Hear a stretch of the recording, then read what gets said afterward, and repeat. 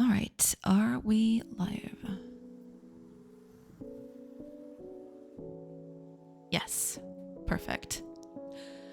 Awesome, awesome. Very cool, very cool. Seribot is here, fantastic. Let me just mute this stuff before I forget, because I've forgotten a few times. Yeah, we're good. Just need to run those ads and then we can properly start. Heck yeah.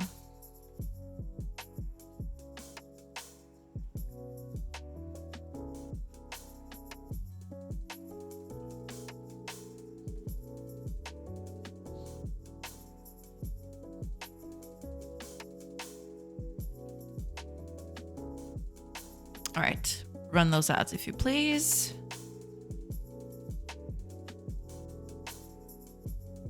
There we are. Okay, and now we wait. I think we're good overall. Yeah, we're fine. Absolutely fine.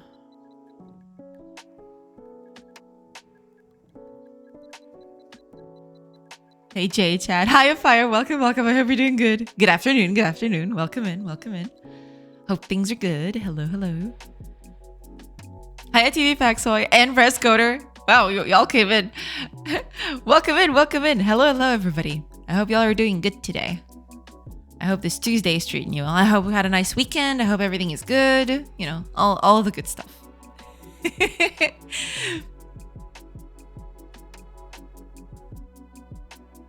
I stay short. That's totally fine. Don't worry about it.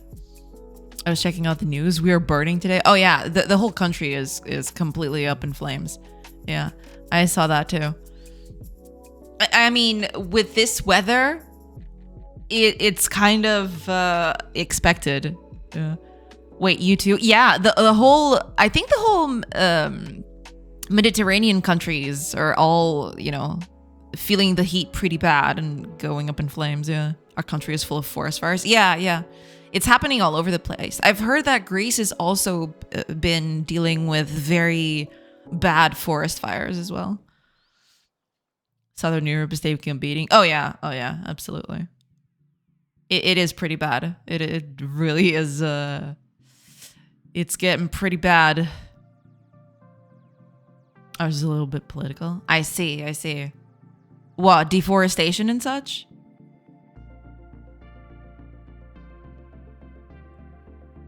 At least that's what I'd assume.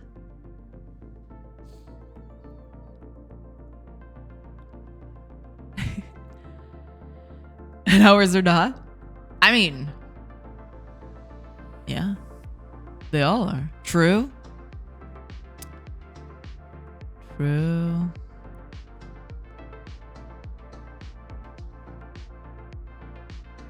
I think we're good. Just checking, you know. I always like to double check. Somehow fires began in good points to build an hotel. Ah, interesting. Yeah, we've had many such cases as it happens. Yeah.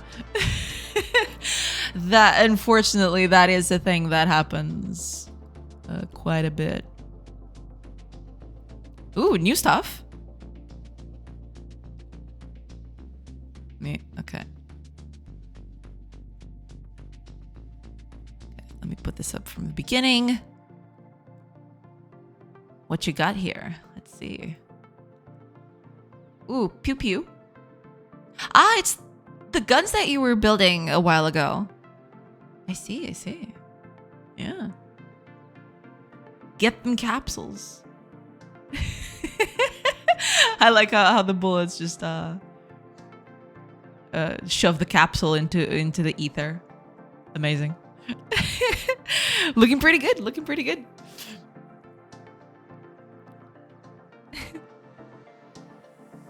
Hi, Captain Inosa. Welcome. I hope you're doing good. Hello.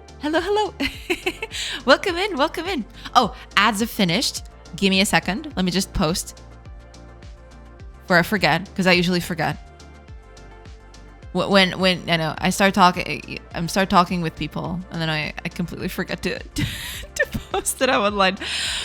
So that's that. Okay, there we go. All the posts are done. I'm good. I'm free. Or shady contracts with firefighting corporations. I've never. I mean, maybe I've heard it far less from firefighting corporations than with anything else. Just people just burning stuff because they want to get rid of the tree somehow.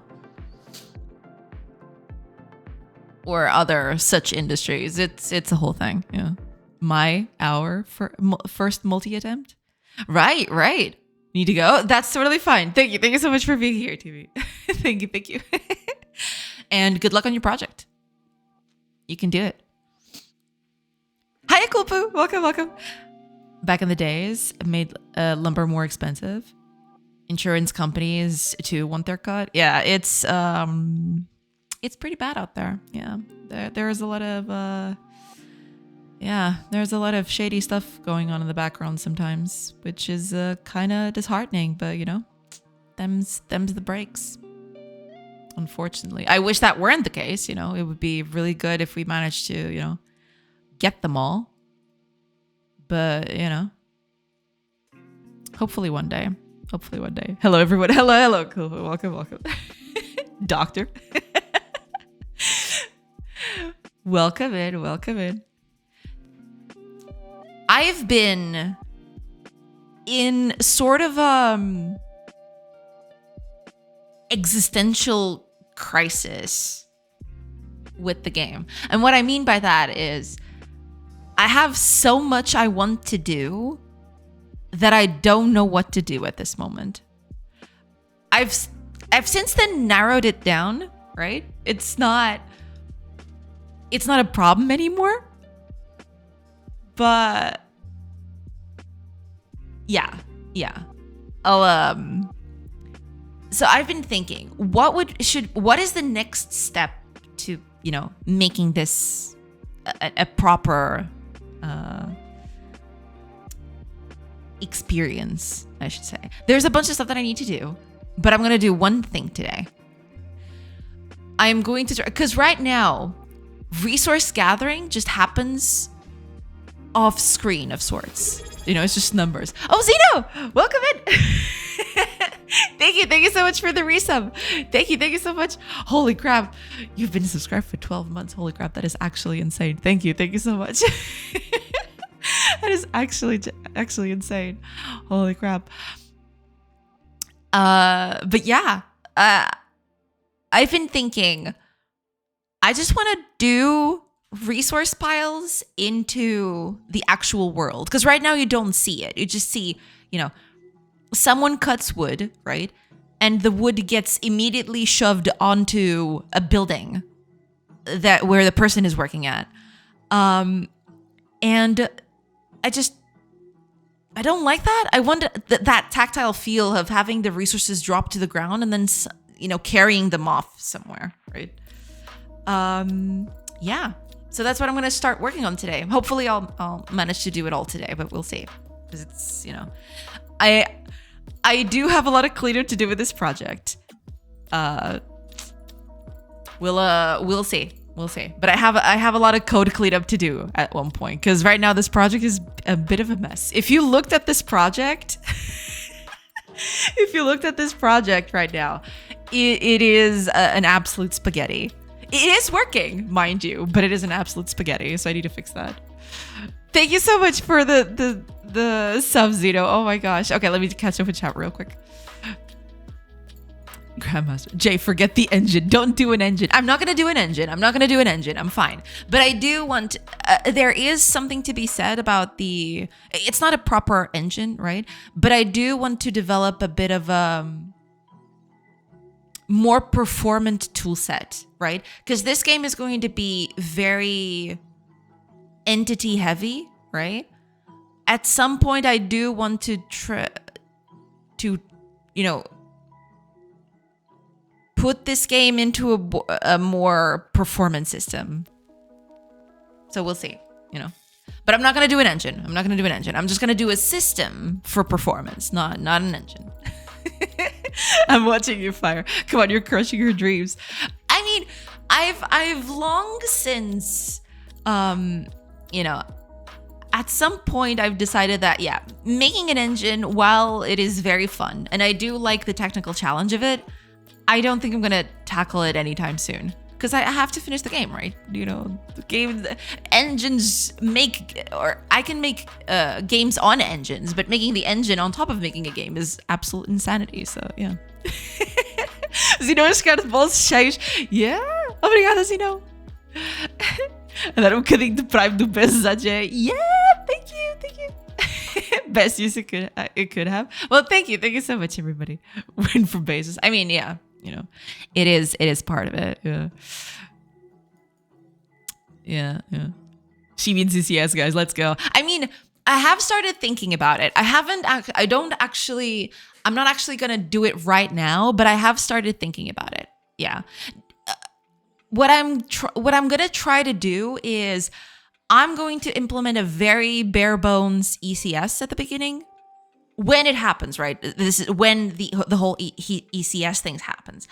I am going to implement a very bare bones ECS, and then I'll start, adding stuff to it as I see the need, basically. But yeah, I'm very excited to do that eventually, because I am running up against, for example, my where is it? Where's my editor? Oh, here it is. Right now, I have this whole thing on Entity, especially here, right? I have so much stuff in here inside of my Entity class that is largely irrelevant for most of people, for most things, right? It's too much. All of this could be small components that each entity has. Not all entities need to have this. So I do want to implement an ECS in the future. It's not going to happen. I've started thinking about it, but yeah. But I am going to do it eventually. I'm going to put it in. I'm not going to do an engine, but what? Don't do it. I'm not going to do it. I like Godot. I think Godot is fine. I'm going to keep on using Godot. Don't worry. Hiya, David. Welcome. Hi, Chad. Hi. Welcome. Thank you so much for tuning in. Welcome.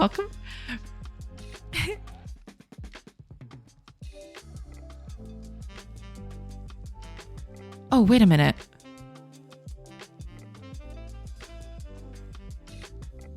Huh. No, I was just looking at, apparently Seribot banned someone for spam, but I don't even know what they typed. I wish I could have seen what they typed. Oh, well. Because, these automated systems, sometimes they parse weird stuff, but okay. Oh, I'm sorry, combative Congress, if you're out there and if you feel like the ban was bad, then just, let me know. Oh, and Taurus, thank you so much for the sub. Thank you so much for the resub. Thank you. Hi, welcome. Oh my gosh, welcome in, everybody. I'm trying to keep up with chat. It's complicated, but yeah. Making engines is. Have you ever done an engine? Me? Yes. I mean, I did a very bare bones engine back in the day when I was starting out. Unity was still a fledgling tool, right? And there wasn't, besides Unity, there wasn't this, the plethora of engines that exist today, right? So I had it in my head that I wanted to make an engine for me, right? I would be the one making the engine. I would do the whole thing. And I've actually managed to get it kind of doing things. To be fair, it wasn't very, intricate, but it rendered things, it moved things around, all of that. I don't think I might have the code somewhere though. I'll have to check it out sometime. But yeah, it was very bare bones, but I did learn a lot from it. It does get into the you do learn a lot making the very bare bones things that an engine needs, basically. Whoa, SM. Welcome in, welcome in. Thank you so much for the follow, and thank you for the hydrate. Cheers.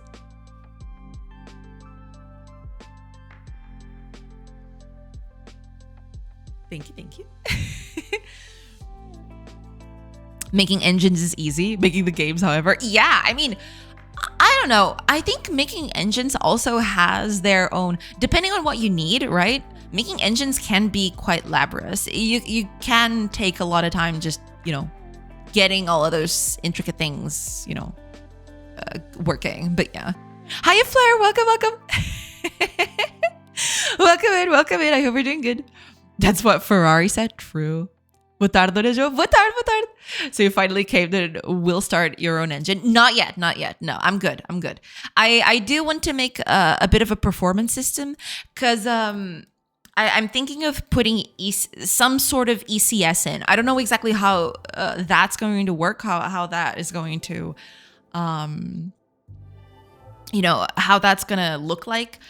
But I do want to make a more performance system for the whole game. The game is very systems heavy and it has a lot of entities all at once in the game. I do, because right now, and you saw it, I can run the game. And if I add a lot of entities going around, it crawls to a halt. So yeah, it is very, it's very unoptimized right now. So I do want to, improve that over time, but we'll see. I do want to add it in at some point, but we'll see when that happens. Because I am going up against the limitations of all of this, so yeah. Hi, streamer chat. Hi, Adrian. Welcome. I hope we're doing good. ECS is really fun. I don't recommend doing it in TypeScript like I have been doing, but watching things do the things thinking is super fun. Yeah, no, I mean, I've always been very curious about, I've always been a sucker for performance. I do like to, barring anything that I do here, during development and during stream, right? I do like to squeeze performance out of the stuff I do as much as possible, right? Sometimes you have to do a little bit of trade-off. Sometimes I don't do things that are performant. I just make them work. But I do like the process of just taking something and trying to squeeze the performance out of it, right? So yeah, now that I've got all of these systems working, I think I'm only going to do the whole ECS thing after I finish the first prototype that I'm going to put over on Steam, right? So right now, the whole thing is I want to make something that I can put up on Steam. After that, after it's on Steam, then I'll start thinking about, cleaning up all this code, going over and making it more performant, all of those things, all of it. We'll see how that goes. But yeah, I'm very excited to put an ECS in. That'll be fun. Yeah. Ye old single responsibility principle. Yeah, because right now, this whole entity thing, look at all this crap. And, this has evolved over time, right? It wasn't like this before. It's just that I've just added so many things to the game as it goes, right? And I didn't make this component based from the beginning. So you can kind of see, a lot of stuff has been, it's been growing. It's exponentially grown. Because initially this was supposed to represent a person, right? That's why you've got stuff like faction and gender and, their mind, inventory. But most of other entities in the game are probably not going to need that. A tree doesn't need a faction or a gender or, any of those things. An animal won't need a faction. I mean, technically not true. Animals can have factions. You can tame an animal and then it becomes part of your faction. So I guess, yeah, in the faction sense, animals do want that. But, you don't need to give names to trees, for example, right? Unless you're very attached to it, but I don't think that's going to happen in the game. There's a lot of stuff here that I want to compartmentalize. There's a lot of extraneous stuff happening here. And a lot of this stuff doesn't need to exist for most of the entities. That's why, whenever I put a tree into the world, it's saving all of this extraneous data that trees probably don't need, right? That's part of the whole process. So having an ECS, it doesn't even have to be an ECS system. Something just component based is good enough, right? But we'll see.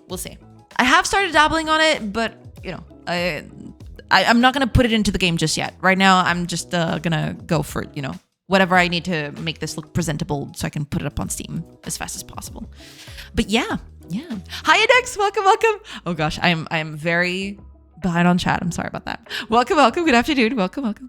I think Godot is fine. Famous last words for someone about to start building their own engine. No, I'm pretty happy with Godot, and I mean it. I don't see myself, making my own engine anytime soon. I do like making tools on top of engines, right? I think that's a valuable thing to do. But the whole nitty gritty of, rendering and, window creation and input processing, all of those things, I'm fine with having an engine do that for me. Because I have done that before. I did that on my own, on that first engine that I ever did. It's fun to do, but it's fun to start. It's grueling to make it good, right?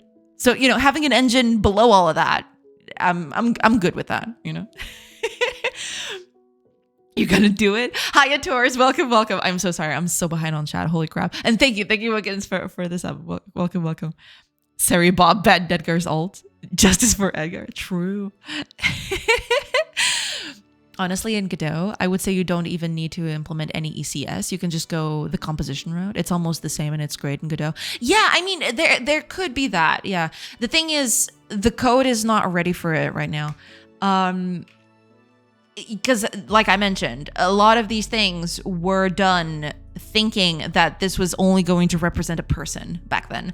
But suddenly, a lot of things have happened, and, we don't need most of this stuff for most entities. So maybe at some point, I will do a sort of pass, right, to make this component-based, even before the whole ECS thing, right? I'm thinking maybe doing an ECS. Maybe I can just bite the bullet and just do a whole ECS thing, right? And make this performant from the get-go. And then I can just tweak the ECS system if I need to squeeze more performance out of it. But yeah, we'll see.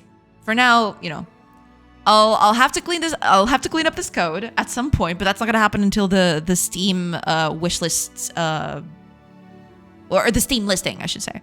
Yeah, that's not gonna happen.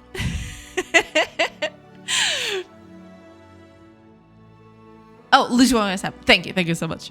Welcome in. Guys, I opened Godot for the first time ever and started going through a tutorial this weekend. Nice! Hopefully you'll manage. Yeah, that's pretty exciting. Keep at it.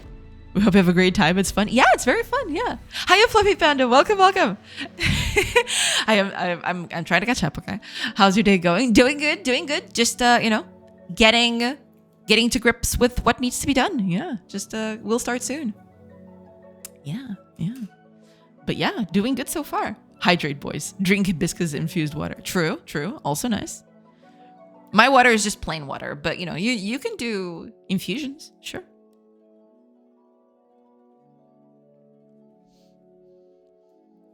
Jay, will you do some sort of obfuscation in the future? Obfuscation as in what exactly? Like obfuscating the information from the game? She's going to obfuscate us once the money starts coming in, mark my words. My cat is part of my faction. No, that is true. Yeah. Animals can have factions. That is true. Yeah. I'm already spoken for. I will be chef and janitor of Sorcery Studios. You're 8 minutes as Leon replied to chat. Yeah, it's bad. Meeting, be right back. No problem. Have a nice meeting. Window creation code is not fun at all, especially Mac OS and Linux constant changes. Yeah, nope. Yeah, that's the thing. That's why I think engines, that's why I like using engines as sort of a framework, right? It gives me a lot of flexibility in that sense. I can use, I use Godot for the whole instancing windows, setting up the rendering and all that. But it comes with tools that actually improve the game experience, the game development experience. So for example, the whole visual editor for building houses and stuff, right? Like this, I can paint my house here, save this, and then put it on the engine, right? That's one of the best parts about having a visual editor for the engine. But I like using engines mostly as frameworks with tools on the side, basically. Yeah, for sure. Hey guys, remember when she said she's a big fan of performance? Look, no progress on the game for almost 30 minutes. Hey, the priorities. We can get her to a full hour. Code obfuscation, so it can be reverse engineered. I have thought about that. Make it hard to hackers reverse engineer. Yeah, I have thought about that. Maybe I will at some point. I don't think it's a big concern right now. Because, the game is going to be single player. If you want to modify it, sure. It's not that, I'd say since it's a single player game, if you're going to modify it, you do you, I guess. I don't have to like it or dislike it. It's fine. But depends a lot on what I'll do later. Yeah. Oh, also, Programa con Saba and Just Jane, welcome in. Thank you for the follows. I'm so sorry. I'm trying to catch up, but it's real hard. Welcome in. Thank you so much. I don't know if I'm gonna do code obfuscation. I could, but I don't know. For now, I don't think it's a big priority. Yeah.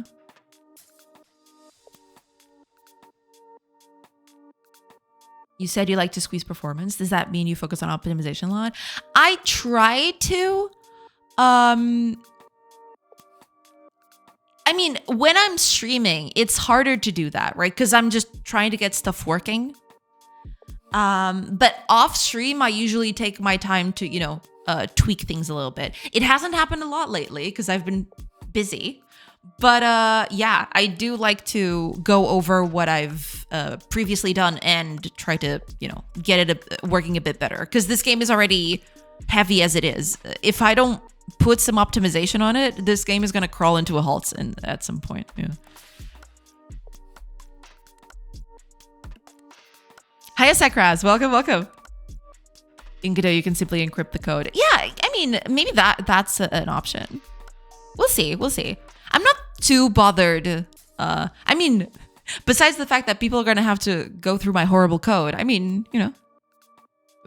go at it, I guess. Hi, everyone. Hiya, Sakraz. Welcome. Would you be disappointed if someone mods your game? To be quite fair, I do. This is another one of those pipe dream things. I don't mind that people mod the game at all. I would, if I had the time for it, I would probably want to add proper modding bindings myself, right? So yeah, no, I'm totally fine with modding. I think modding is pretty neat. It's just that, I haven't had time to put any of that in yet. The game's not even finished, but yeah. At some point, I would love to make modding a thing for the game. We'll see. People can download the VODs and read the code. Well, there is that, yeah. But I do change it a lot off stream, to be fair. Sometimes. It hasn't happened lately, because, summer. But, yeah. Yeah. That could also be a thing. Nobody would do that, right, guys? If you did that, you'd have some sort of basis of what I have right now, but it wouldn't be what I have today, because I do change the code a bit when I'm off stream. Yeah. No one needs to do that. She will donate some shares of the parent company once the game flies high, right, Jay? Right. Hopefully. I don't want to jinx it or anything, but it would be kind of nice. But I don't predict the future, so who knows? I can't make promises until, until the thing actually happens. And I'm not going to assume that it's going to happen, so who knows? With Godot, folks can take the APK and have it run on another executable. It's a way to introduce some malicious code in your game. Ah, gotcha. Well, yeah, I mean, if the game was multiplayer, right? Sure. I'd see the need to do something like that. Given that the game is single player, I mean, to be fair, depending on the mod, right? If it's modding in some kind of abhorrent stuff, then yeah, maybe that would be kind of questionable, right? But overall, I see modding as a cool thing. I'd love to put it in the game officially at some point. We'll see.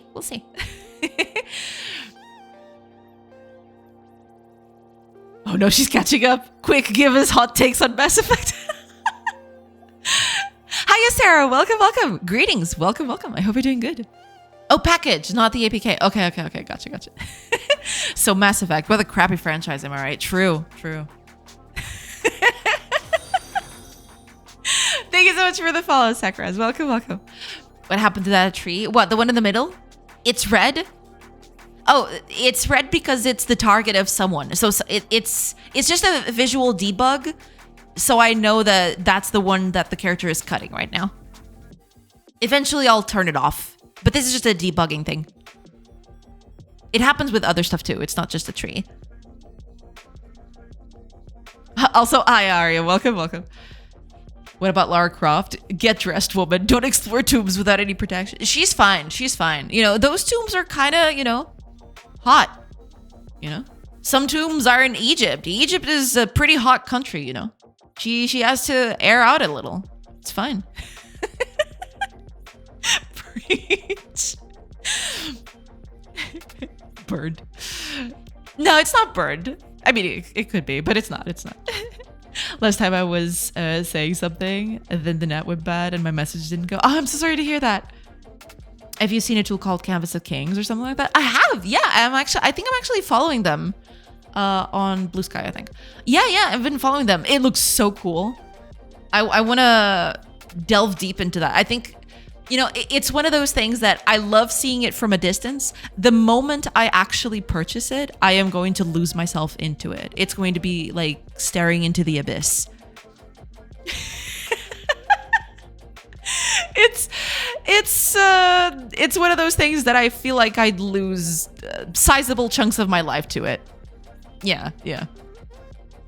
I'm fine, thank you. How about you? Doing good. Just gonna get stuff going today. I haven't started yet, but just gonna do more stuff for the game. Game needs more stuff. I love Godot. Love it so much. I tried to make a game in C and Raylib only to go back to Godot and enjoy the easiness of an engine. Yeah, I mean, it very much depends on what you personally want out of, your time, right? Some people are just more comfortable with building engines and they don't care very much about making a game at all. They just revel in the creative outlet of, solving technical problems, right? It very much depends on what you want to do. It'd be so cool. Your game feels like that. Really? Well, thank you. I'm glad it evokes some sort of those feelings. Yeah, but thank you. I bought it like 4 days ago. Yeah, I mean, it has been sitting on my wish list, my Steam wish list for quite a while. I'm always teetering on the edge of maybe I should get this. But I am at that point where I know the moment I get it, I am going to run it and I am going to lose myself to it. So I'm trying to take it slow, Eventually I'll buy it when I have some time on my hands and I don't have anything to do. Then I'll probably buy it and, take it for a spin. But until then, yeah. Jay, if you reach this message, you're caught up with chat. Yay. But I'm not. I spent like 3 hours, then it installed. It's a huge time eater. Yeah, that's what I'm thinking is going to happen to me too. Yeah. It's one of those times where you run something and then you look outside and you go, where did the sun go? No, where'd the moon go? Why is the sun outside? It's something like that. Pretty much, pretty much. Do you make your own art? Yes. Some of the art that you see here is not my art yet because I've been slowly replacing it. So all the stuff that you see here that it has this thick outline, that is still from a placeholder from Kenny that I had previously. But the rest of it, yeah, it's pretty. All of it is my art. Yes. Godot really wasn't for me, to be honest. Ah, I see. But you know, there's plenty of engines out there. You just have to choose one that you're most comfortable with. We'll install it some other day. Yeah, you should. Kenny is Kenny. Yes. Yeah, Kenny was a huge part of the beginning of the game. I actually have, I don't think I can, let me see. I can actually, do I have it? I do not have it. But my Bira back screen, I can show you it for a few seconds. My Bira back screen still shows the game when it was full on Kenny, basically. And then eventually I just started replacing all of the stuff that you're seeing with the stuff on here. Yeah. It's been a slow process, but it is getting there. Yeah. That reminds me, I need to re-record that video. Good Lord. Make sure to thank Kenny, even if no art of him stays. Oh no, absolutely, yeah. Absolutely. He'll be in the special thanks for sure. But for that to happen, I need to get the game going. Yeah. Okay, let me just make sure. Okay, I think we're good. Yeah, we're good. Yeah, but that's pretty much it. I've reached the end of chat. Yay. Add Pool Boy to the special thanks too. Oh yeah, that one, you know, it's going in there for sure. I actually, I've had him playtest the game here and there. Not even playtest, but just give me some general feedback. So yeah, he's definitely going into the special thanks. Yeah. I love to think around and always run into problems I have to fix. So I chose Unreal Engine 5. That's totally fine. Yeah, that's totally fine. Oh, Cozy Build. Hello. I hope you're doing good. Hiya. How are things? How is everything? I hope you're doing good today. Oh, and thank you for the hydrate, Arya. Cheers.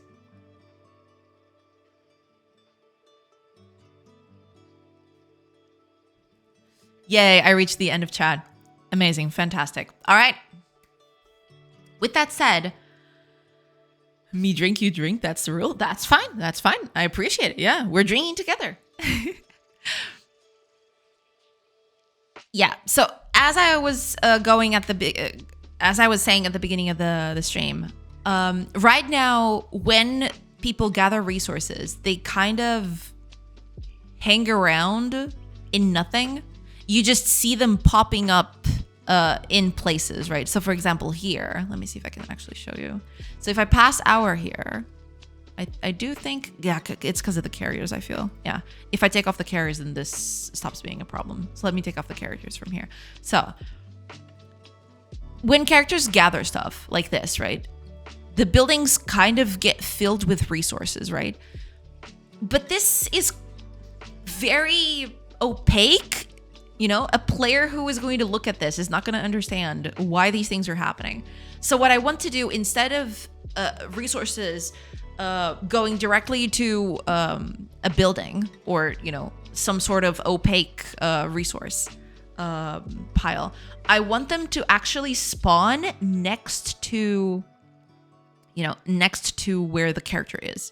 Or at least, I think for now what I'm going to do is once a tree gets cut, I want the wood to spawn where the tree was, right? And then over time, what I want carriers to do is pick up the wood from that space, from that part, and move it over to their buildings, right? So yeah, that's gonna be mostly it. Spawning of resources, which is going to be another entity. And this is part of why I want to eventually improve the whole entity system, because this is going to be another entity that's going to get added on top of the game. So that's going to be a whole other process that I need to, you know, get it done. So that's going to be fun. But yeah. By the way, these people on screen, are they running on behavior tree or state machines or something else you invented?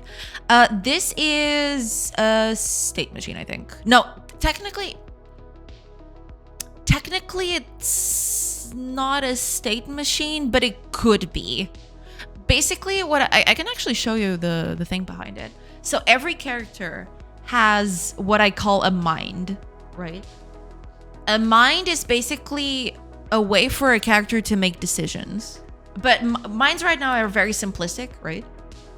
This is a mind, for example. So every time an hour passes in the game, right, I actually ask, okay, given your mind, quote unquote, a mind is like a decision-making process, right? Give me what you would do at that moment. So this is the action, right? I want you to, given all of this information, give me what you're doing right now. This is a behavior tree? Because I've never done a behavior tree first, right? Yeah. So yeah, I just don't know it, but simplified. Gotcha. Because I've never done behavior trees. I know the name, but I've never done anything like it. So, okay, so if you say that it's a behavior tree, then yeah. But basically that's it. I give it the data and then I return an action, what the character is going to perform, right? So for example, I test stuff like, is it time for you to work? If so, pick up your activity. Activity is kind of like their job, right? If it's a forester, if it's, a carrier, whatever. And, give me the result of doing your activity this turn, this hour, right? And then I return it. If not, I just return an idle. And the idle has a Boolean that basically says, okay, if you're working or not working. If you're working, what they'll do is they will hang around in their building, but they won't do anything. And if work is false, then they just hang around at whatever place they call home. Sometimes that will be the town center if they don't have an actual home to be in. But if I actually build a house, and if they're idle, so if I assigned a person to this house, one of the idols that I have, you'll see that one of them is going to, instead of being here, they'll go over to, their own house. It's probably not working because I probably made this wrong. But yeah, the idea is if they're idle, they hang around at, at whatever spot. But yeah.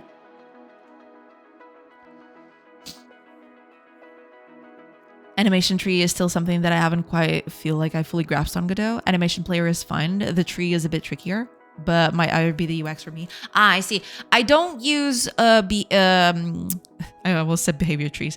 I don't use animation trees so far. Maybe I should at some point, but for now, it is a bit of a. I just use animations, straight up. It's just an animation player, and I just have a few animations here, and that's it. I haven't done animation trees yet here.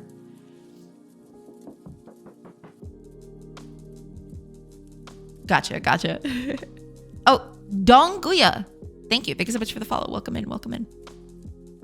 What happens when some combat starts? When I had vanished, you were making combat. Oh, damn. Yeah, holy crap. Combat right now, it's working, but it's kind of funny. I've actually tested it this weekend to see if everything was still fine. Combat is working fine, but there is a slight problem. The trees have disappeared. There's nothing. There's just the buildings, and that's it. There's nothing. There's literally nothing. It's just the character. Everything is still working, which is pretty good, I don't have to touch anything. But yeah, there's no trees. Trees just don't get spawned in when combat starts. And I need to fix that at some point, but yeah. Yeah, that was pretty much it. Oh, actually, I'm going to put, no, there are characters in there. Oh, there's just one. Okay. Not quite a behavior tree, more of a strategy pattern. I guess that makes sense. Yeah. Hiya Codex here. Welcome. Yeah, I mean, it kind of does feel that way. Yeah. Because there are some things here that I basically just give it different outlets for checking what a character should do, right? But yeah, that's basically it. Do the brain change? I mean, not yet, but I am thinking, so this was my way of, because I wanted characters to have different personalities, and I wanted those personalities to kind of change the way they would tackle problems, right? So my idea, and also for example, for animals, right? Animals will have a different pattern to doing things than humans. So that's why I decided to, so I don't think the mind is going to change all that much. It might have parameters, more parameters to it that will make it do different decisions or, go through different decision processes. But I don't think they're going to change very drastically over time. No. Animation trees are so powerful. There are built-in state machines. It can even run code in Godot. Oh, that's pretty cool. I've never actually touched them, so yeah, I have yet to go through that whole rabbit hole. You know what's funny is I would play a game like yours even without combat. Well, I'm glad. I mean, to be fair, I am focusing a lot on the colony sim aspect to it, mainly because it's going to be, most of the early game is going to be, on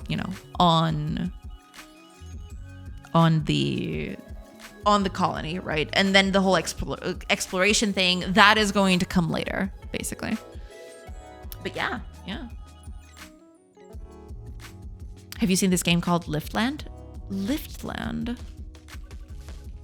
I don't think I have.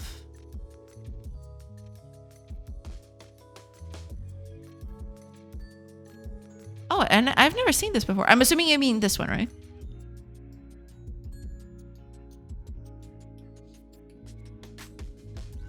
Oh.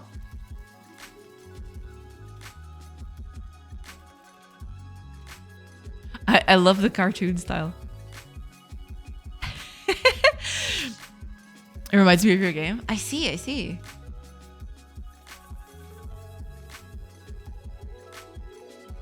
Oh, this is kind of giving me the vibes of Kingdom meets Black and White for some reason.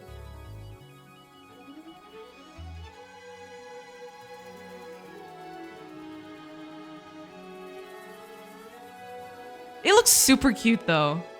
Oh, there's a demo. Oh, this is very dangerous.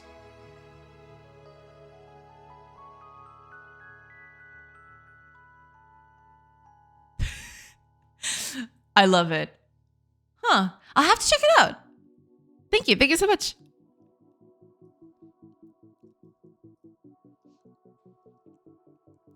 It reminds me of your game, but it's a side scroller. Ah, gotcha. Yeah. It does feel a bit like a mix between Kingdom and Black and White. The whole, godlike thing. Welcome back, Next. Welcome. Black and White was such a cool game for its time. It was. I love Black and White, man. I played it so much when I was little. And I don't think as much as I'll live, I'll forget the beginning cutscene. That song is just completely been imprinted on my mind. It's just insane. I love the original Black and White. Yeah. Like the art style looks like oxygen not included. Yeah, actually that's a good point. I hadn't thought about that. Yeah, it kind of does feel a little bit like that. Yeah. It's small. It won't be a time sink. You can try it. Gotcha. I'll have to save it up. I'll put it over here as a pinned tab so I don't forget. But yeah, thank you. Thank you so much for the recommendation. Thank you. The demo is free. A free demo. Gasp. I'll have to try it out. Free. AFK for an hour? No problem. Work away. I have a lot of respect for Peter Molyneux. He does feel like the sort of person that had a lot of ambitious ideas for his projects, but was never able to truly deliver on his ambitions, right? Which is kind of sad because, I'd love to, play a game where you can do everything that he did it. Yeah. A lot of progress is last time I tuned in. Hiya, Coding Joker. Welcome. Yeah, I mean, I've been doing some progress. I mean, hopefully, yeah. I'm going to even do more progress today, hopefully. Hi, Donguya. Welcome. Random question. Why is EF default setting for database initializer resetting the database? I have no idea. It's been a long time since I've actually done anything database related. So unfortunately, I'm not the best person to ask. Yeah, it's been quite a while since I've done database related stuff, unfortunately. But maybe someone in chat knows. We've got all walks of life on chat. You'll get some ideas from their game. Gotcha. So a regular game dev. Yeah, I guess in a way, he's just like, everybody else. His ambition gets the best of him. And, sometimes it, goes over the rails, I guess. Thanks, though. No problem. I'm really sorry I wasn't able to help you out, But yeah, it's been a while since I've done databases, so sorry about that. I bet it feels good not to have done any database stuff. I've done some, not as much though. But there was a time where I did a bit of database stuff. But it's been so long, It's been, I think I can safely say it's been literal decades since I've done database stuff. Because that was at the very beginning of my career. And I've never touched it since, so I'm good. That's why I'm still using Grandpa in Hibernate. Gotcha. Botar novamente. Internet without. Oh, I'm so sorry, Reef. But I see you're still on chat duty. Yeah, I've just come to the realization that, this hour I might as well just, run with chat and then I'll start working when I come back. But welcome back. So I'll be right back. I will try some progress on this game, I guess, was working on before I vanished. Name Arcanum. Oh, you're playing Arcanum? Nice. I have to play Arcanum one of these days. I've been listening to a lot of Tim Kaine recently. He's done a lot of videos on YouTube about, a lot of things related to game dev, and I've just eaten it all up recently. And he talks a lot about Arcanum and Fallout and all of that. So yeah. I do have to play that. I have played Fallout, but I've never played Arcanum. I'll have to try it someday. It's in the endless bucket list, basically. It was the weirdest thing. Router had the fiber optics light blinking red, which is usually a sign for fiber split somewhere. Ew. Oh gosh, that's not good. That's not good at all. But I'm glad you got it fixed, or I'm glad it fixed itself. Hopefully it won't be that much of a problem. Oh, Clefairy says, thank you so much for the follow. Welcome. Top swag code. Love the name. Welcome in. How do you like C# and Godot? Been thinking about giving it a go, but wasn't sure how far Godot got with it. Haven't checked out it in ages. By the way, hi from Denmark. Well, hi from Portugal. Welcome in. I mean, do take this with a grain of salt, right? Because I've been using this for a while, and I do have what's the word for it? I am a little biased here because I've been using it for a while and I like it, right? But I do think it works very, very well.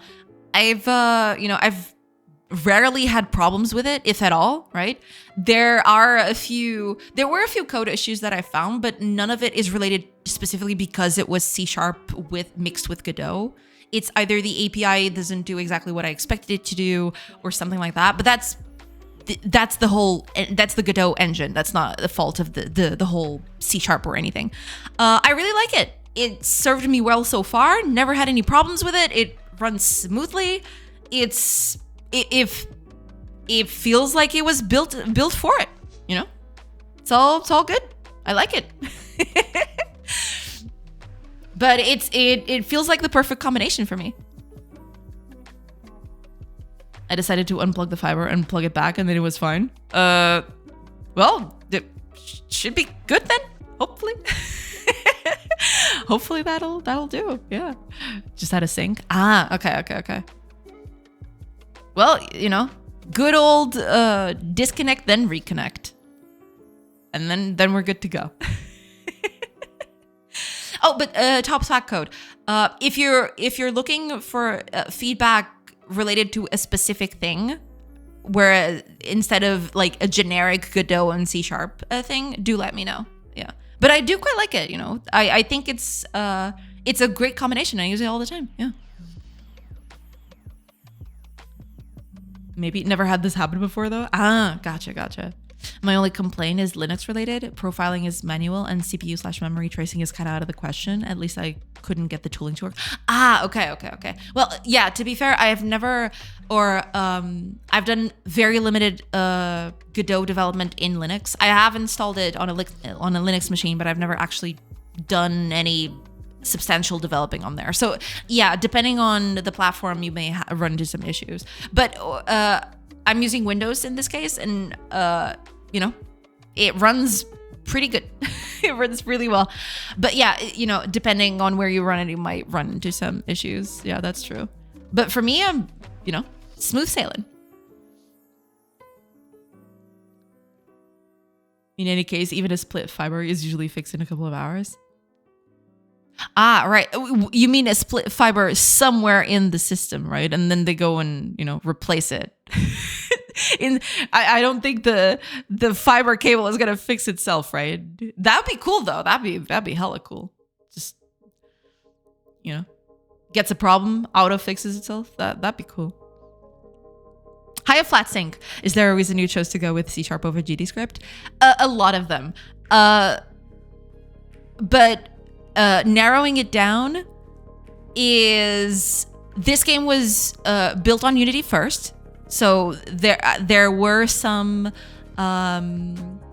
there was already, you know, the game had already some progress in terms of coding and everything. I didn't want to lose that. Plus I've developed libraries over time, you know, during my whole, you know, game development course. I've made a bunch of libraries in C# and I didn't feel like I wanted to do, you know, I didn't want to rewrite them just for a new engine. Plus, the third reason is just I like C#. I like coding in C#. I think it's nice. I like it. So, you know, I didn't feel the need to change. That was basically it. Yeah. Those are the main three ones, basically. The guys are fast. Nice. Compile time typing, language features, performance, and dynamic static linking capabilities. There is that. No, but even outside of all of that, right? The main reason is just, you know, I like it. I've used it for quite a while. I'm comfortable in programming in it, and I like it. That's it. Basically just boils down to that. Plus, you know, it has all of those things that you mentioned. So yeah, I do like those too. Yeah. Hiya, Tyler. Welcome. Rural town living. So some farmer running over a fiber line with a backhoe is shockingly normal. So I get your pain. Ooh, ouch, yikes.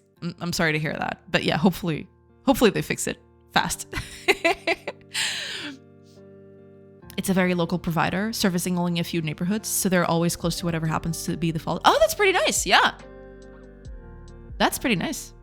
Oh, and thank you so much for the follow, Codex here. Welcome. Gotcha. Thanks for the answers. No problem. Yeah, that was basically it. You know, your game reminds me of another game called Dot Age. I've heard that name before. Dot Age. I've definitely heard that name before, but I'm not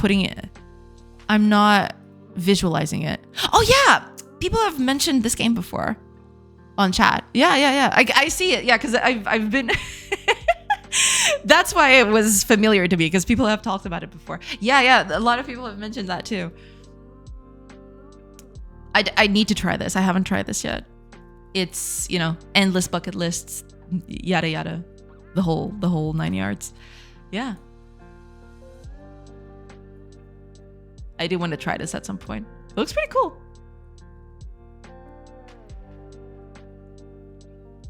I do have to try it someday. But, you know, game development takes priority, I guess. As one does. But yeah. Come on, chat. Only a couple more minutes. Yeah, it's 2 minutes. 2 minutes to ads. So I guess I'll just run the 2 more minutes, and then I'll start working when I come back from the ads. Because, you know, might as well. It's been a busy first hour. Hi, Flatsinky. Thank you so much for the follow, Flatsinky. Welcome. Okay. Are you a full-time game dev? If yes, is it good money or just good fun or both? So, I am a full-time game dev. Yes. I used to work for a company and then I got laid off, and that's when I started streaming.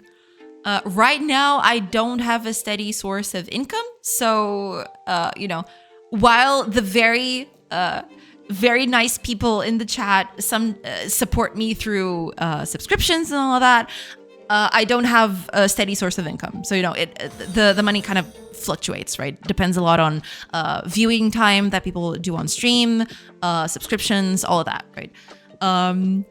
If it's good fun, yes. I like game development. It's always been a huge passion for me. So, you know, in that regard, yes, game development is fun. Money, it depends. It varies wildly. I'm going to start writing my questions for the second hour. Don't you dare. No, you can write them at will. It's fine. OJ, thank you so much for the follow. Welcome in. Game dev is always priority one. We all have dozens of games we bought and haven't played. Yeah, that's the thing. You know, I gotta do the thing. Gotta do the game. Otherwise, you know, what am I even doing here if I don't get the game out, you know? Join the dark side, enterprise software development.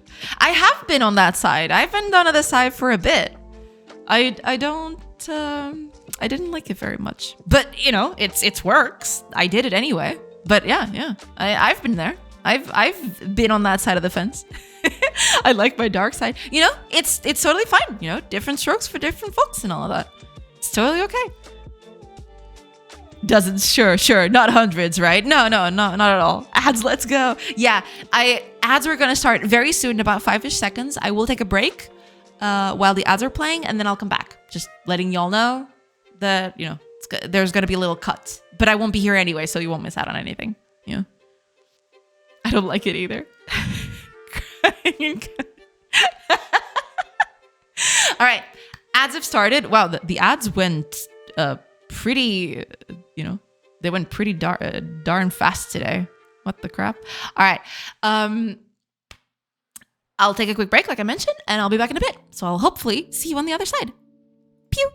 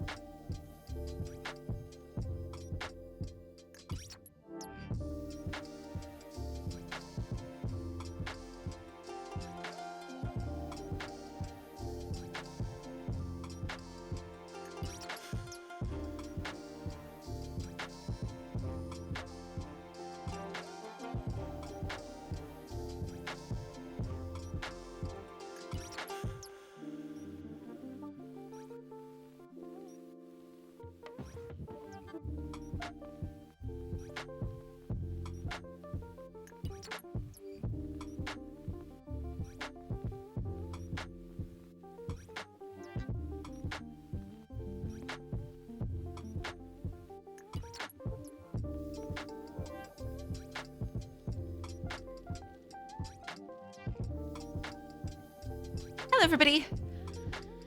I've returned. Stretched, but not hydrated. So let me fix that.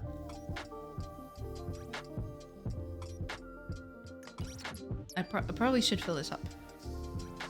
It's getting a bit empty. There you go.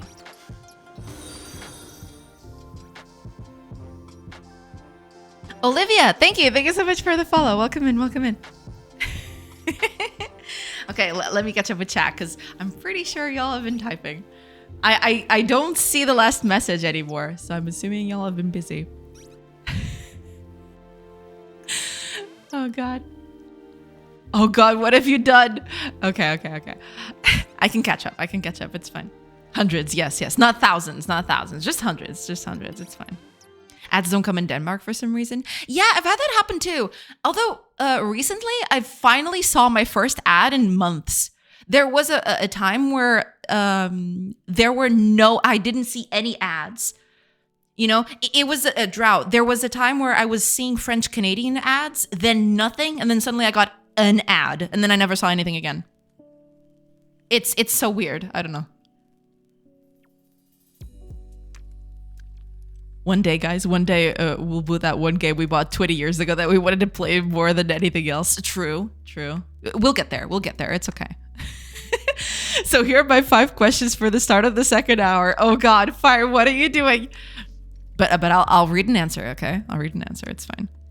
1, how do you balance authenticity and professionalism when sharing your dev process live on stream? Oh man, bold of you to assume that I have any professionalism.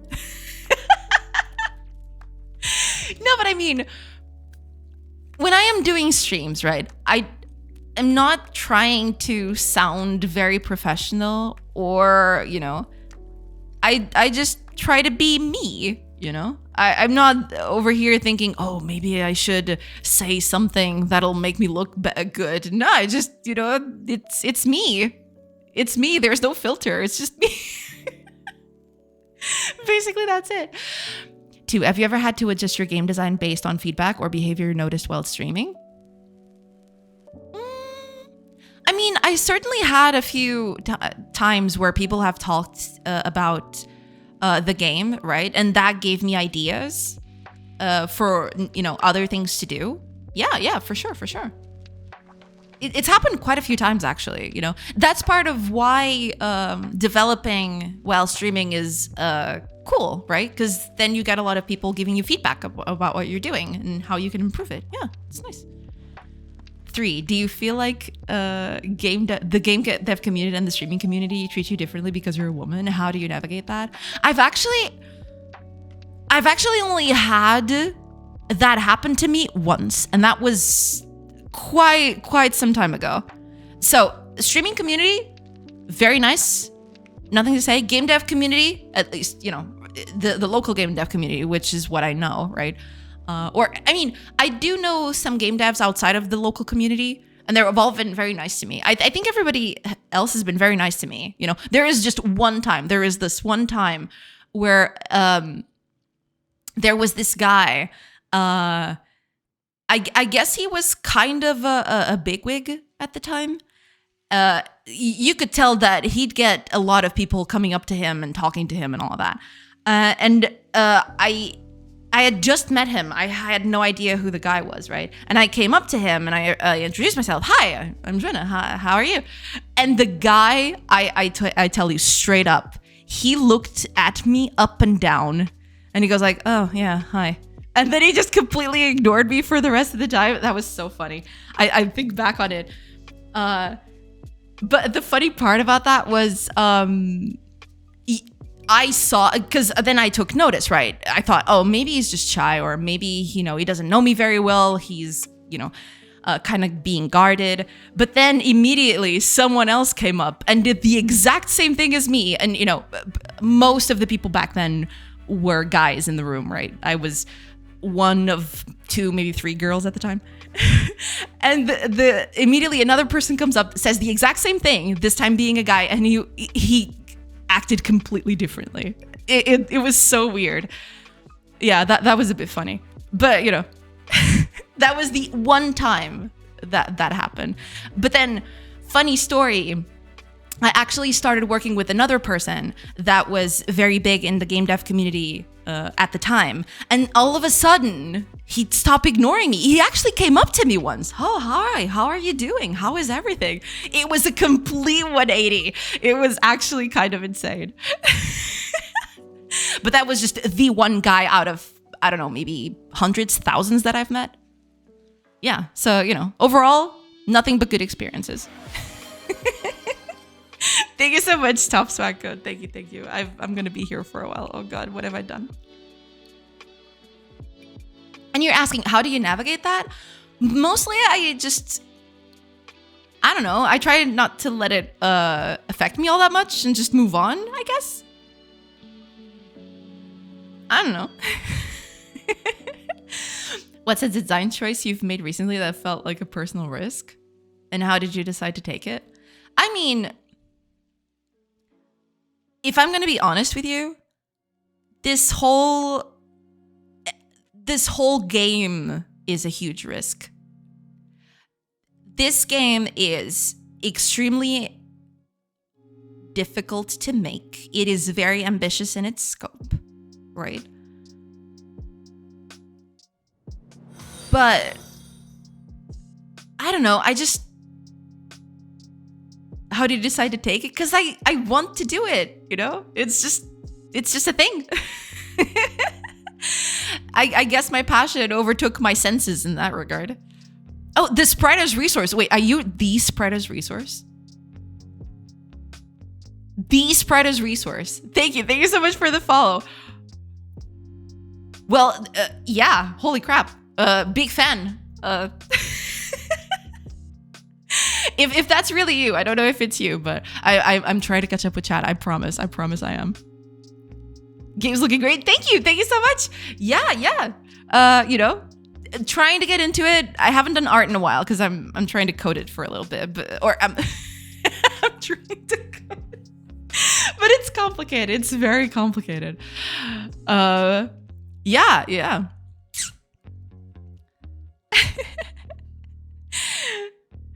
Oh, God. Okay, 5th question. I think it's the last one. Okay. What part of game development do you think most players completely underestimate or overlook, and why does it matter so much? Ooh, that's a toughie.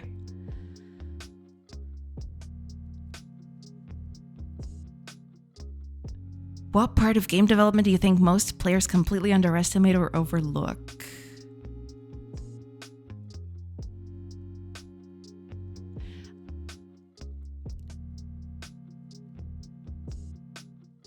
I am going to say, and I'm going to talk against myself here, right? In this case, that it's probably scoping. And I know, get your jokes out. This game is absolutely blowing up is actually blown up in scope from day one. I know. But I feel like that is the one major killer of motivation for a lot of starting out game devs.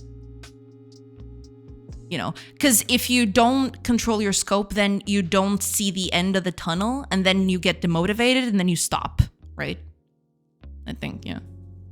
It's a joke. You don't need to answer. Well, too late. I've done it now. It's too late. Should have started with that. Can someone bet this link did a ChatGPT poser, please? Thank you.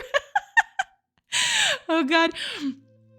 Here are 5 things that toxic chat users have taught me about my business. Oh, God. Fire, you're becoming one of them. Don't. Stop. Is that a bot? How do we know? By the time she gets here, a master's thesis will already be done. Yeah, pretty much. I feel like if chat really put their minds into it, they could do a master's thesis for sure. Guys, are you worried about Pac-Man ghosts coming for your jobs? It's true. Have you heard of it?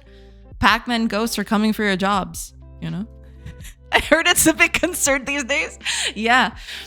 Don't forget to eat your fruit and vegetables, okay? So that you can fight those ghosts when they come. Fire is a bot confirmed. Sari has been trained to ban him for a long time, but he's too heavy to lift out of there. Thanks for weighing in. You're never going to let that go, are you? How dare you? Okay, I finally got to the point where Olivia followed. Welcome in, Olivia, by the way. Can confirm a sexy bot indeed. Hell yeah. I got hit by some ads recently. Brave browser letting me down. Oh, I see. Maybe they're just updating the ads thing. You're gonna have to wait for an update, I suppose. It was a joke, don't answer. It's too late, Fire. You brought this on yourself. Look what you've done. Taquieta mulher a brincar. Temos pena. A brincadeira saiu caro. No, I'm just kidding. Bullying on Manusha, shame on you. Told you. Code question. Is there any way you structure your code or patterns you follow? Example, ECS or just big mess?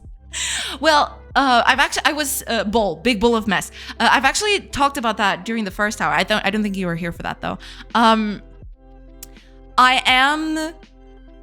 This game is heavy on systems coexisting and talking to each other. I am getting to the point where I am hitting some performance issues. So while I do have some sort of components working on this to alleviate that, I don't have a full-on ECS system. After I launch the Steam page, so right now all that I'm doing is making the game more palatable so I can put it on a Steam page, right? After the whole Steam page thing happens, I am going to probably one of the first things that I'll do is implement some sort of ECS into the game, right? I've already started looking into options or into some very basic code that I can then get on top of. But yeah, ECS is probably coming at some point for sure. It's not a mess, but it could definitely stand to be a bit better in that regard. Yeah. It's me. I'm a game dev outside the local community. That is true. Yeah. We are blessed to have such a great Manusha. Although Portugal is known to be Eastern Europe, so maybe I'm part of the local community in spirit. Maybe. Yeah. That's usually the reaction of an arrogant dipshit. Yeah, hi, Aprun. Welcome. That behavior sucks. Yeah, I mean, it kind of got to me that specific day. I don't know. I mean, it could be, but being gay doesn't. I don't think being gay gives you immediate. I don't think being gay makes you mean to women, right? I don't think that's. I don't think that's built in.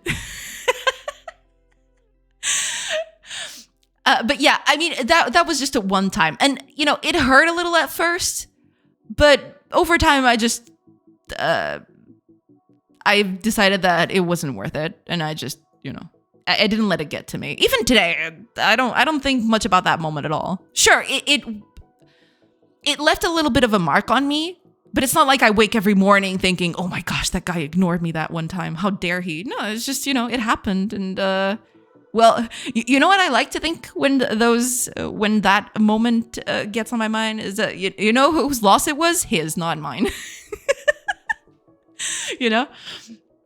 Yeah, that was basically it. But it was just that one time. It never happened again. I'd act like that guy, but with everyone, except on the inside, I'd be ignoring the bill horn, be amazed you were brave enough to take the one. Makes sense. Welcome to Spreader's Resource. Oh my gosh. And thank you so much. Yeah. I won't say anything else anymore today. I'm sorry, Jay. No, you can totally say it. It's fine. It's totally fine. As you should. Go to your corner. But thank you so much for the follow. Are you actually the Spreader's Resource? Oh my god. Because if you... Wait a minute.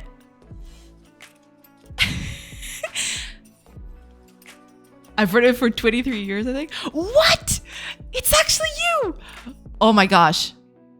Incredible. Well, thank you so much for, coming in. Big fan of your work. Yeah. Oh my gosh. Thank you. Thank you so much. Big boon to all of us, fledgling game developers. Thank you so much for your work. Holy crap.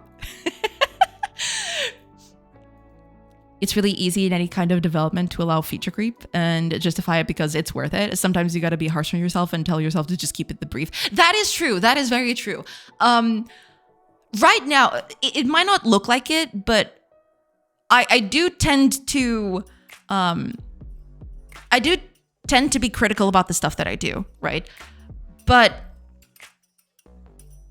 at the moment, right now, I'm at that point where I know exactly what I want the game to be. And if I'm putting it in, it's because I've done a cost assessment analysis in my mind of, okay, should I add this in? Is this going to add anything to the game? Et cetera, right? And mind you, I'm mostly talking about people starting out because that's the moment where you don't know a lot about what you're doing. You need to be guided through the process, right? And if you start putting a lot of barriers into your learning, right? The more barriers you put in front of yourself, the more you get stumped along the way, and there is the higher chance that you might quit, right? That's why I'm basically saying that scope is very, very important. Yeah.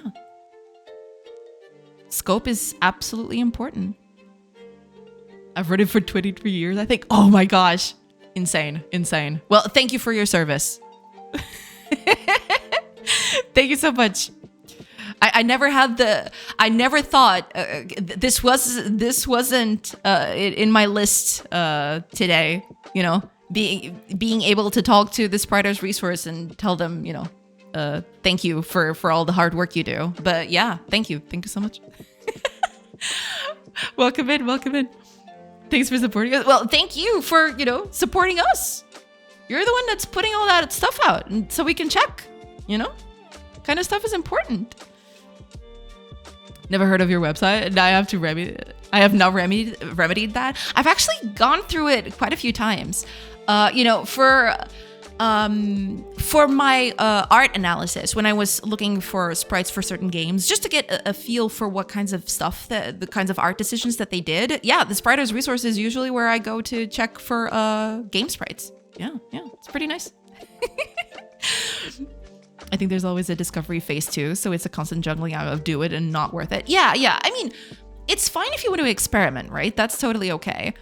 But do be sure that you're experimenting in a way that doesn't completely kill your project, I guess. 360 no scope. Hey, hi, Asal. Welcome. Ditto. No, yeah, Spreader's resource is really, really good. Yeah, for sure. Y'all should go visit. Actually, let me put up a screen, right? Let me put a link on screen right now. So y'all don't... There you go. Yeah. There you go. That way you don't get the thing of, oh, but I have to type it. There you go. I feel horrible. You're fine. Don't worry about it. I never made any accounts under the Spreader's resource name. I'm better known for a YouTube channel under a different name. Ah, I get it. Okay. Makes sense.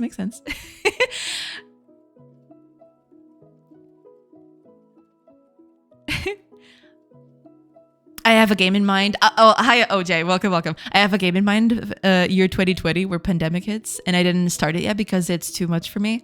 Then I started again, but in small scope. So here I am working with my little game. That's very nice. That's very nice to hear. Yeah, that's awesome. Keep at it. Go now. Do it. I was faster. True. Next was faster than me. Boo. I'm sad now. Anime villain voice minutia. I'm waiting for the impression. One of these days. I don't know when that's going to be, but, you know, maybe. We'll see. I know the Spreader's resource. It saved me hours of development for a bunch of my characters in a game. Really nice website. It is. It totally is. Well, I tried. So that's it. Yeah. I'm currently redeveloping the site, so I'll be way better soon. Ooh. Heck yeah. I'm looking forward to that. Yeah, that's awesome. Glad to hear it. You heard it here first. At least I heard it here first. Oh man. Justice for Edgar. True. I didn't know it was a single person that maintained the website. That's pretty neat. Yeah. Because I'm fairly certain that some of the stuff is submitted by people who get the sprites and then package them, right? But running the whole website, yeah, I thought it was a team behind it. That's pretty cool. Yeah. Looking at the front page, it feels very cozy to me, taking me back to the time when those sprites were new. True, yeah. I don't know. There's something about it. I really like it. There's just it's fluffy. It's nice. It reminds me of a simpler time. And then you go through all of these sprites and all. It's beautiful. Ooh, damn. What game is this? Dang. Very detailed sprites. Nice. Yeah, sprite as resource. Pretty neat. I use it all the time.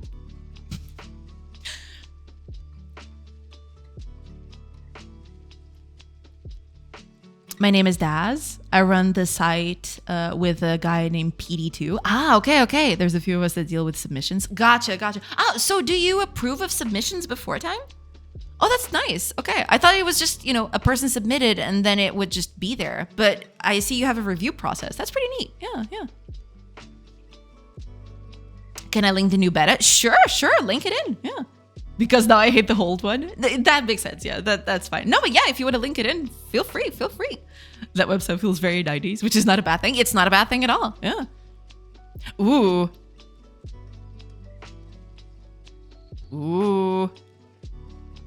It looks pretty neat.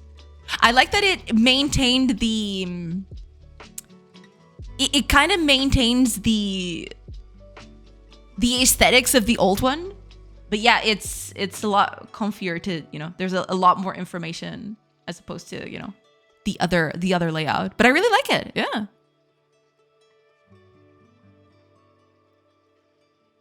You ever buy a time with RPG Maker nostalgia? That's true. Yeah, kind of. Yeah. A time when you could open a browser with 32 megabytes of RAM. True. We manually verify everything. That's pretty awesome. Okay, I did not know that. New browse page at the top. You can also zoom into sprite sheets. Oh, really? Let me open something.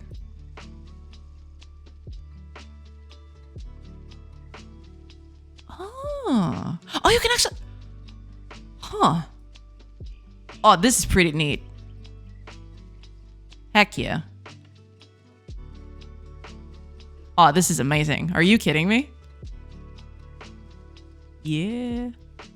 Looking good. This is pretty nice. I like it. I like it a lot. Yeah. Pretty nice. I like it. I like it a lot.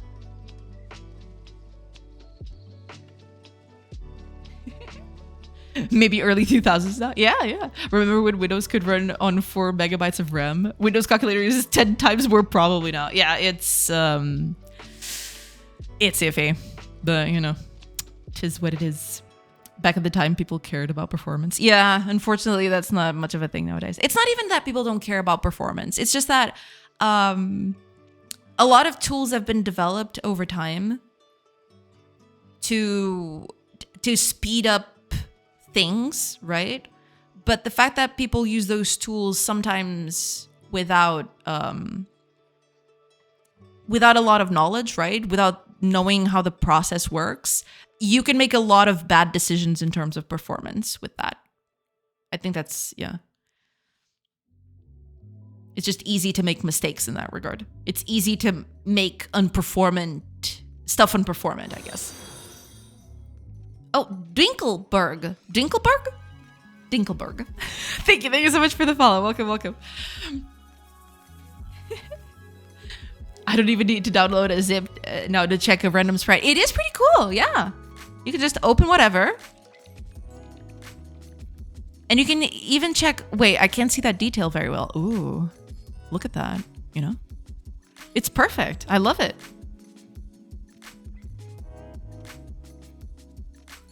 Pretty neat. Pretty neat.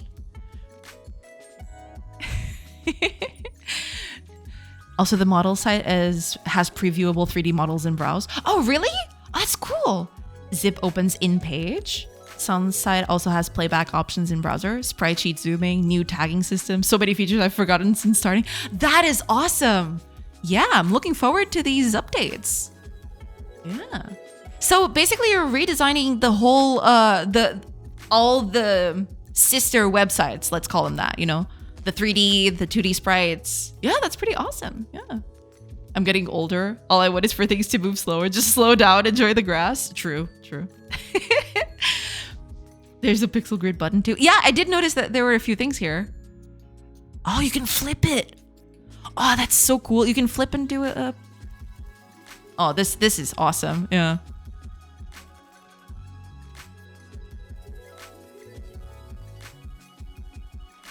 Pretty nice. Pretty nice. I have to say, this is very, very useful. Yeah, because then you won't need to download it anymore. You can just use the browser directly to check some details. Because usually some of the stuff that is something that I would have to download and then open it on an image editor. And then, you know, do all of those modifications so I could see stuff clearly. Yeah, but with this, it's actually not needed anymore. You can just check it right here on the browser. That's actually amazing. Yeah.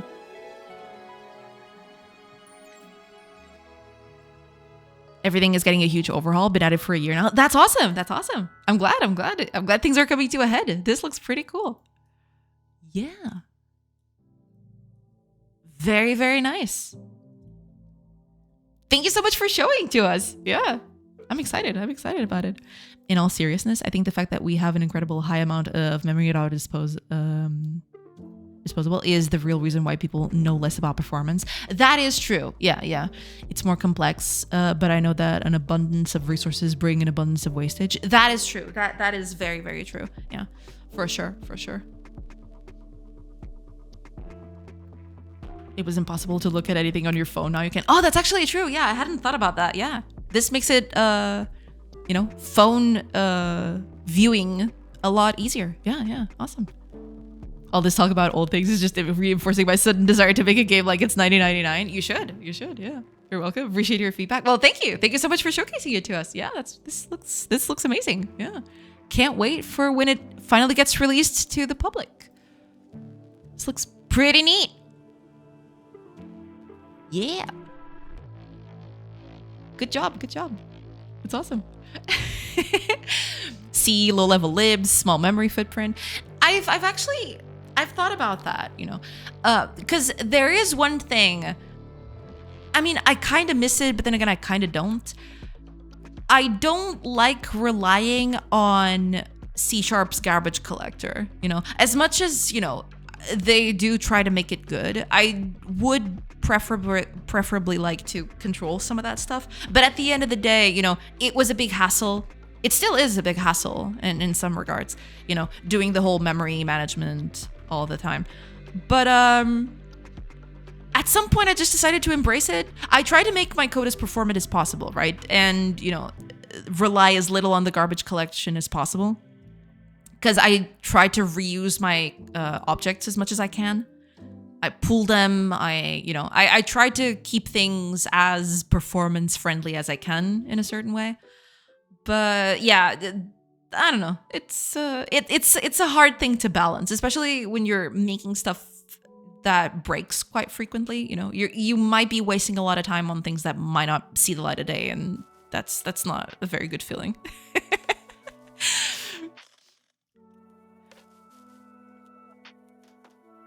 Hopefully a few weeks left. Oh, it's just weeks away? Oh, that's awesome. Yeah, looking forward to it. Windows calculator is 30 megabytes on my machine. I hope 99.9% is because of the UI. It probably is. Hopefully. That one pixel out of place needs a lot of resources. True. Oh my god, C# garbage collection is the worst. I mean, I've never felt it a lot. right? But then again, my machine is kind of beefy, right? So I don't know if it's just a my machine being beefy thing, or, you know, I've never had a big problem with garbage collection. But, you know, it's hard to balance it, I guess. Just say, I'll remake a game I made in 2003 for S60 Nokia phones, back when Jobs didn't even dream about iPhones yet. Yeah, you should. You should get on that. That looks kind of like sounds like a great project. Yeah. I wish it had manual mode where I could control it all myself. I mean, you can call the garbage collector and just flush it all, I think.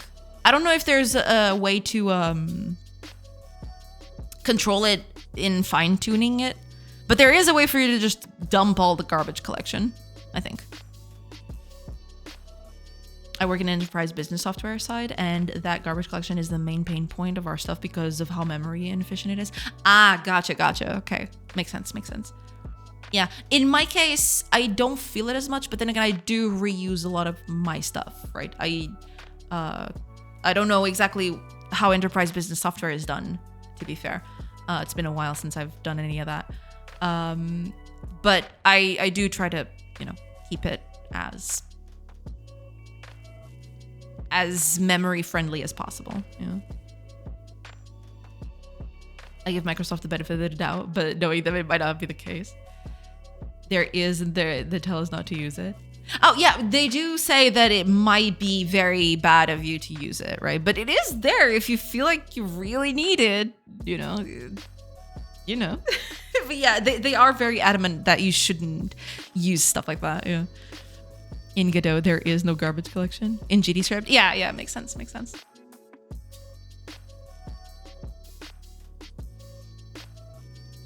Pointers. Everything is solved with pointers. That's true. Hi, Azil. Welcome. Hola. Does C# have multiple garbage collectors with different strategies? I don't know. Hi, I'm at Cow. Welcome. I don't know. I think they only have just the one. So I don't know. I don't know if they have different strategies for different things inside of that garbage collector. But yeah, I think there's only one that I know of, right? I never delved too much into it, but I know just the basics, right? All right. Everybody, I have reached the end of chat. It has happened. It is finally here. The time has come. I am finally going to stop having this screen on this window on the screen, and I'm finally going to start working on things. Hopefully. It has the one, but does offer some configuration on how it performs, but none of them have turned out to be any way efficient enough for our stuff. Yeah, makes sense. Yeah. Actually, I think it depends. I was under the impression Godot objects that inherit from reference have a counter and they auto free, but other things you have to queue free. Gotcha. Yeah. Is it possible to pause it during hot intervals? And could you run it with timeout? I'm not sure. I've never actually had to call the garbage collector myself, so I wouldn't know. I've never tested any of that. Quick, ChatGPT, give me 5 questions to troll a Twitch streamer just like Pharma. It's totally fine. Wait, I'll never ask a question again. You can ask, because I was about to say, Fire, you're kind of quiet, but it's totally fine. You don't have to be. It's fine. It's totally fine. Don't worry about it. Right? Thank you. Yeah, unfortunately, I never mixed with it. I never, tangled with the garbage collector all that much. So I don't know.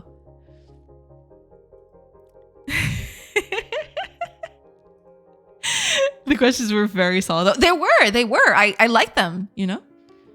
They gave me food for thought. So it was very nice.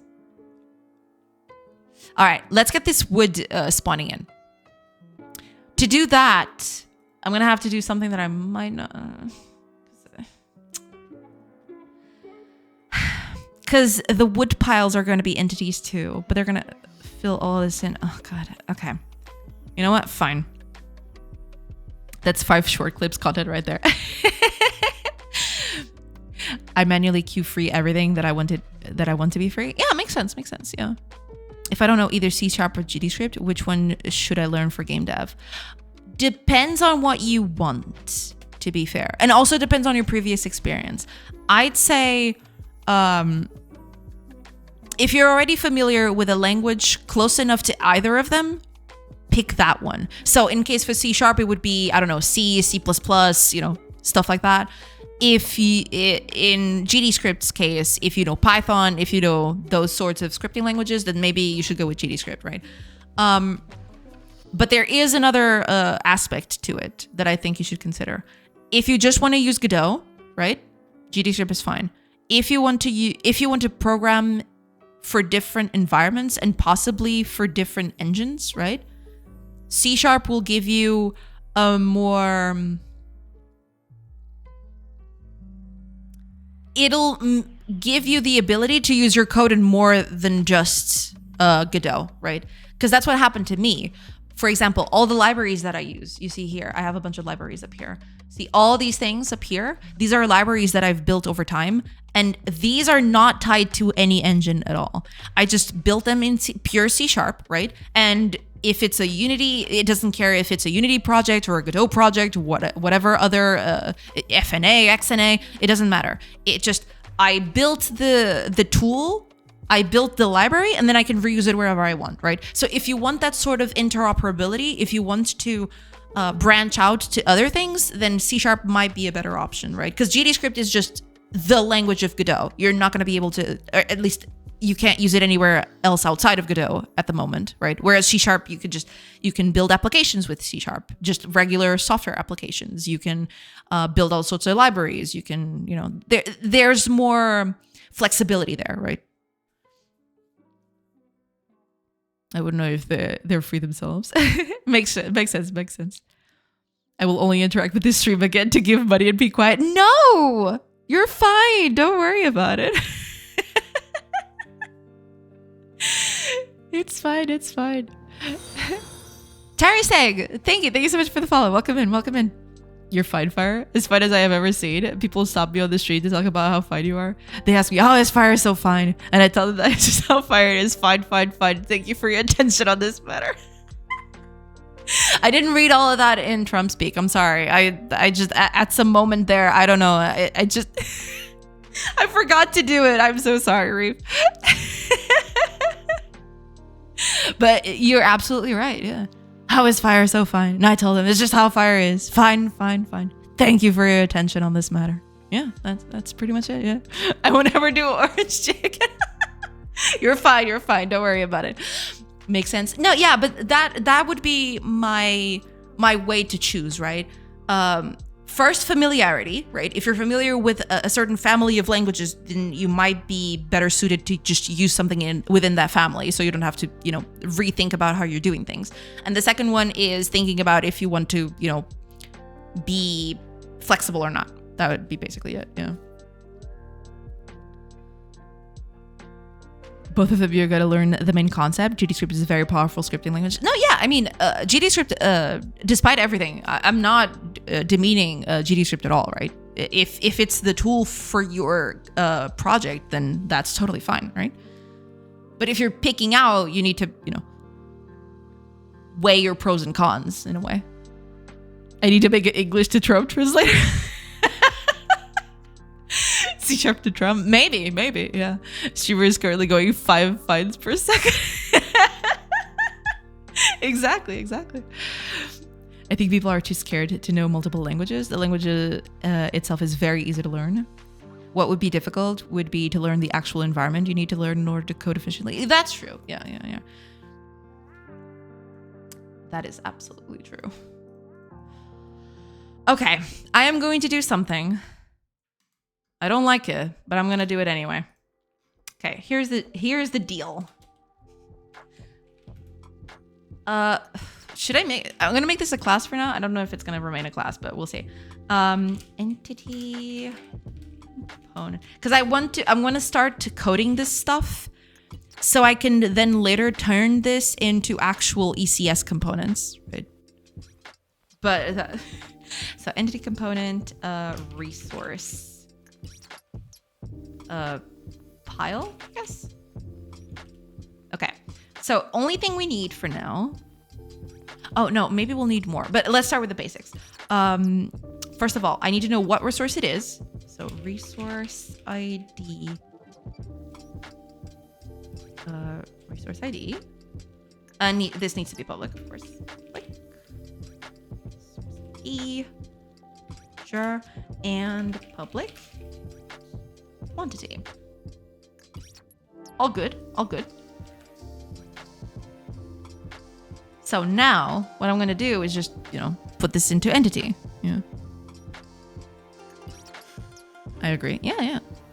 Like, I know C++, but I tried a GD extension. But since there is no docs on it, I quickly abandoned the idea. I had no idea how to program in this environment. Yeah, there is something to be said about the whole way that you have to set up C and C++ to work with GD extension. It is a bit convoluted at the moment. I do wish they would improve on that over time. Which, I mean, they are probably going to work on it, right? But it is something that hopefully they'll improve over time. Because I've actually went and looked through the whole setup to use with C++, for example. I was interested in that, just seeing how easy it would be to set up. But it's not very easy to do. It's not something like GDScript or C# where you just install it and it works out of the box, right? Which is, it would be nice if it were. But depending on how it works, then it might not be possible. I don't know.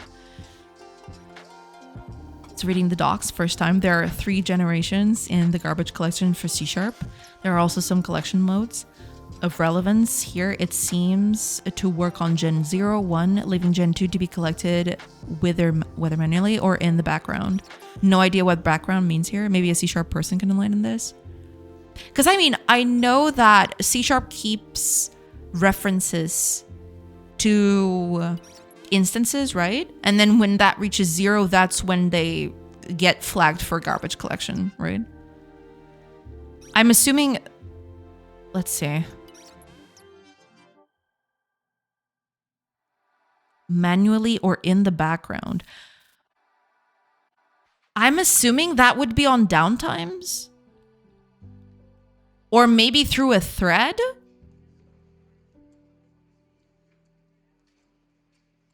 I have no idea, but that would be my guess.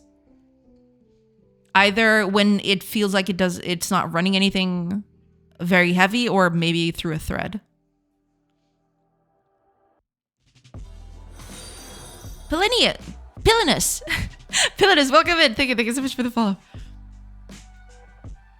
When I first, oh, okay. Sorry, David. Yeah, I like C++, and the setup for that right now is not ideal. Yeah, because I saw some videos about it, and it's definitely hard to do.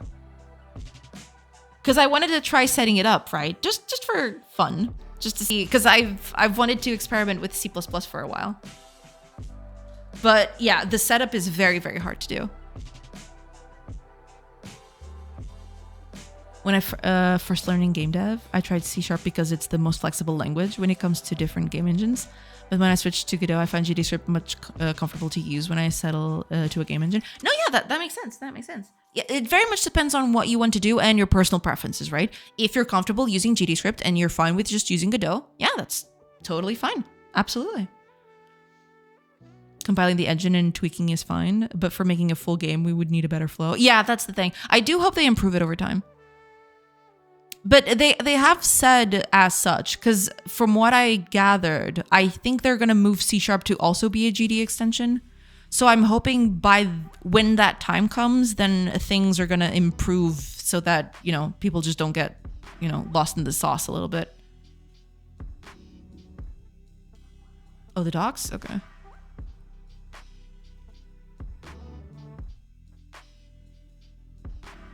Oh, I had no idea. I actually never knew about this.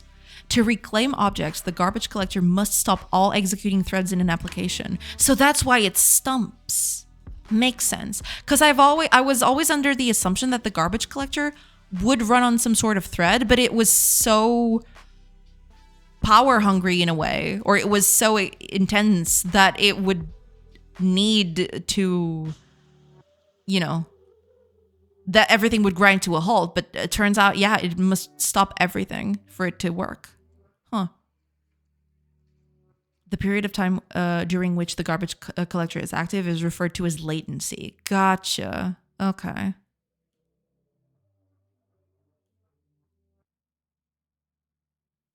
So yeah, it's not a thread. It's not a thread at all.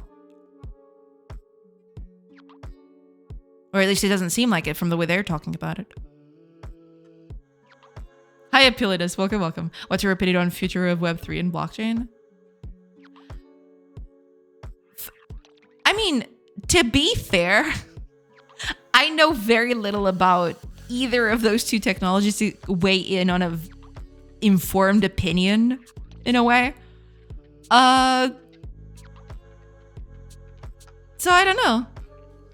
I don't have a strong opinion to either towards or against, I guess. There are currently 40, yes, planes and helicopters fighting fires in Portugal. Yeesh, yikes. Oh, nickname!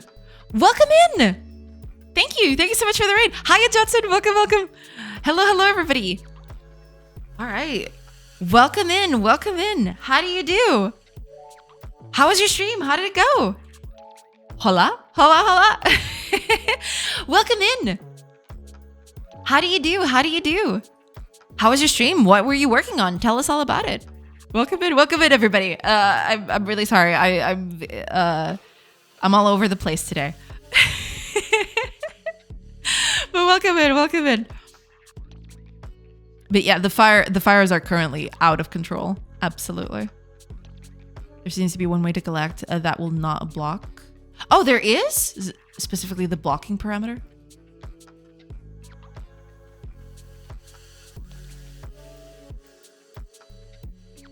Oh. Interesting. To reduce the managed heap to the smallest size possible as the file. Oh, that's interesting. Yeah, like I mentioned, I never had to use the garbage collection very extensively, so this is all new to me. I just, assumed it would work in the background and just, yeah. Welcome in, Johnson and Nickname. Welcome in, everybody. Welcome. It needed to be reskinned because the original development was made in partnership with another company and could not be released. Gotcha. Yeah. Yeah, it went fine. As boring as it could go. Oh, I'm so sorry. Hopefully it'll work out better in the future. Just gotta keep at it. You got in with 3 people, so you're doing something well. Yeah. Is hola Portuguese? Well, hola is more of a Spanish thing. We don't have the age before. It's just hola. No hola. I just said it in a very weird way. But yeah. I'm trying to get done with some finishing touches to start preparing Steam materials. Oh, that's nice. That's nice. Glad to hear it. Do let us know when you get the game going on Steam. Yeah, exactly. Hola is Spanish, hola in Portuguese. Exactly.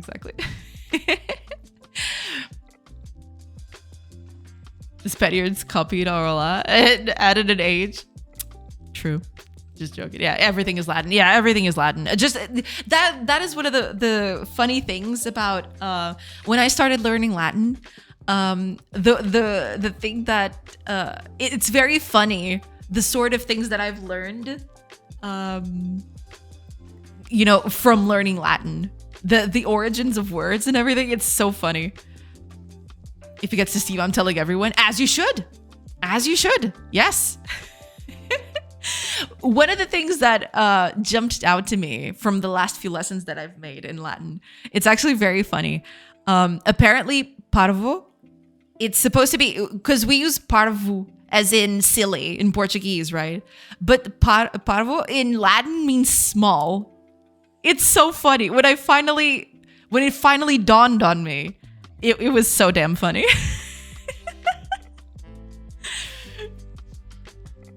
Latin to Trump is going to be a win. Oh yeah. It's going to be. Trump speaking Latin too. Yeah. Is Portuguese from Brazil similar to Portugal's? In certain aspects, yeah. The biggest problem between Brazilian Portuguese and European Portuguese, it's mostly the expressions that we use, right? Because speaking, we can totally understand each other fine, right? But in terms of expressions, some are very coded to one or the other language. So sometimes you might say an expression that works for one, and then you say it to the other Portuguese, and people will look at you funny, like you just said something silly, right? But besides that, yeah, you can you understand each other pretty well. Yeah, it's the same language. Yeah, it's fundamentally it is the same language. It's just some expressions might confuse people. Yeah, it is. Brazilian is more musical. There is that too. Yeah. You can understand us fine. We have a hard time understanding your 2 times speed talk. That was actually so funny. I actually have a few Brazilian friends that I talk to very regularly. And there was one time where they sent me a video of a Portuguese journalist interviewing a Brazilian person. It was so dang funny. She was asking questions and the guy looked at her, the most quizzical look on his face. What? And then she repeated it, and the guy just couldn't get it. It was so funny. And they told me that apparently that's what happened to them at the start, apparently when we started getting together, we have a group, right? And apparently I was like that to them when we started out, but eventually over time they just got used to it, and now they don't see the problem anymore. They just got used to it. But apparently at the beginning I was really hard to understand for them for some reason. Yeah. Enquete and sondagem, for example, the first is Portuguese Brazilian, the second is Portuguese European. Gotcha. Yeah. My wife lived in Brazil for years, so I know the music. Gotcha. Makes sense. Oh, right. Okay. Ads are going to begin in 20 minutes. I can't believe it's been another hour, but okay. Ads are going to be in 20 seconds, not 20 minutes, 20 seconds. I'm sorry. I said minutes, didn't I? I think I did. I will take a quick break while the ads are playing, and then I'll come back, and hopefully I'll get finally started on this thing. I've written 5 lines of code. 2 of those lines are just brackets, but we're good. We're good. We're fine. But I'll take a quick break and I'll come back. Just letting you know. And it just happened. So yeah, I'll see you on the other side. Pew!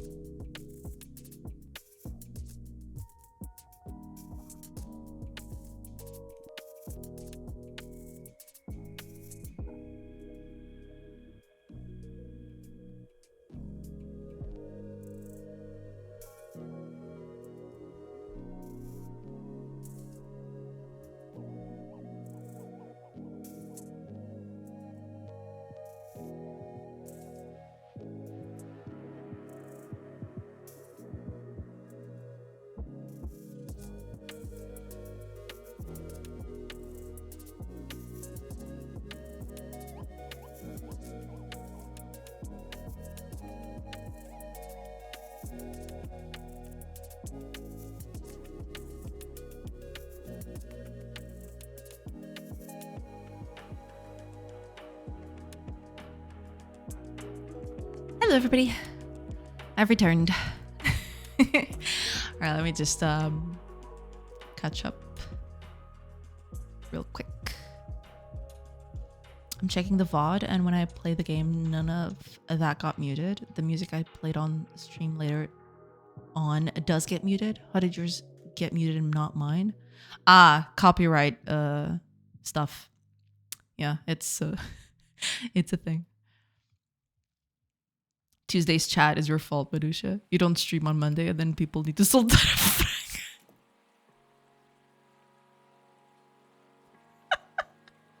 Need to what?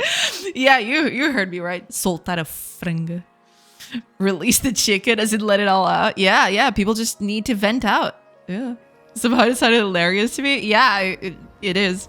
It is to me. It means something else in Brazil. Yeah. Oh god. Oh man. There you go. The answer to your similar question. We have tons of stuff that means something completely different. Yeah, that's true. That's absolutely true. And that's a great example of the difference. Yeah. Welcome back. Thank you so much, Jill. All right. Let's get this stuff going. Let's do it. Let's do the thing. Okay. I need to create an entity that is a resource pile.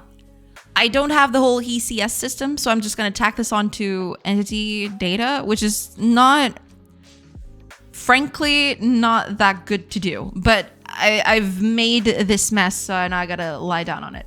So it's fine. Now.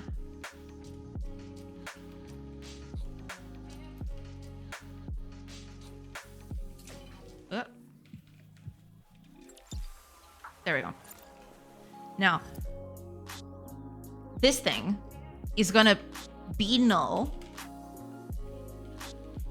See, this should be part of a component, and it's not.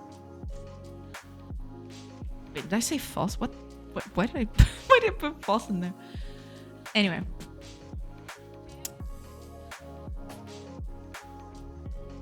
Cool.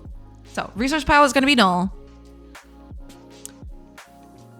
And then we'll add to this if we need to, right? On our entity type here, I think there's an entity type here somewhere, right? It should be at least, or maybe is it defined on the? Is it defined on the class? Is that what's happening? Where are you defined? Oh, we're up here. Okay, let's do resource pile. Technically, when we have an ECS system, we don't need this entity type stuff. I'm just doing this for checking, but you know, once we have a component, an actual component system working, we won't need this stuff anymore. It's largely irrelevant. But yeah, for now, I'm gonna have to keep on tacking this. We'll see. Yeah, I'll take this brief moment of actual work to go lurk into go into lurk mode to do some actual work myself. Yeah, you go do that. That's totally fine. Hope to cool later. Cool reef. Yes, yes. Oh, man. Okay, so here's the deal then. I'm actually going to make this public because I don't feel like making a property for something that's not going to be here for very long. So whatever. I'm even going to keep the underscore like that. Wait. Okay. I'm even going to keep the underscore like that so I get triggered when I look at this later. So, you know, fun. Okay. Now, what I need to do is once a tree gets cut, no, it's not here. It's in the action.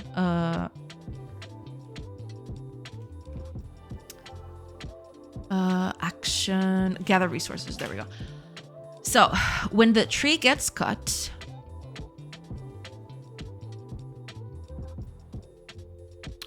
never mind. Yeah. When the tree gets cut right here, we're going to create the resource pile. Because right now I'm doing this, right?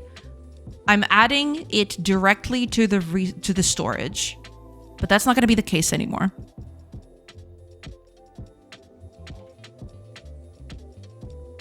No. So we won't even need this anymore. So what's going to happen is we do that, and then we spawn a new resource. So context session, entity manager, create entity, resource file. Okay. We're going to create a new entity. What do you need? The type, which is going to be a resource pile. See, why would I need a culture ID for a resource pile? That doesn't make any sense. Whatever. I really need to improve this component system in a way. Fraction is going to be 0 because it's neutral. World position, we'll just put it up in the same place where this target is. So target, world position. There we go. Also, oh, right. This needs to be entity data. Data. There we go. So our resource pile entity, resource pile, new resource pile.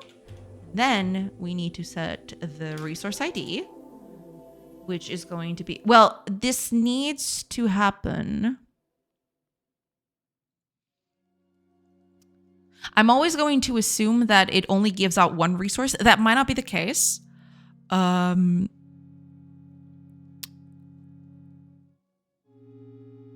But yeah, in this case, I'll have to check for resources gathered and just do that, right? That's something that I'll need to do. But yeah, I'm going to just spawn the first thing that comes in, right? For now. We'll get to that later. Yeah. In there, it's Boonderreef. Oh god. Boonderreef sounds like a cool name. True. It sounds like some sort of mythical surfing spot. The waves in Boonderreef are so gnarly. It's true. It definitely sounds like a place name. Yeah. Sounds like a DJ name. Also. We do have Koo too. They're just more private than Boon. Gotcha. Another case where Chad and Jay are funnier to me. Gotcha. Interesting. I had no idea about that one. Yeah. Wait, can't a resource pile have culture? Highest spirit, welcome. Because, you know, they don't speak. They don't, you know, a tree here is going to be the same. It's going to look and sound the same anywhere else in the world. You know, there's nothing there. Wow, it's booted up private over there. Maybe. Wait, what is this doing?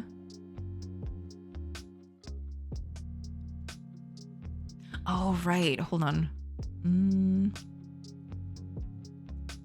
Might not. Let me see. Right. Yeah. I think this is a collection that I can go through, right? Yeah. Okay. It's a collection. Fine. For each. So this would be a key value pair. So this would be resource data. And then we'll do this to it. Okay. So in this case, resource ID is going to be resource data plus dot key, and quantity is going to be resource data value quantity.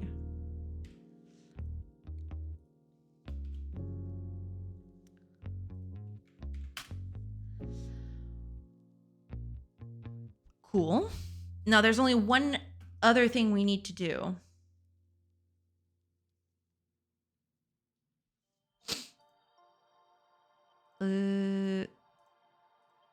We need to define the resource pile entity position, because resources do have a position. Position region is, I'm just gonna spawn it all on top of what previously was there, right? So let's just pick the target position region, right? So all we need to do now is actually render this stuff.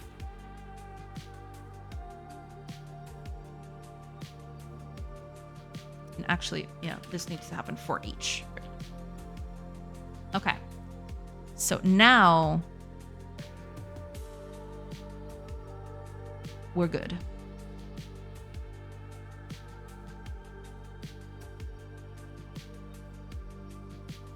We're fine. We're fine. We're good. We're good to go.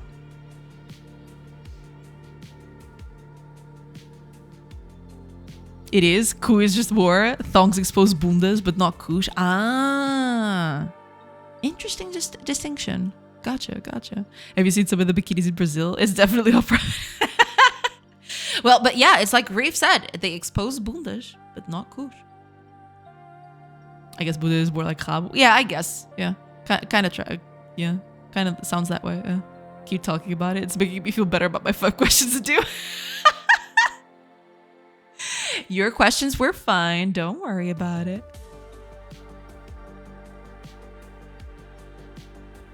Don't worry about it. Okay. So, this is all fair and good. But now here. Well, not here. In the state first.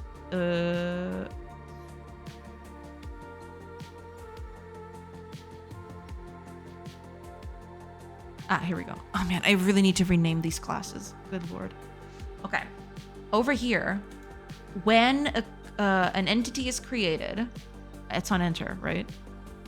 Yeah, here we go. Entity created. Here we go. We gotta spawn it in, right?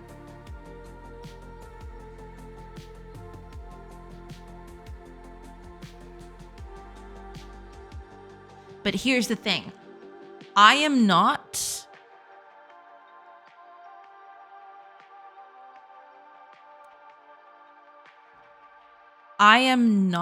in a position to spawn resources right now. I need to fix that. Let me see. I set the position. That's fine.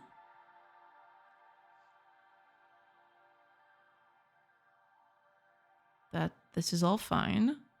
But when I set the entity right here, yeah, all of this stuff is, yeah. Okay, visual update. Here we go.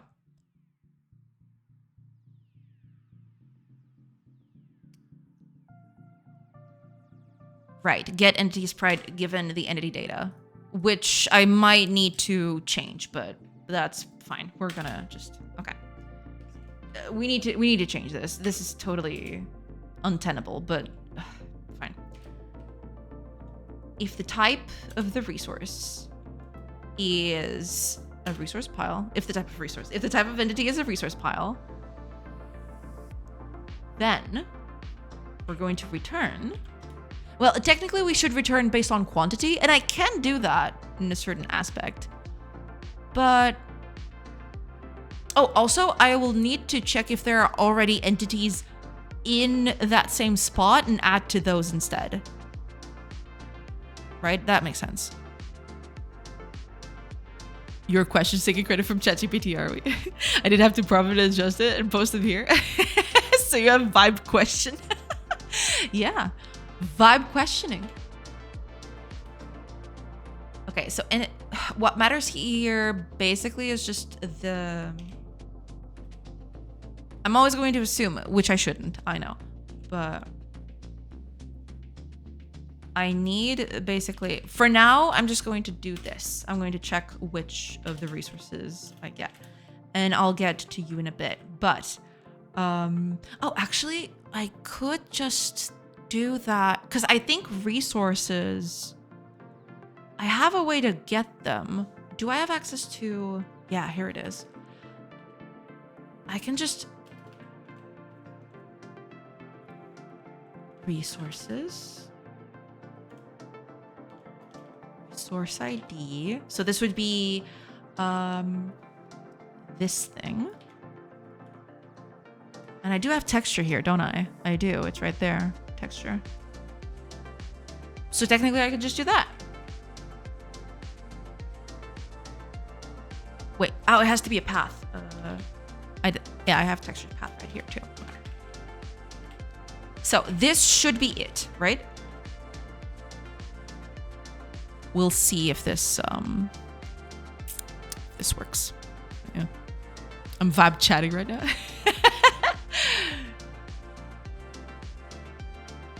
Vibe chatting. Okay. I'm not sure if this is gonna work. It probably won't. But let's find out. I'm pretty sure it's gonna be...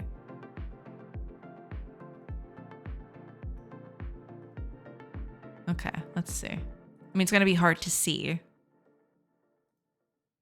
Yeah, immediately there's an error. Not exhaustive switch expression failed to match input. Interesting. Where was that? Oh, that's right.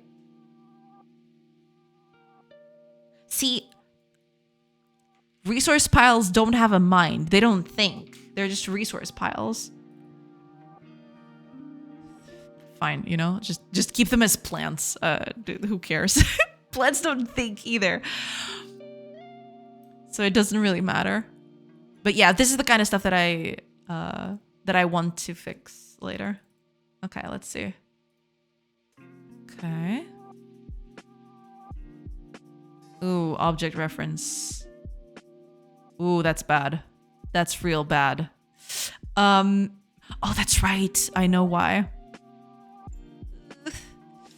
I know why that's happening. Give me a second. I need to do this slightly differently, I think.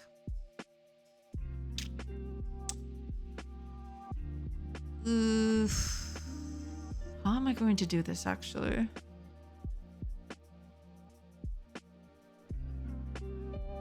Because I'm creating the entity here, and I'm pretty sure that when I do this,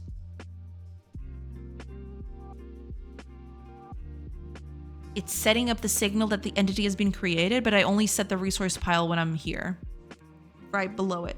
So this is going to be a problem. I would need to set this up immediately.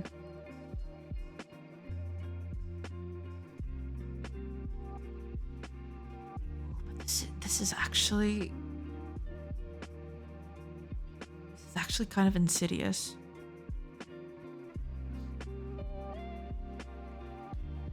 They don't think. How do you know? They could be hiding what they think. True, true. For a very long time. They just stand perfectly still.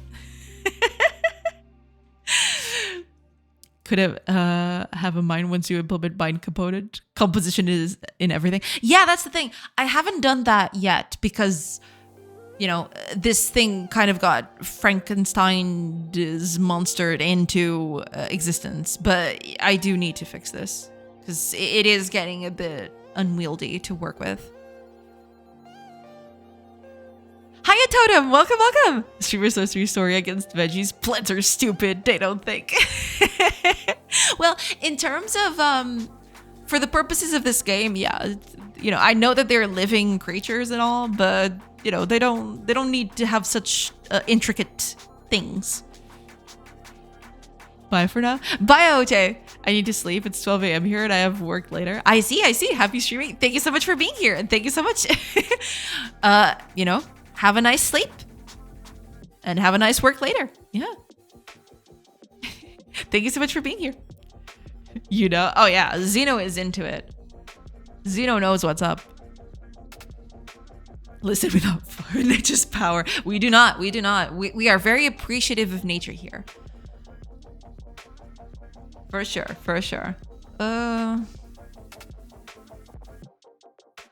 How am I going to solve this in a way that I don't have to rework everything right now? Because that's the thing. I just don't want to rework everything right now.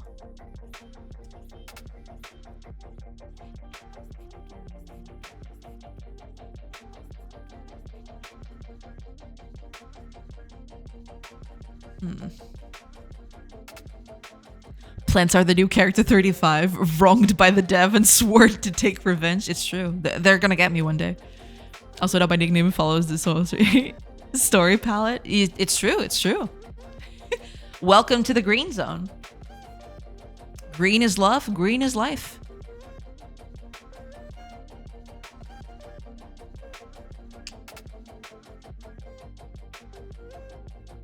I just wanted to do this without...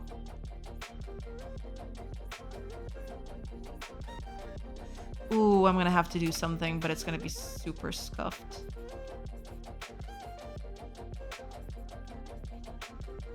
Sauce story.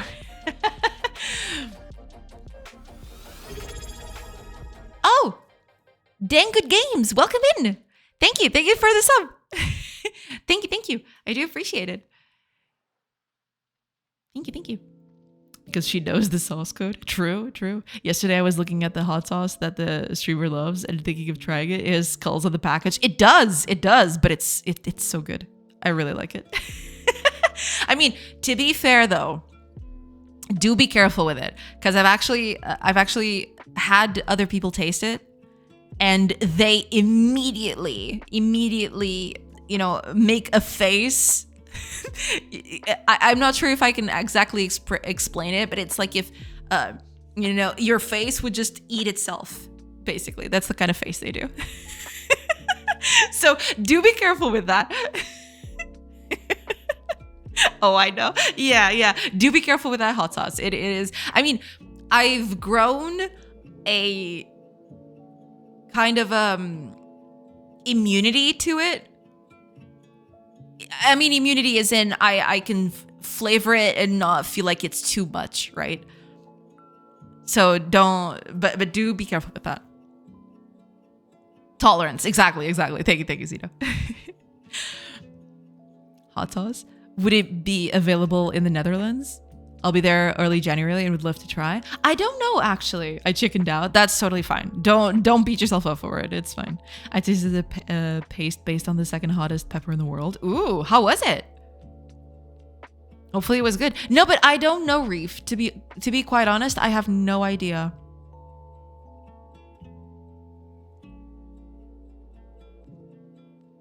But it's this one. For if you're curious, let me just find it.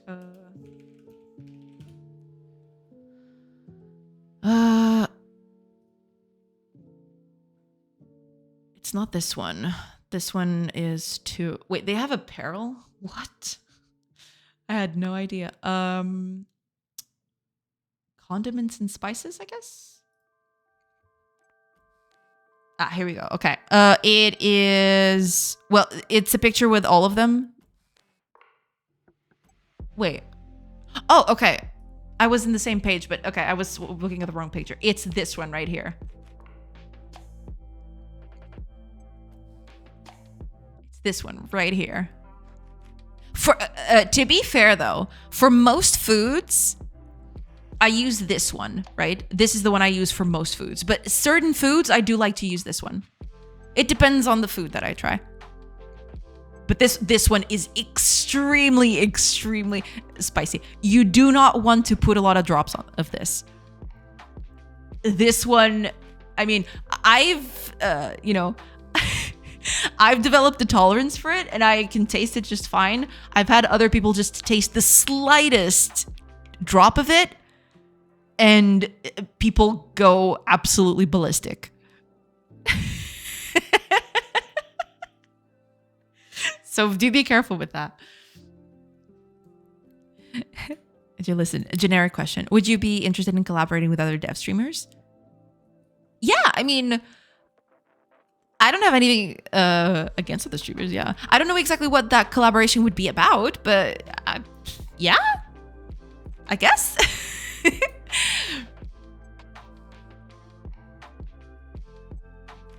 Oh, that's not the same link that I have. Oh, because this is a okay, never mind. This is their actual shop. Oh, they've actually changed the package. That one that I was showing was the previous package. I've never seen this one out in the wild, actually.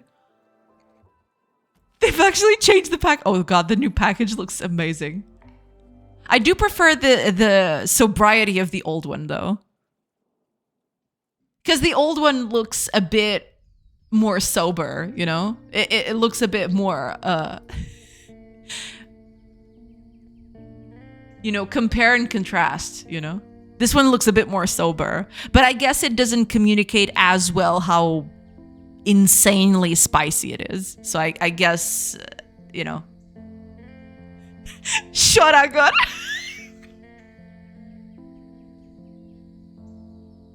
I hadn't looked at that yet. Oh my god. Shoragon é muito bom. Actually, this package right here, it's kind of funny because it says something along the lines of, oh, this is not for dainty flowers. You gotta be... not for dainty flowers. But this one just says, just cry. It's so funny. Okay, I had no idea they changed the packaging. I've never seen this packaging. I guess it's fairly new. Oh man, but this is incredible. This is actually incredible. I love it. Oh my gosh.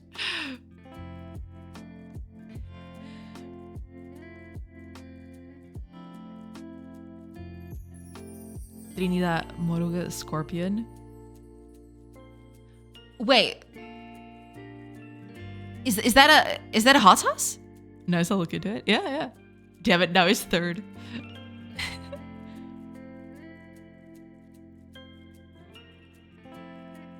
The yeah. Yeah. Do Portuguese eat spicy? Not a lot, actually. I actually have quite a few trouble myself when I go somewhere. And usually when people tell me, oh, be careful, this is spicy. When they are very adamant on it being spicy, that's when I know it's going to be the mildest thing imaginable. But, you know, that's me. I am very tolerant to spicy stuff, right? But I don't think the normal Portuguese or the regular Portuguese person eats spicy all the time like me. So I'm the outlier, right? So I kind of get it. But at the same time, I find it very funny when I go anywhere and I see a spicy dish. I usually beam in on that because I like spicy stuff. And I ask, oh, how spicy is it? And immediately I can tell from the look on their face, yeah, it's going to be. Because they say, oh, no, it's very spicy, ma'am. Be careful. And I'm like, okay, just bring it. It's fine. The left one is to put on fires but when he misbehaves. True. It's crazy, yeah. Some of us love spicy food. Yeah, I mean, I never had an actual very spicy dish in Portuguese food specifically. It's literally habanero. Maybe, I don't know. It's not even expensive for a good product. Yeah, it's pretty good. I do like it. I do like it quite a bunch. Like I said, this one, the II, that one, you have to be very moderate with it. Because otherwise, things get a little, you know, it can get out of control pretty fast. Oh, dear Glover, welcome in. Thank you so much for the hydrate. Cheers. Packages you, yeah. Pois sacananice, yeah. That's why I noticed it. Gotcha. I love spicy. Yeah, spicy is pretty good. I love spicy. The new one is telling me to cry, but I'll try not to. Chora agora. Try de serrano jalapenos. I have to at some point, yeah. The package looks like does it? I mean, if you say so, sure. RNA liquid? Gotcha. I would not put anywhere near where lube tends to be used. Yeah, you don't want to do that. No. That's not dangerous at all. No, not at all. Yeah. The Trinidad Moruga Scorpion was the pepper to make the paste I tried. Oh, okay. It was artisanal, so I can show it to you. Sadly, the company that made it failed and didn't even have a proper website. Oh, that sucks. I mean, if you have fun at the kitchen counter, just be careful with it, you know? So I'm also an outlier. Yeah. Hiya, Dirk Lover. Welcome. I hope you're doing good. Camarones Vallarta. I miss that Mexican dish. I never actually had Mexican. The closest I got was, I went to a sort of like a, what was the name of it? Damn it. I don't remember, but it was a restaurant with tortillas. But it's not a true Mexican. I mean, it is a Mexican dish, but it doesn't have anything except tortillas, right? It's not an actual Mexican restaurant. It's just a tortilla restaurant, I guess. I'd love to try other Mexican dishes at some point, but I never actually got down to it yet. Sakane is made with Carolina Reaper. Gotcha. Which is the first or second hottest pepper. Ooh. Nice. That's called belt buckle. Exactly. Yeah. Description showed habanero. Ah. Sorcery educational. You know. I try to be. It's the third ingredient. Ah, I see. Piment habanero, 44% agua, vinagre, alcohol, piment Carolina Reaper. Why do I say that? Why did I always say it like that? Carolina Reaper, 11%. Okay. 44% is habanero. Gotcha. Okay. Pimentos pepper. Yeah. Serrano peppers are the best. I don't think I've tried those. Yeah. Carolina is the second. Pepper X was invented, but it's so bad. Is it? Enchiladas? Chilaquiles?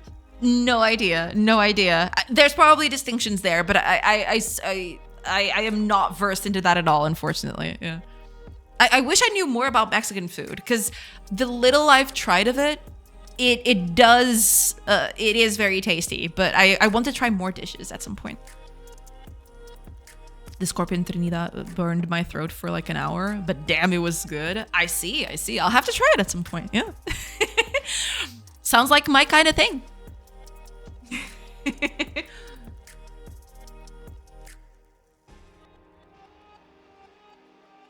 What people often miss is the peppers have flavors. Yeah. If you just taste heat and pain, it's not good. Yeah, at that point, you might as well just not even, you might as well just not even try it. Tried once yellow habanero. Very, very spicy. Ah, I see. I don't think I've ever tried those. Because, to be fair, the whole spicy thing has been sort of an acquired taste. I've not done it for very long. So I have yet to try a lot of, spices and all of that.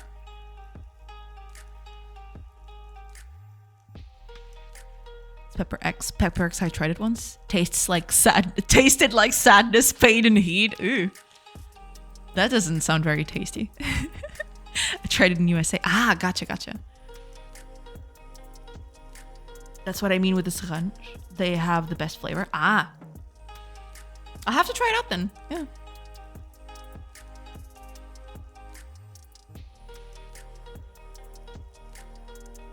I have to give this.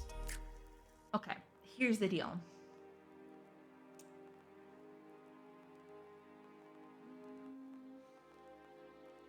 I'm gonna have to bite the bullet, aren't I? I think I will.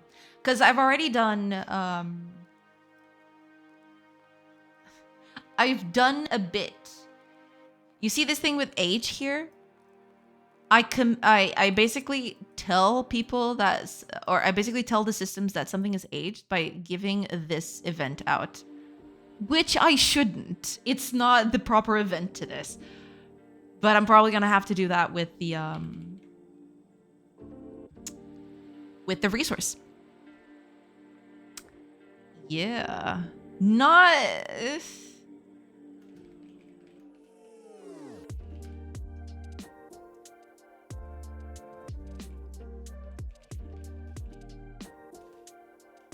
Not my strongest suit, but okay.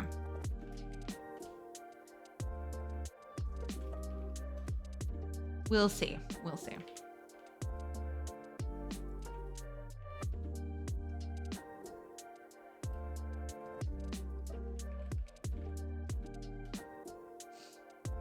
That's fine. Okay. This is so dumb. This whole thing that I'm doing is so dumb. The Pepper X was engineered to beat the Carolina Reaper, which was originally crossbred between the old second and third hottest pepper to reach higher contents of capsaicin and beat the Scorpion Trinidad. Which was the first until like 10 years ago. Interesting, interesting.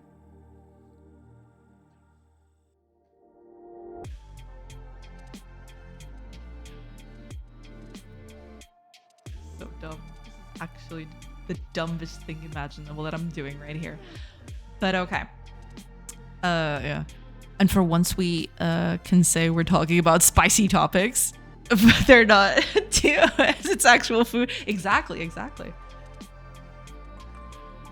Okay, let's make this private.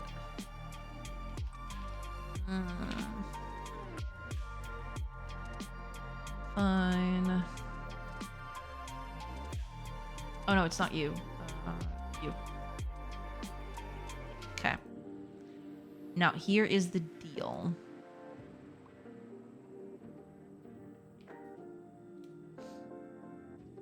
Now over at our controller, right here.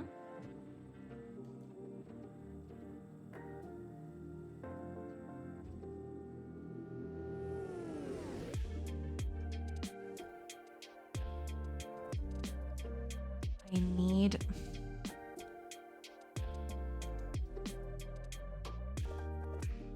Where are you?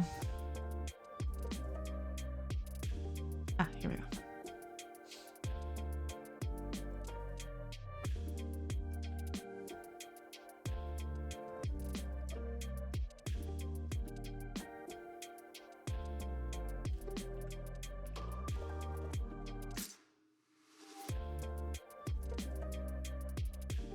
This is so dumb.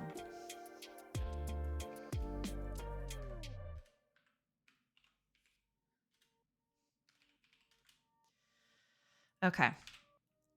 Fair enough. All right. Cool. We got this. Let's see if this works now.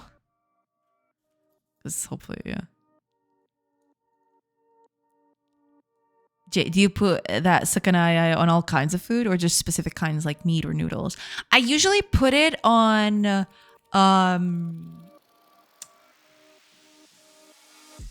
just specific foods, right? I don't put it on everything. I do like to put it on meat where I can then, but not all meat. Basically stuff like, what's the word for it? Minced meat. Because then I put droplets all over, you know, the meat, but then I can mix it all up and it kind of attenuates the flavor a little bit, right? Because I'm not just doing food for me. So, you know, I gotta... I can't put it too spicy, otherwise other people are gonna kill me. Noodles, I haven't tried it yet, but that could be also a good place to put it, yeah. Before cooking, yeah. Not after serving. You could also put them after serving, yeah, but I usually put it before cooking, yeah. But you can totally do sometimes because you know there was a time where I couldn't put spices on anything, right? Because of other people that would eat it. In those cases, then I put that after I cook it. So just for me, right? not for everybody else. But when I'm cooking for people who can take a little bit of heat, then I'll just put it directly on the meat. Yeah. Before cooking, I mean.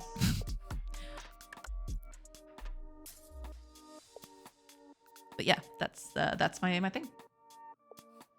Okay, are you gonna work? Please work. Let's find out.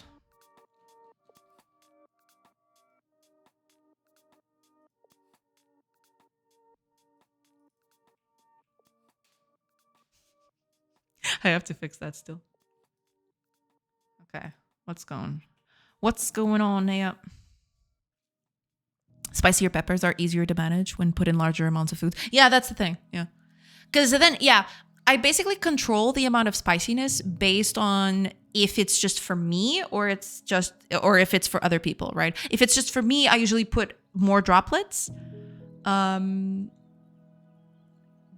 you know, if it's for other people, then I don't put as much, basically. But when it's for me, I am quite liberal with the amount of droplets that I put.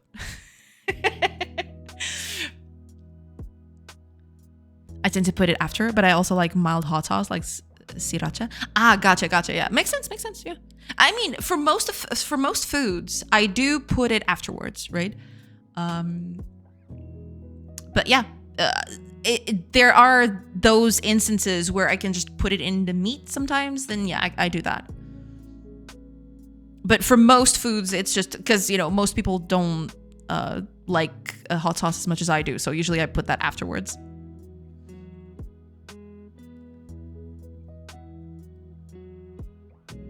Three drops in a pot are quite different from 3 drops on a plate. True. I can't imagine, but if it's measured in droplets, but I'll try it. Yeah, I mean, just don't overdo it, right? Start small and then adjust based on your reaction to it. If I'm good for a week, you know what happened? Oh, God.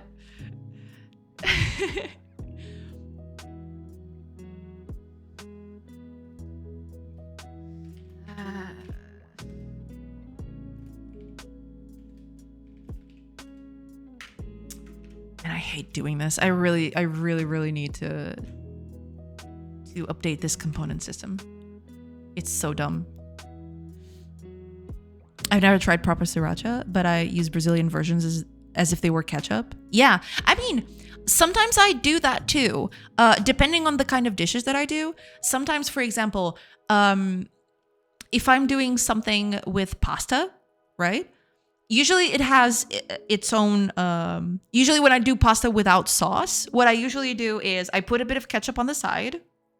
You know, I make a little, like a little place where I put the ketchup, right? And then I open a little hole on it. I put some hot sauce on it, and then I mix it all up. So it's kind of like spicy ketchup. And it's actually pretty nice. I do like using that. It's fine to use like this. It's very mild. Yeah. It very much depends on how much you put in and what you're putting it in, basically. Pasta with ketchup. Totem is on its way. No, not the pasta. It's the ketchup. And then I dip the pasta on the ketchup. You know, like a little diplet. Totem is on his way to exact vengeance. It's true. But unfortunately, that's all I get. That's bad. Uh-oh. I broke it. Wait, why did I break it? Uh-oh. Break some spaghetti, why don't you? I don't do that. I'm not a barbarian, all right? You could also buy spicy ketchup, but maybe that's not spicy enough. I've actually never seen spicy ketchup around here. Maybe I'm not looking in the right places. But yeah, I usually do that because I don't find spicy ketchup. So then I kind of make my own in a way. But I also can't put spice directly on the ketchup because I'm not the only person that uses ketchup in the house. So I usually have to, you know, put the ketchup on my dish and then put the hot sauce on it and then, you know, dip the stuff, whatever I want on it. Yeah. Spicy ketchup, I never saw it. Just barbecue or smoky. Yeah, I've never seen actual spicy ketchup. Heinz sells one over here. Do they? Oh. Yeah, because like Fire mentioned, I never saw it over here. I used to be a spaghetti non-breaker, but my old age caught up to me, and now I just break that for 2-3 seconds faster cooking. Ah. I am kind of scared, y'all. What happened? Why is this thing breaking? Oh god. What did I do?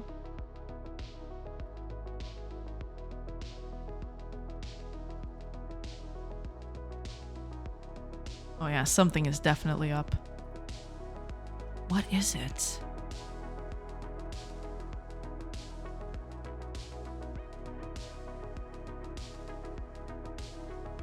Let's put a breakpoint here and see what's up.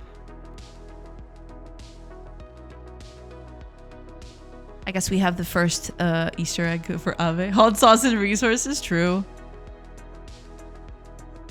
Oh, the game opened on top of the chat. Game, go away. Oh, that's funny. You actually have a pomme de sucre there.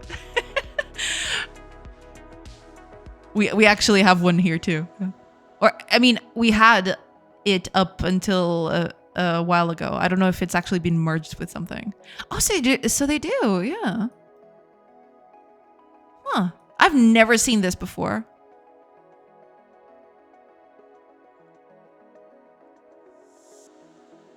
How spicy is it? Does it say here?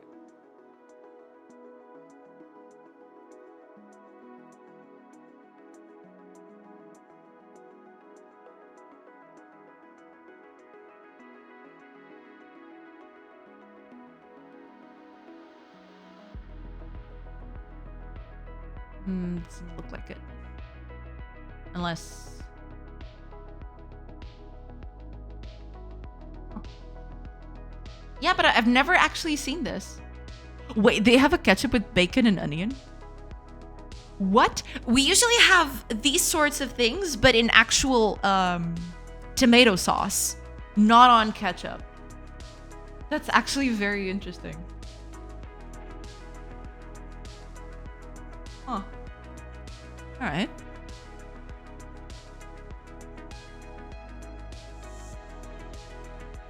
I suddenly feel the urge to prepare some food. Yes, Italy cries. This stream was a torture a few times. We did. Then it turned into jumbo. Yeah, that's the thing. Yeah. I missed the entire hot sauce talk, but when I really enjoy a Godot sauce, sriracha mayo, that should yield results. It's a spicy mayo, essentially. Ah, interesting. I've never actually seen spicy condiments. Then I'll show. Yeah, it merged a few times, I guess, yeah. You have this monstrosity, but no spicy Heinz? What is this? Give me a second. What the? Mayo mix. What? Ketchup and mayonnaise? Is that good? I mean, I'm not that much into mayo. I've never actually seen this before.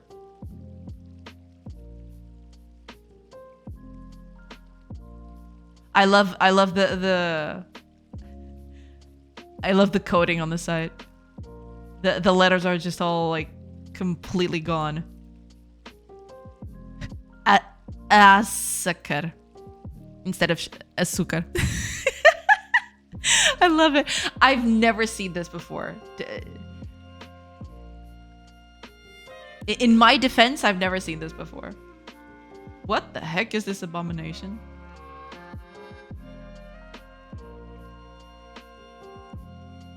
Huh. Interesting. Interesting item right there.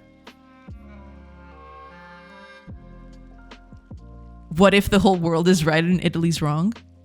Maybe. We have mayo with a lot of flavors though. Do we? I've only ever seen mayo, regular mayo. But I mean, I don't look at it that much because I'm not. I mean, I do like it in certain dishes, but the number of dishes that applies to is very, very few. So yeah, I don't use it very frequently. My dad really likes it though. I love one spicy dish that I'll be going to eat today. Ooh, nice. Enjoy your spicy dish. Yeah, we have that mix since forever. I remember it as a kid. Really? I've never actually seen that. Pão de Açúcar is a Brazilian chain named after the hill in Rio de Janeiro. Fun you have one over there. Huh. Okay. I did not know that. All right, there you go. Mayo plus ketchup is the base of my fry sauce, which is a common condiment out here in Utah. Ah, interesting. I had no idea, but all right, makes sense. Mayo plus onion, mayo plus garlic, mayo plus sriracha. Huh. Can I post a link? Yeah, post it in. Flavored mayo is fine. Lemon, garlic, chipotle are fine. Ketchup? No.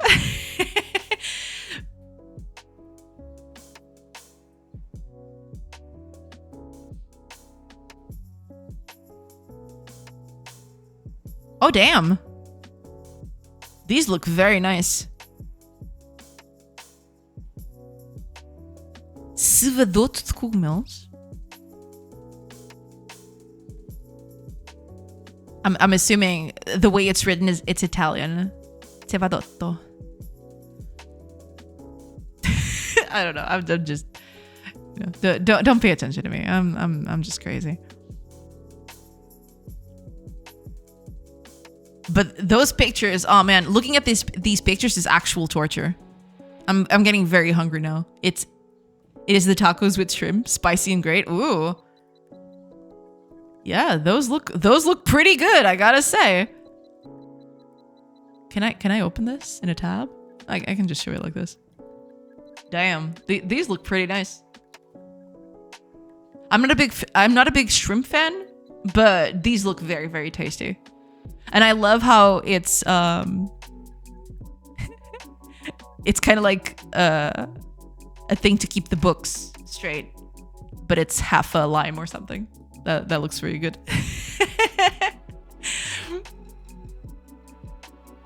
Although we do have a molho rosé, which is a mix of mayo, ketchup, and mustard. Ah. Now your stalkers would know where you'll be later today.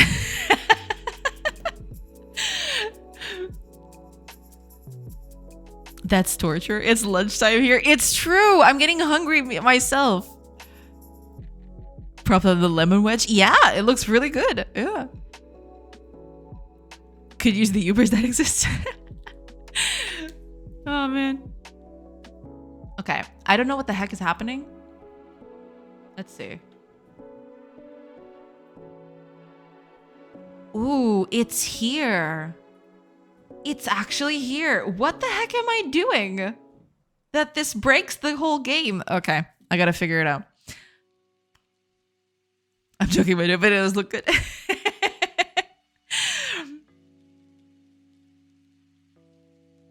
Yeah, it looks really good. I have to see what this is in. But yeah, ads are starting in 10-ish seconds. So I will be taking a quick break while the ads are playing, and then I'll come back and hopefully figure out what the heck is going on with this. Because, yeah.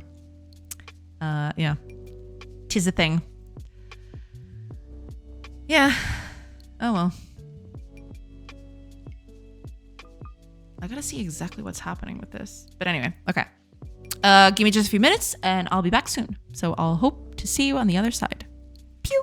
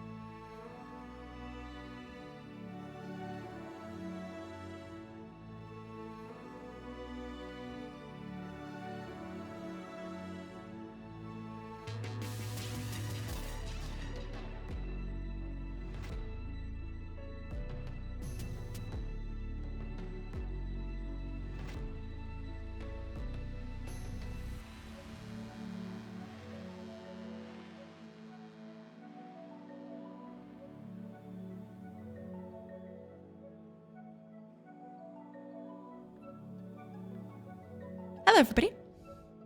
I'm back. All right, let's see what's going on here. Why is it crashing? I gotta figure out. Short, I got it. Pew pew. Yeah. I need to make that a catchphrase. You know, short, I got it. Okay, let's debug this again, and then we'll see what's going on. Because this is definitely kind of killing me. What the heck is it doing?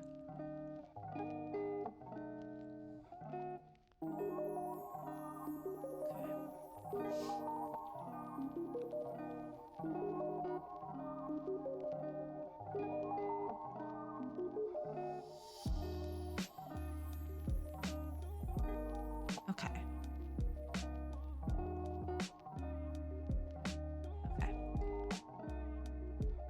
I'm assuming it's here, right? That's the only place where it makes sense.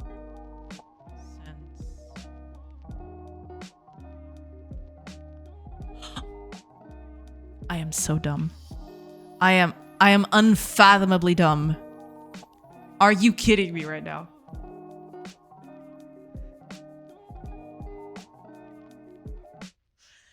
Oh man. This is just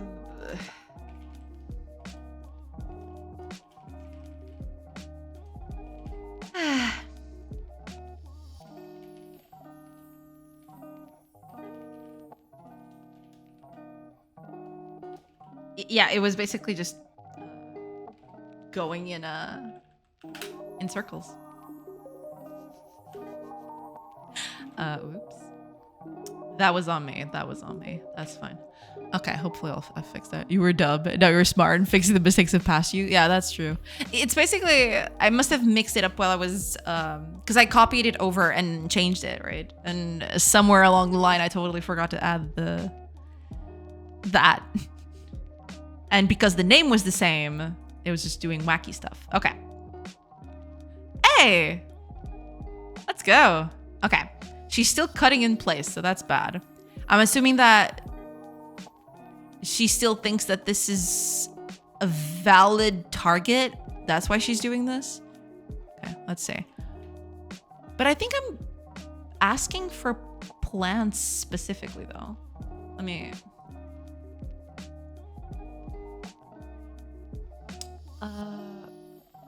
you.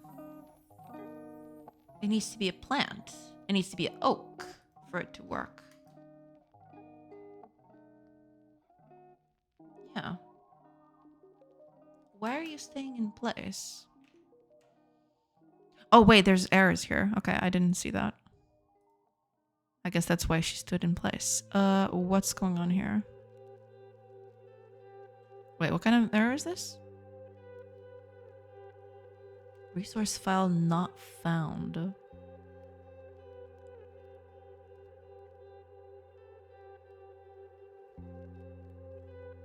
What?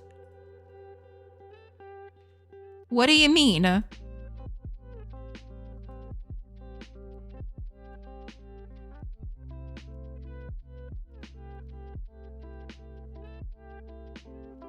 What do you mean? Resource file was not found. What, did I change something and I didn't...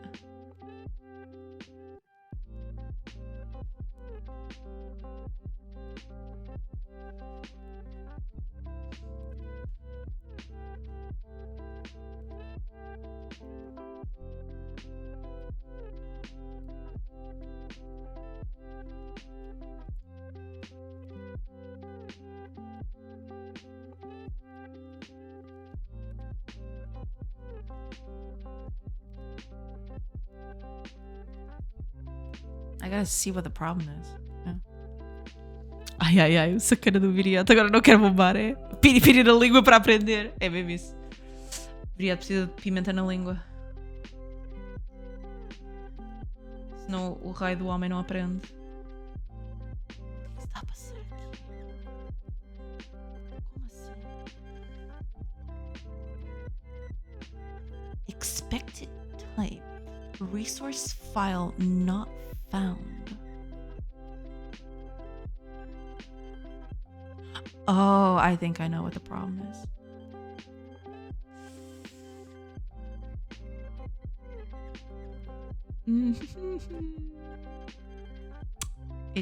Okay, I figured it out. It's fine.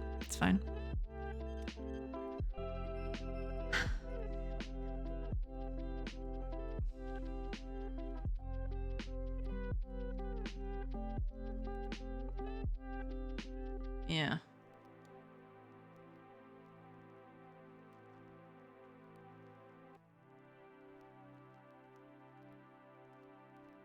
This always needs to return something, otherwise this is not going to work, I feel.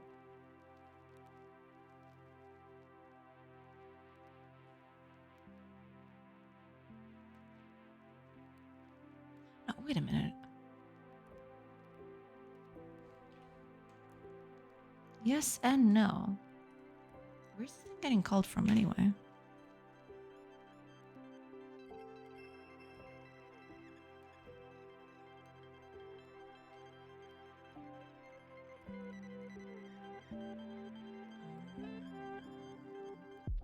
Yeah, that's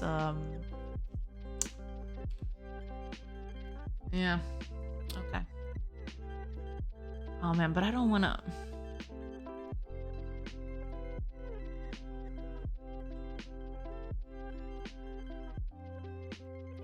Okay. I'm just gonna use a default thing. I don't care.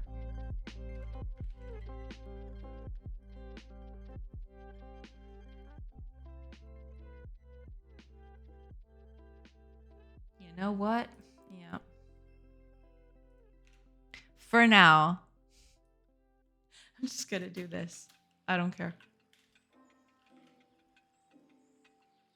Wait, what? Oh, did I copy path? Not absolute path. What? Okay. Go.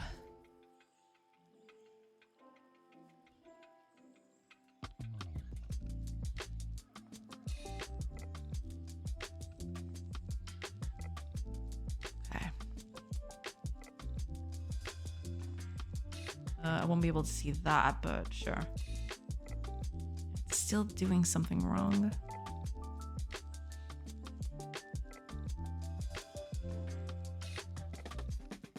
What is this?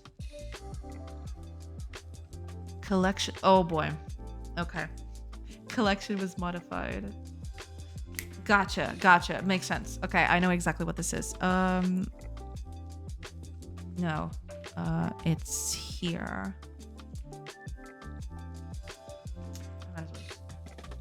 You. I can't create the entity here specifically.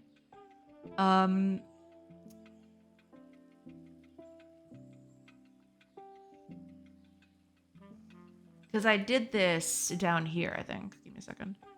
Here we go, yeah. I need to create a thing deferred.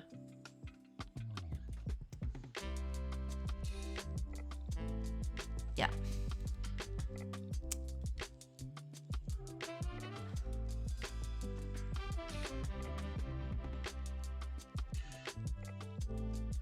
Yeah. I really don't want to do another override to this. But I kinda do, don't I? I kinda do need that.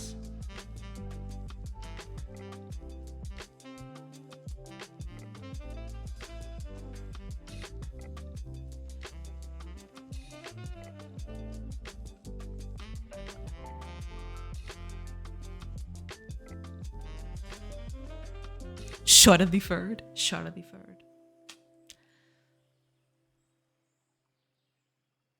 Shoulda deferred, indeed.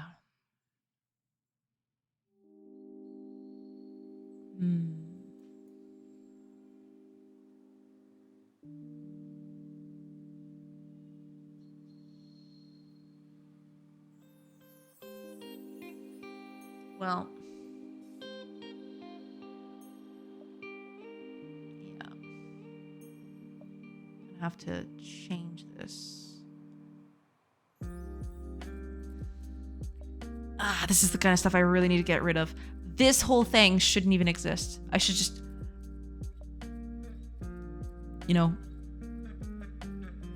be able to build this as I go. But unfortunately, I can't do that.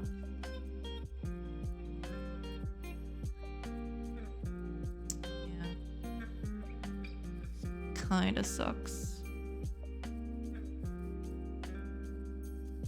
I'll just do the same thing, but alright, whatever.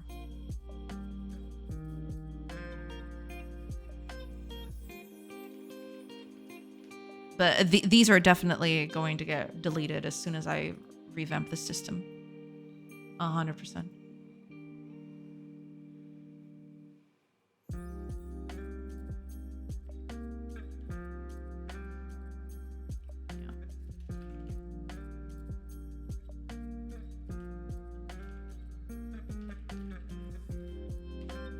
What do I need here? Wait, didn't I?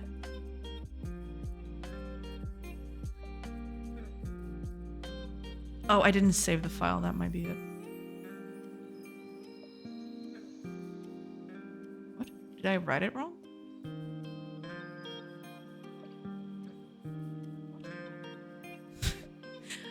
whatever. So what do I need here? I need the resource ID and a quantity for the resource. Age is irrelevant. I need to rename it. A resource pile. New pile. Well, it's basically going to be this code, right? Position region is already being taken care of. That's fine. Yeah, just need to, you know, give it the key and the quantity. And, well, the position is just going to be the target's position. And everything else is largely irrelevant. Well, we don't need it specifically, so we can just, you know, that. Yeah, we can just get rid of it.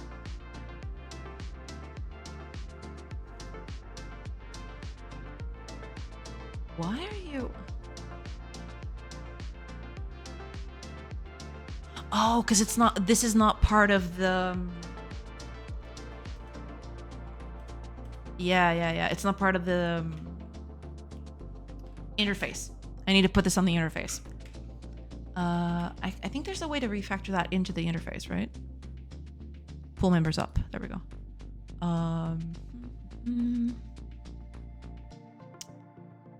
There we go.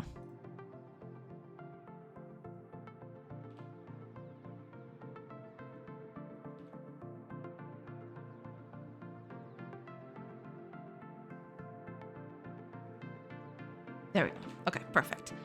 So with that, we should stop having that problem. Hopefully.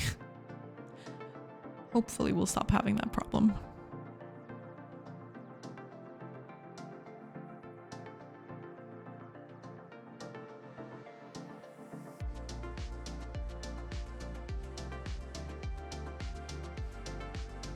Okay, that's on me. That's on me. Yeah, that's on me.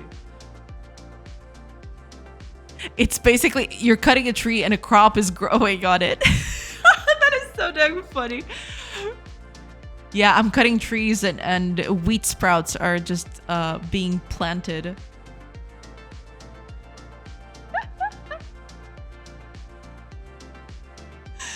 Oh man. I love the bugs I get in this game. It's just, it's perfect, you know? There's nothing else to say. It's just beautiful.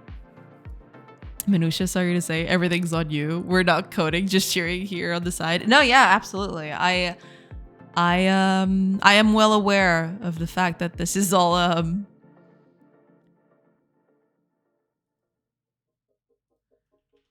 this is all my fault. Yeah, because I'm still putting this as the type is not correct. This needs to be a resource pile. There we go. The rest of it doesn't need to do anything, you know.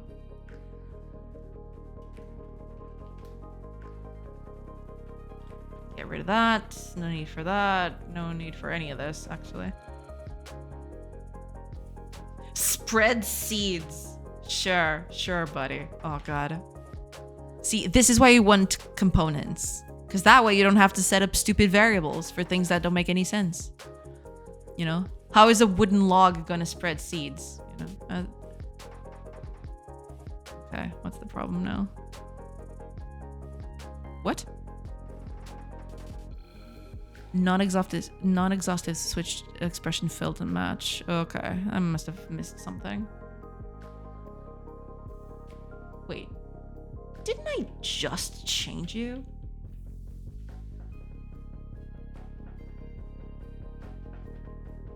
Oh, because this is the...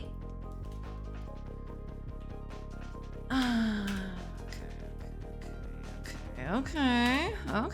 Calm down. Okay.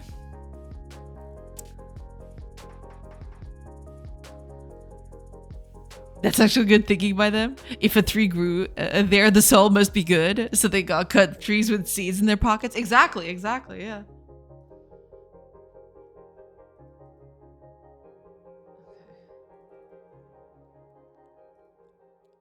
Okay, nothing's showing up, but I prefer that to not to having errors.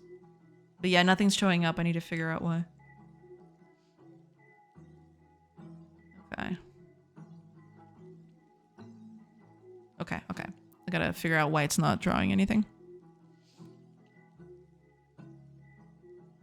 A wooden log can spread seeds once you implement squirrels and they fill a little nook with nuts, and then your villagers cut that tree down and spread the nuts around. Just saying. It's true, it's true. It can be very intricate. Yeah. Implementing squirrels is quite the stream title. Deploying fish. Yeah. I mean, at some point I do want to add animals, right? They were supposed to be part of the world by now, but yeah, eventually things took a turn.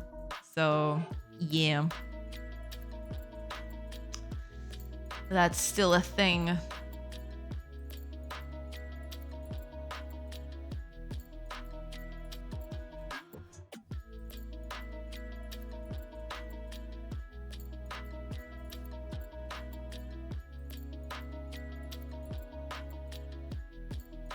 Why is it not showing anything? Set it all up. Set the resource pile with resource ID and quantity. So what is the deal then? Are you just not getting anything?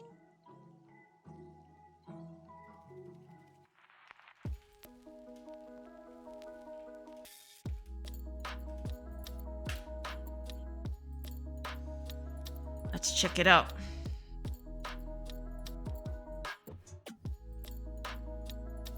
This game will quickly become Dwarf Fortress plus plus with chat's help. True, true. I mean, I not saying I will ever get to that level, right? Because Dwarf Fortress has been in development for, you know, decades. But if I can make the game scratch just a fraction of the itch that Dwarf Fortress does, then I'm good with that. All part of the streamer's god fantasy? Maybe. No, I don't to do that. I can see it already, Marusha. Add components. Gather nuts component, wander around component, climb tree component. Oh, that would be the dream, wouldn't it? I need to do that, man. The more you talk about it, the more I get the need to absolutely, completely destroy all of this code and just replace it with, you know, component stuff. I'm getting that itch. Ugh. Source engine in its squirrel. Oh, Darian, welcome. I hope you're doing good. I've never played this Dwarf Fortress. I've played it for like an hour, I think, once at some point. Tarn Adams is a bad man. Tarn Adams, yeah. The Adams brothers are absolute madmen. But, you know, they have all of my respect. Destroy it. I will. Not today, but I do want to do that. Because I'm running up against the limitations of the system by quite a lot.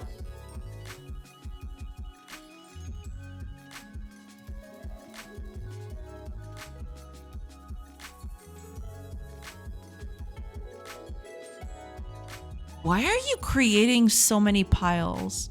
Oh, it's because other people are cutting trees in other places of the world. Okay. Gotcha. It's fine. Everything's fine.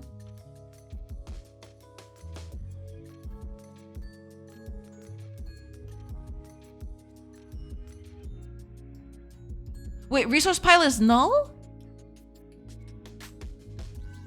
It shouldn't be. Oh, it's not. Okay, never mind. I don't know. I had an idea somehow that it was going to return null. Okay. That tracks. Okay. So what's the deal then?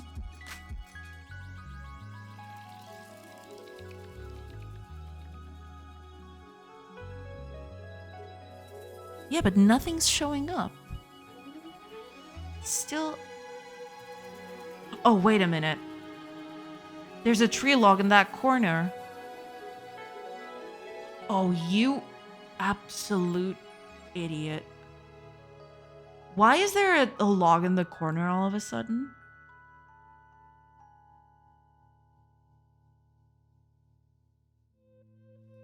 Did I make a mistake somewhere? I probably did. Position region.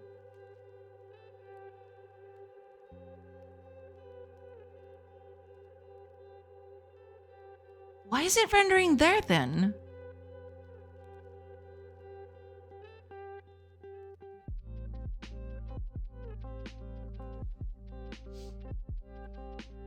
Ignore Zeno, Jay. We need to get this running. I know. The only reason why this whole thing hasn't been completely revamped from the ground up is because I want to get the Steam page up. If I hadn't the Steam page looming in the horizon, I would have been torching this whole code. All of it. Hiya, Dan Good Games. Welcome. No. Man, what a great scene. The whole trilogy is incredible. Welcome in, Dan Good Games. Thank you so much for thank you for the sub earlier. Thank you so much. I'm gonna run and trip without composition. Yeah. I can already see the tree entities actually running around, fleeing from wolves once she implements animals without composition. It's true. It's so bad. The whole system is I'm jumping through hoops to get everything working, which is terrible. This actually sounds cool. That's the cool thing about doing a bit of a component system, because then you can just add kind of like a recipe, right? You just add components to an entity and then you can make anything, It's pretty nice. Okay, I want to test that again because it certainly looked to me like it was creating wood piles at the corner of the world position, and that's not what it's intended to do.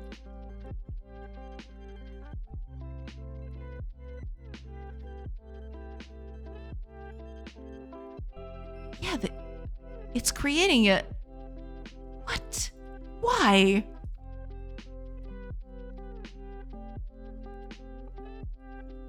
Yeah, look. It's creating them in a corner.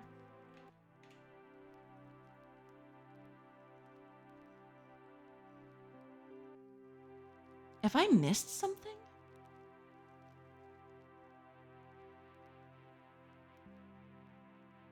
Oh, I think I know what it is. We'll see. It might not be this, but we'll see. Let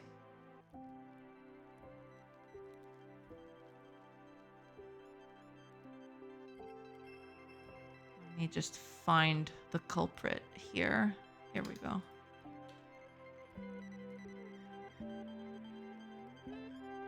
Sprite texture, sprite offset. Where do I change the position of this? Because I need to change the position of this thing at some point.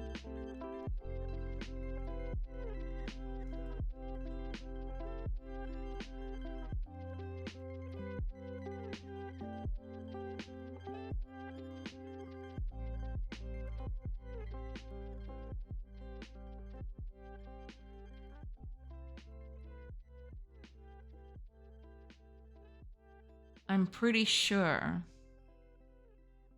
I must have some sort of specific case for plants.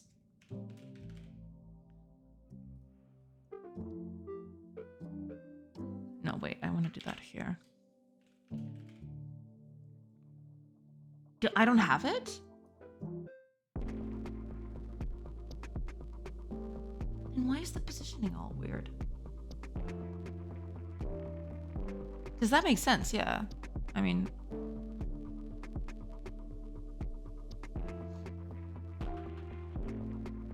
I'm going to take a breather. Have a good one, everyone. Thank you so much, Zeno. Thank you so much for being here.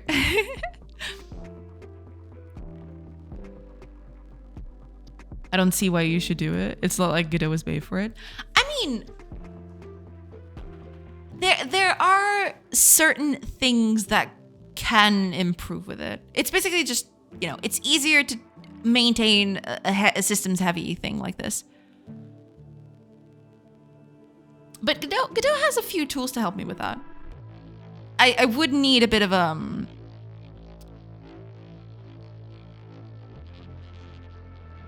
to be careful with what I do, right? But yeah, it should be good to go. I saw Gather Plant. I hope I helped. Oh, thank you, Javi. Welcome. Gather Plant. Oh no, but Gather Plant is something different. That's an action of an entity, which shouldn't be here. It should be on a. Anyway, no. What I need is you.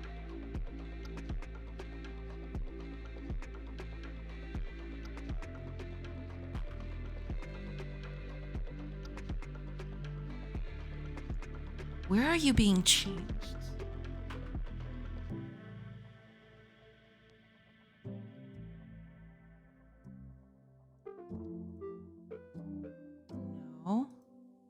No.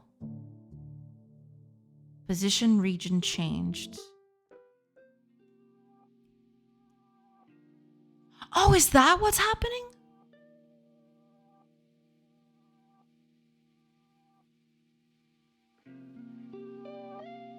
I'm not changing the position. No, but wait, I am. I actually am, aren't I? Because I am changing the position right here, I think. Yeah, position right here.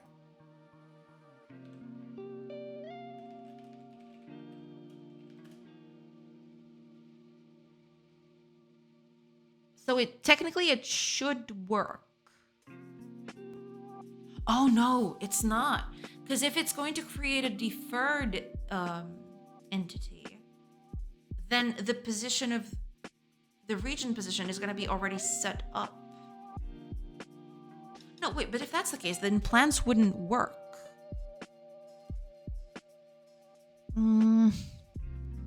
Honestly, before I go, Jay, I'm going to need a name drop on Discord or a tag or whatever when you try ECS or composition on stream. I want to see that. Sure. I'll let you know, for sure. Faux show. Don't worry. I will get on that.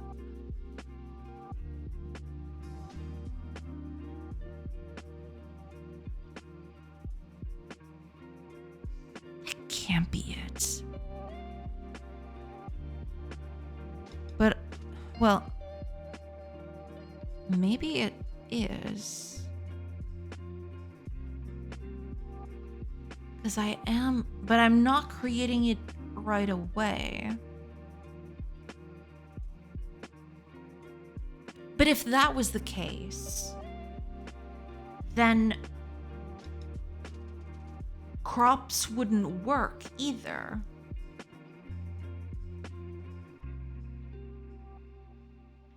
Right? Crops would stay in the corner instead. Oh, that's not what I want to click. If that was the case, then crops wouldn't work either. But yet crops are working, but this one is not. What is happening? What am I doing differently?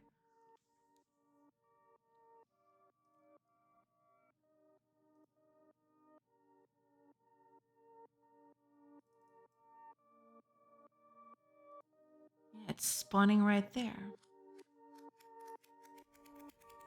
But crops don't. At least I don't think they do.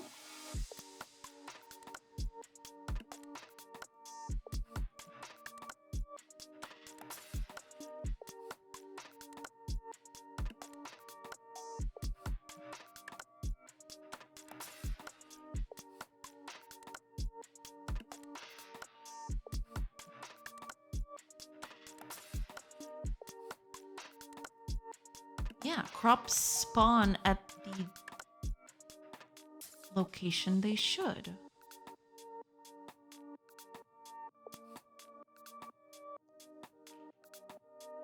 I am so confused.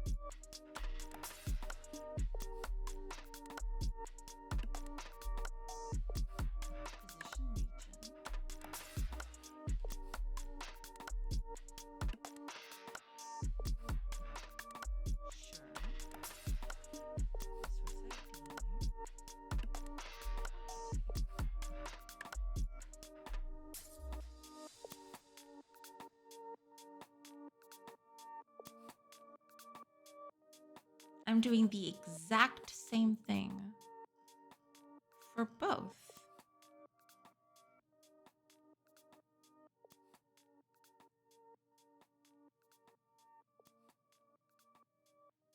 Why is one spawning correctly and not the other?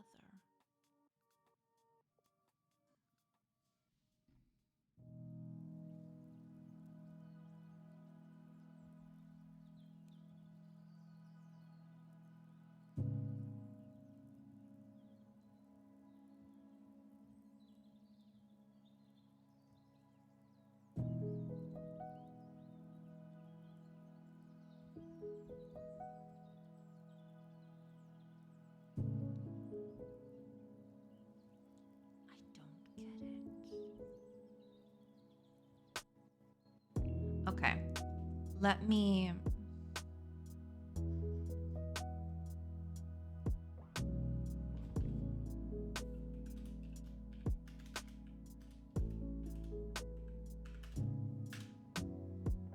Let's see if this gets fired anytime. It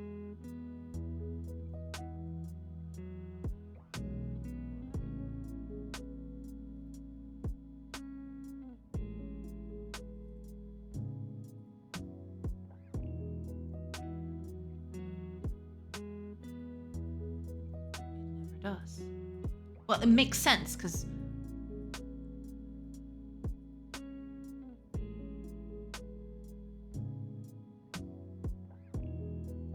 kind of makes sense because, well,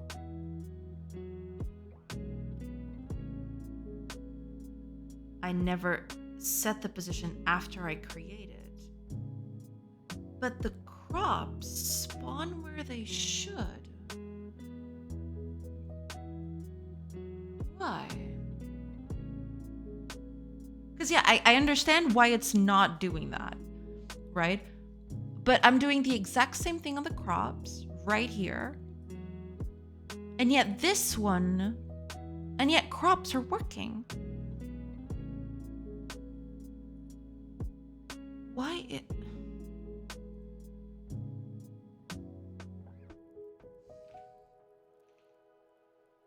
Ooh.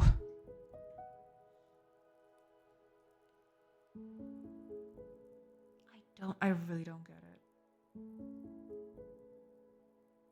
Does this get set up anywhere else? I don't think it does.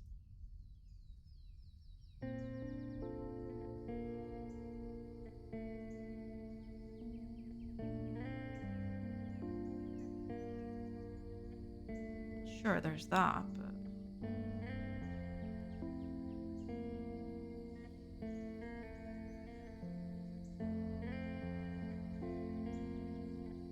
It's the exact same thing.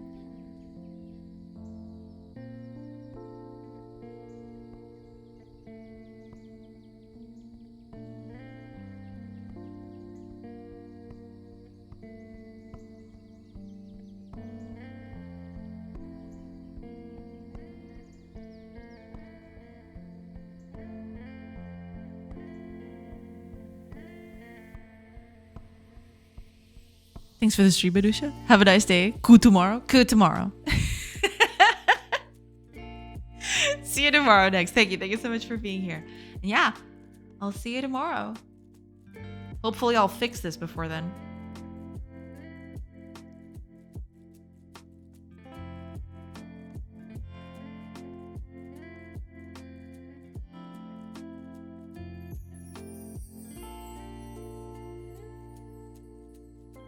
Okay, let me do something.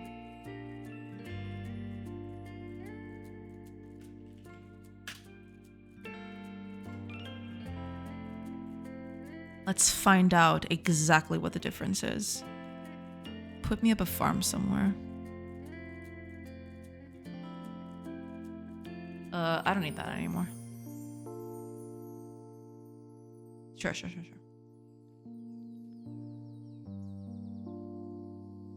Okay. Put up a farmer. Yeah. I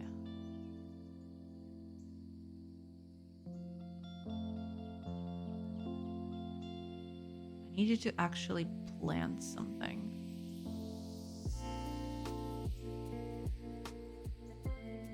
Are you going to plant something? I'm assuming you will.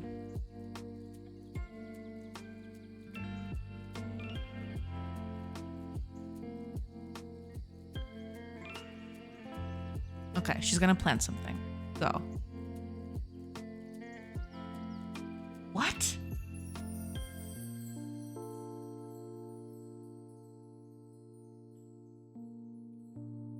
Huh.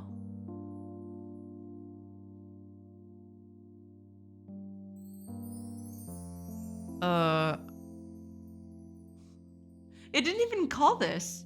So how can it be in the correct spot then? How did you put it there? I did change this, didn't I? I did.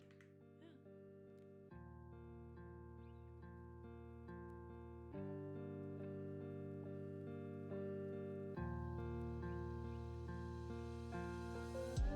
Is it okay, let me check something. When I spawn the controller.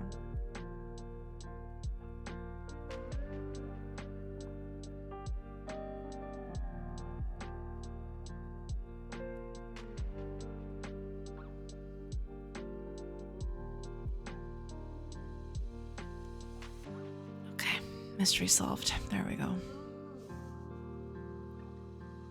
I knew it. I knew it. It was something to.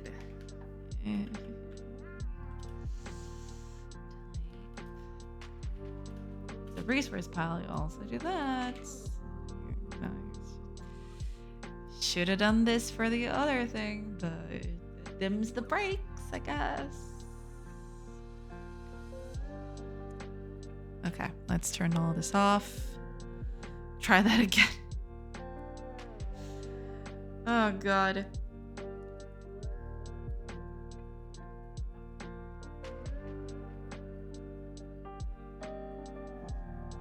Give it a whirl.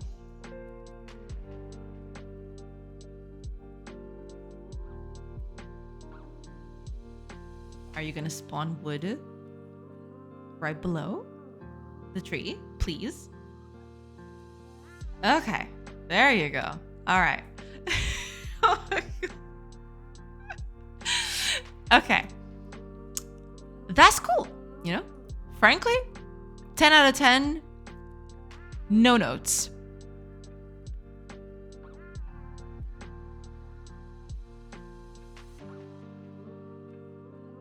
Cool. So if I pass a few hours here, there you go. Resources are all being left behind. I'm assuming this works for every resource. So if I put up a farm up here,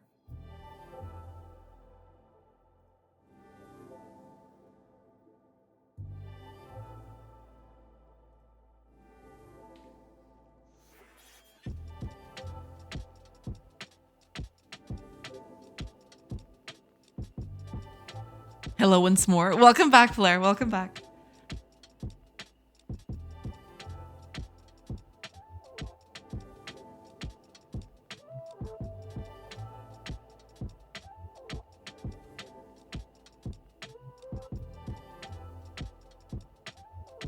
Perfect. She's gonna, yeah.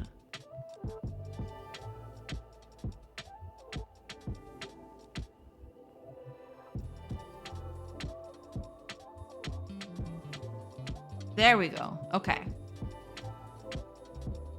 So now there's resource piles all over the floor. Which is good. This is what we wanted. This is pretty neat. I find it kind of funny that because there's stuff in there, she's not planting where the resources are. That's kind of funny. That is actually very funny. You know, because I have the algorithm for picking a place to plant checks if there's entities there, right? So if there's anything in there, it just doesn't plant stuff. If there's stuff on the floor. Oh man, I like how these things are, you know, slowly slowly intermingling with everything. Yeah. I have reworked my game, so now it works the way you misunderstood it was working at that one time many streams ago. Ah, I see. Hopefully I didn't give you too much work. I'm so sorry about that. But I'm glad you were able to nail it down, yeah. It works! It is! It's so cool. Yeah. This is kind of exciting, you know? I mean, I do have a lot of stuff to work on now. But yeah, we're doing good. We're doing real good. Yeah. There's so much stuff on the ground. There is all the stuff on the ground. So, next thing now is I want carriers to pick up these resource piles and put them in the warehouse, right? It is class time. Be back later eventually. Ah, I see. Have a good class.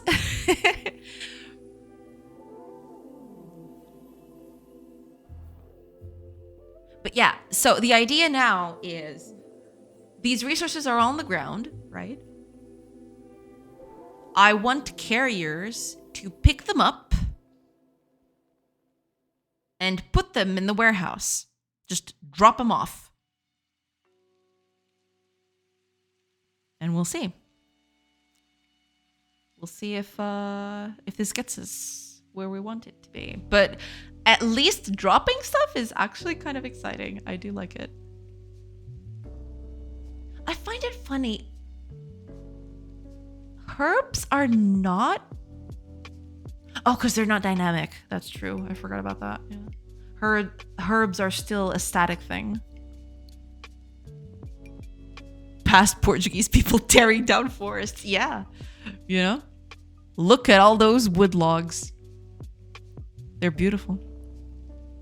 They litter the landscape, but they are beautiful. But we're good. We're good. This is actually where we want it to be. So, you know, exciting times ahead. We're doing okay.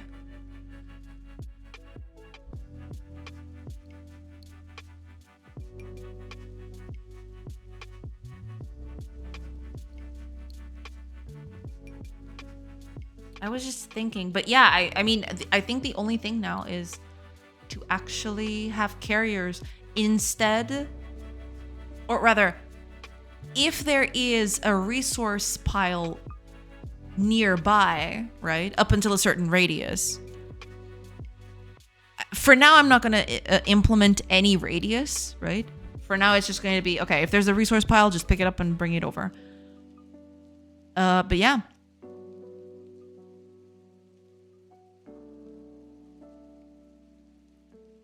This is going to make us... I think I'm going to need a different thing for this, though. But it shouldn't be too difficult to do. Hopefully. It's just a matter of... Because previously I was going from building to building. Whereas now... It's actually... from a resource pile to a building. See, this is where the power of components would kind of help me here. I would just need... So buildings and resource piles, they both technically store goods, right?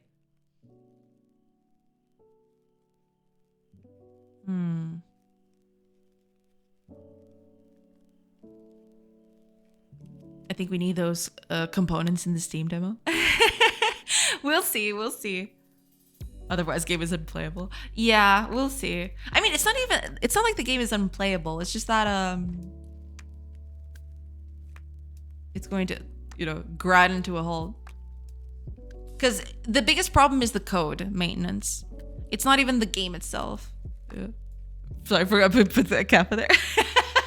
No, it's fine. No, but I mean, I do want to put it in at some point because it is going to help us, you know, do a lot of interesting stuff and also going to improve massively on performance, right?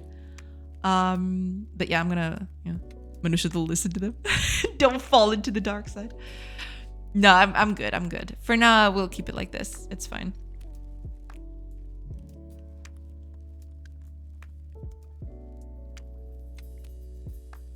But yeah, Yeah, actually. Okay. Let's change the carrier job a little then. Where's my carrier? Oops. What did I click on? Here we go. Okay. So it's checking for other buildings. What I'm going to do is, the first thing I'm going to do is, if there is stuff in the floor, I'm just gonna pick that instead. So none of this whole going from building to building.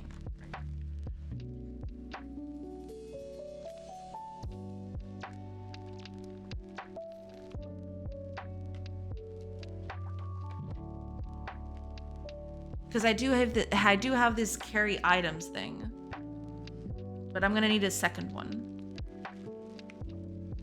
Because I do have a from and to, but this is not gonna work. I'm gonna need a different one.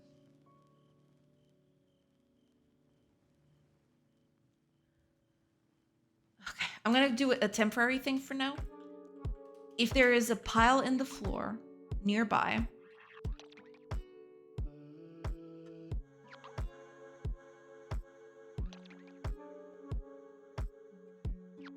I'm just gonna bring that over to the building. And I'll change the way it happens later, but okay. Let's go with context session, manager entities. Wait, don't I have access to this? Yeah, it's right there. Wait, what's the problem?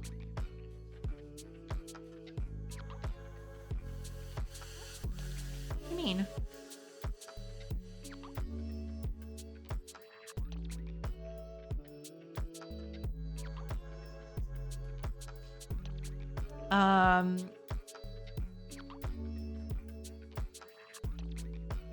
Get entities at world position. So first of all, this is going to change later, of course, but I'm going to search in that particular chunk where the building is. If there is nothing there, then I won't do anything, right? And I'll keep running the code. If I find anything there, I'll just bring it over to the building, right? But this is the temporary solution, of course. I will need a broader search more than the chunk itself, but you know, just for starters. This is a starting thing. Do I have?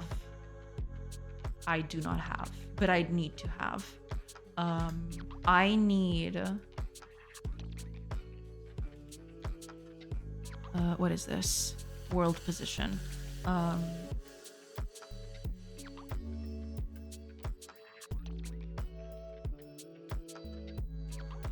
Position. Wait.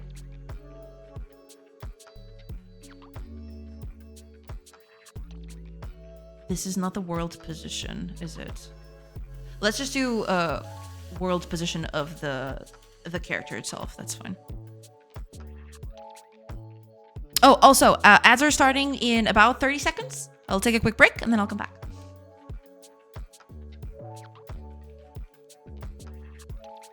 No, not out. This is not a lock thing.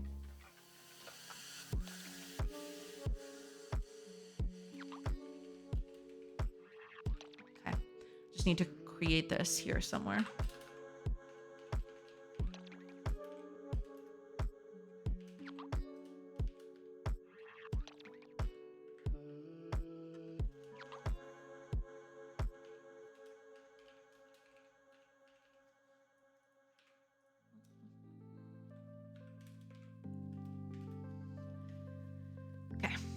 That way we can use this, and that's fine. Okay. So if entity lookup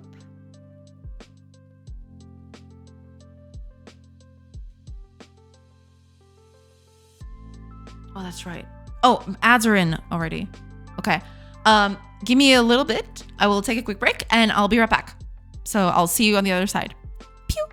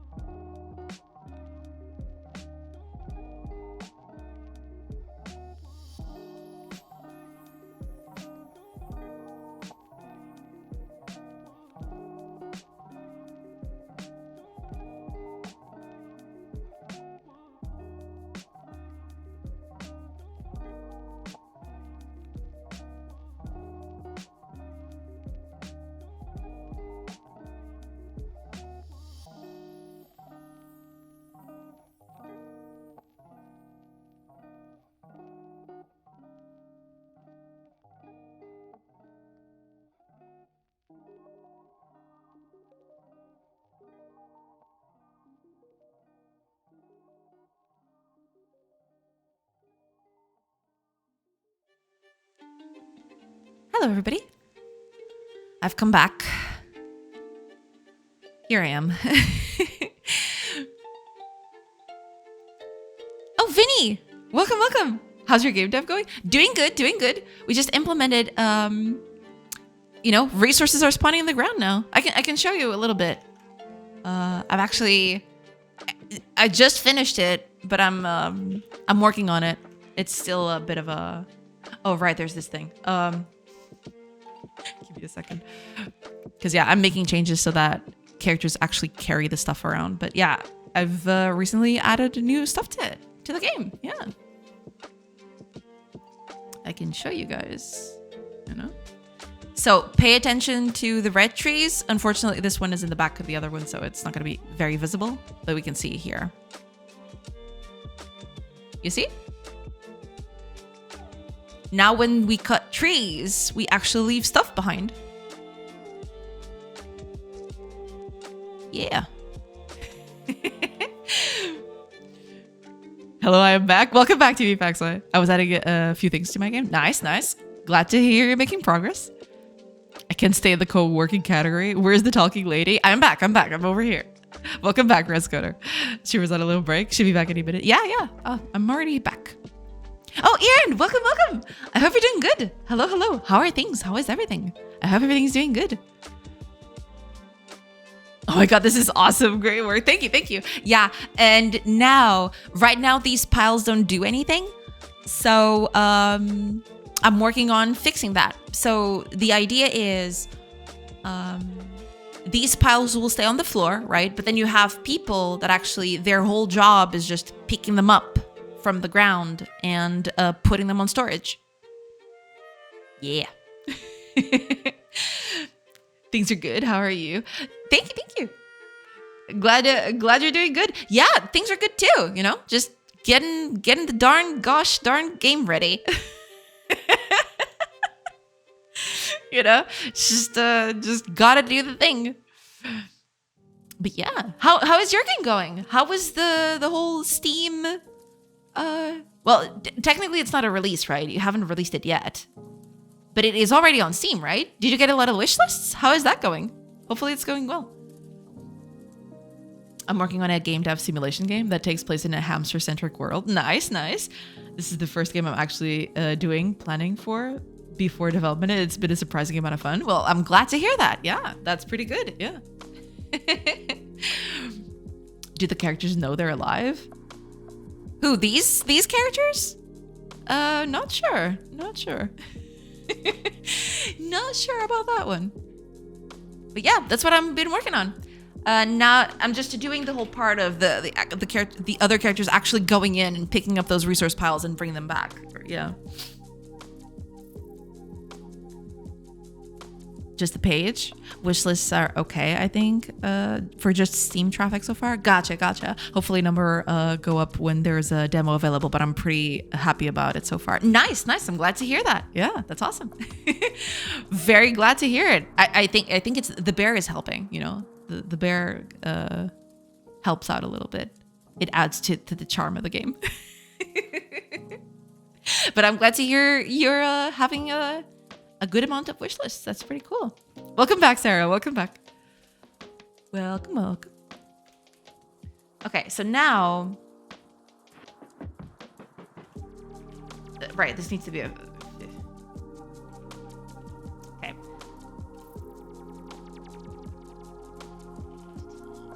There you go.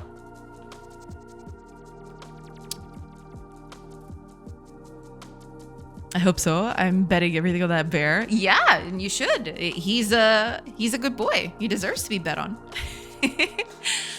Fires are getting crazy, Jay. Villages in Centennial are being evacuated. Really? Holy crap. I mean, given this weather, I knew it was going to be bad, but holy crap. Hopefully they all, you know, they managed to save those homes, because keeping you updated on current events. I appreciate it. Thank you. Yeah, but that is very insane.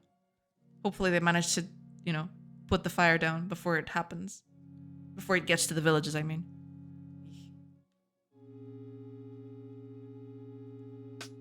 because the alternative is not good. Okay, so if entity data is a resource pile, I mean,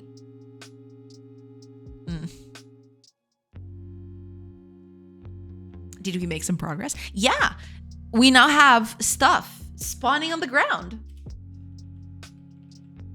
Wait, what is this? Oh, I'm probably using this somewhere else. Aren't I? I'm not? Oh, right. Okay.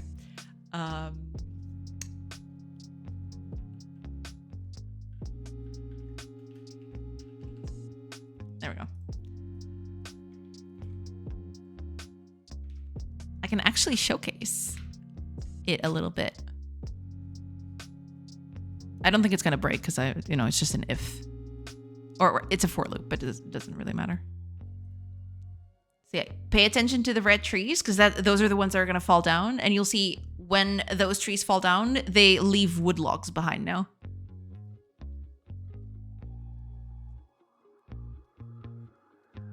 Like that. Yeah. So after this, the idea is I'll have to, so I have this carrier job, and the idea is they'll go in, grab these resource piles that exist on the floor, and they'll bring them back to the warehouse. That's the idea anyway.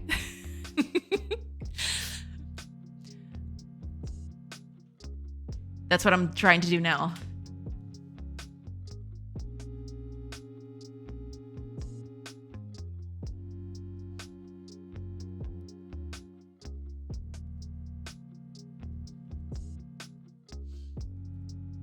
I like. Nice. I'm glad you like it. So, okay. I need to put a lot of, what's the word for it? I need to put a lot of safeguards here, right? Because there could be instances where, characters will kind of, characters need to reserve certain piles so we don't get duplicate resources. So for example, if two carriers go to the same resource pile, right now there's no safeguards for them to just take a duplicate of the resources, right? But I'm not going to worry about that right now. All I want is for the resources to just disappear and appear over on the warehouse, right? That's another thing entirely. So I'm not even going to worry about that.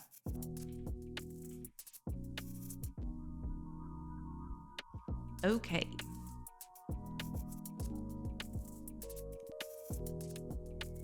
Right. And this should only happen if it's an actual warehouse.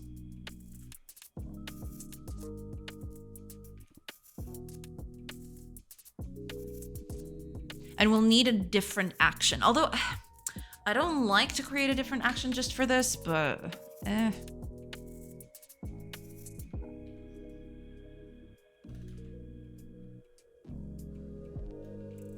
I'll create just a new action. Although I kind of don't want this to be a thing, but whatever.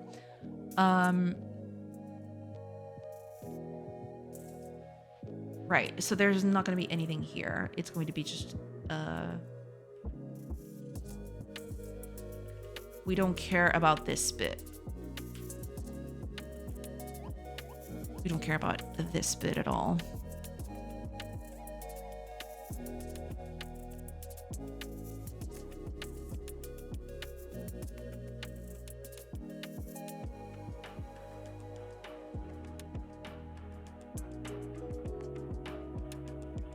Wait a minute.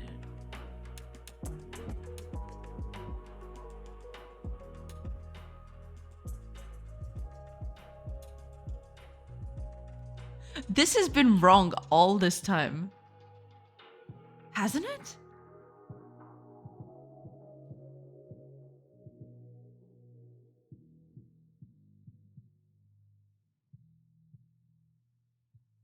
What?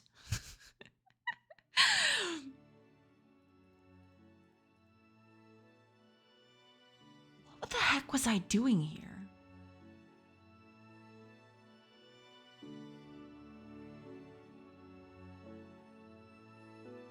Okay, I'm gonna leave it alone for now. But this is just...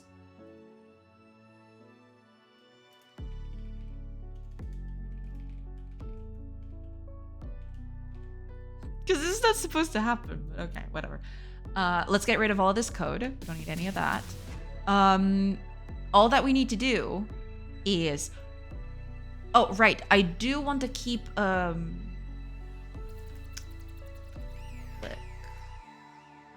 Because I want to keep a reference to the pile that we're working with right now.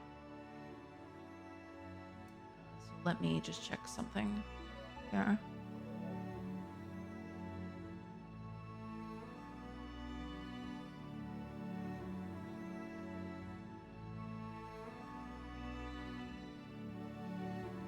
Ah, here we go. Create the pile. Yeah, we need a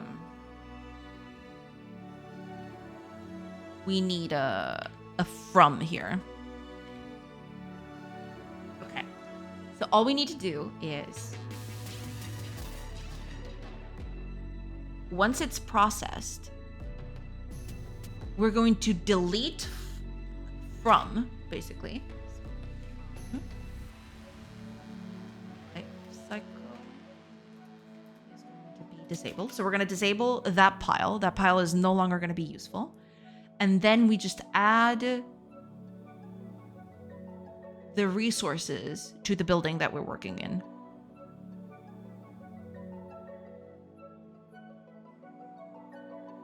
Oh, I remember what I was doing there. Yeah, but it's still incorrect. We need to add the resources here. This needs to get added and then removed. This is a whole thing, but we'll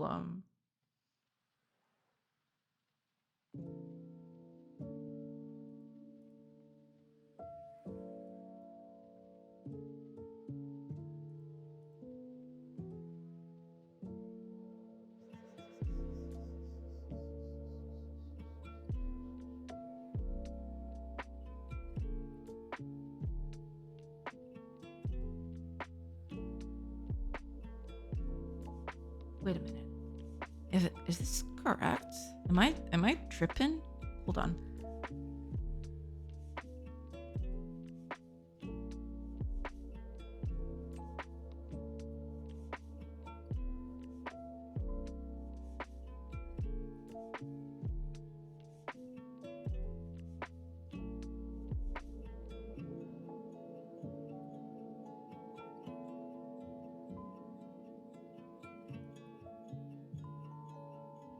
Yeah, this whole thing is completely whacked. Yeah, this whole thing is completely out of whack. Okay, whatever. Leave it there, and we'll review this later. I don't want to care about that right now.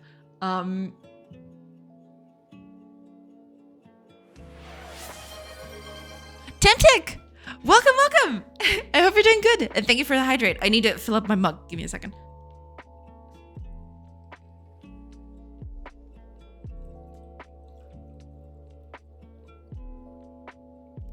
There we go. I'm sick. Oh, I'm so sorry to hear that. I hope you get better soon. That sucks. I'm doing good, you know, just getting stuff done, I guess. Oh, that's really sad. I hope you get better soon. That really sucks. I hate being sick.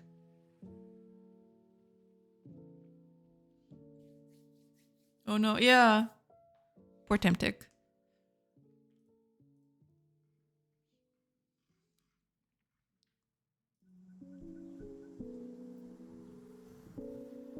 Okay.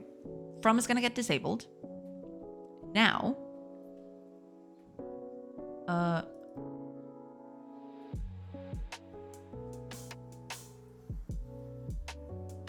Yeah, that's it.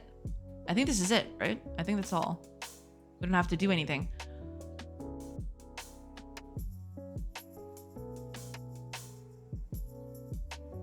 Technically we have to get rid of that, but we'll get there. We'll get there. Wish you a speed recovery? Yeah, absolutely. Okay, what we're good, right? Okay. we'll just need to check that specifically. But okay, let's go over to our carry. Okay, so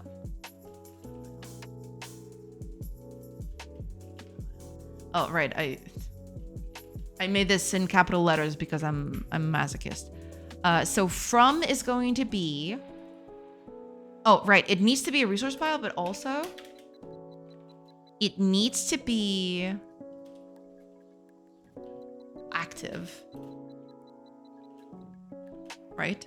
You can't gather items from a dead resource pile. That'd be pretty dumb.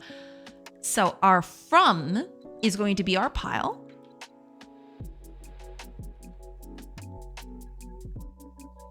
Two is going to be our building. So here we go. That.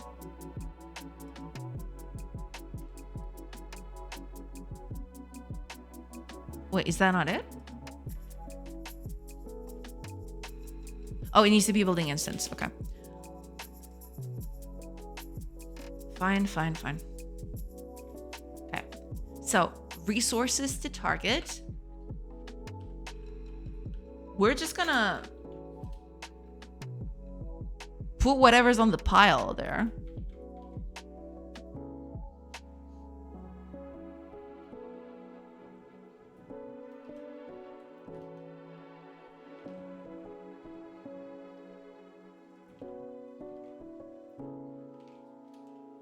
Add. So we're basically just gonna add the lookup, resource pile, resource ID, and the quantity. So entity lookup, resource pile, quantity, and then we return this action. We return the action pile. That's it.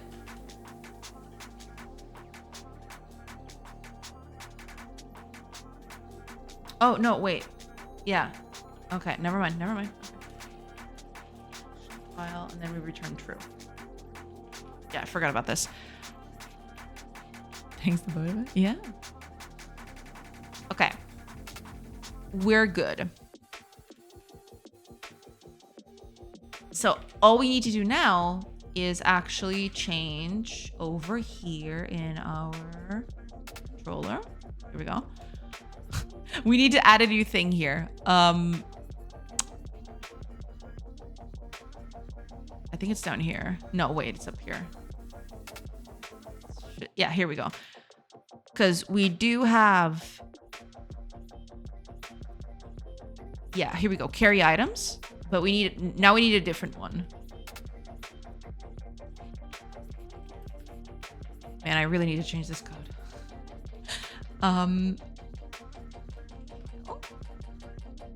Right, it's pile, because I want to get rid of it. Also, I need here.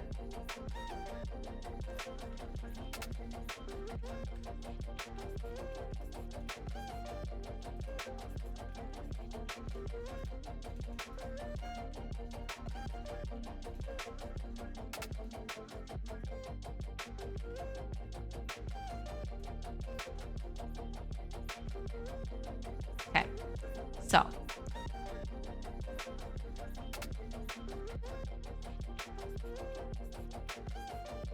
right, yeah, carrying to target. It's fine.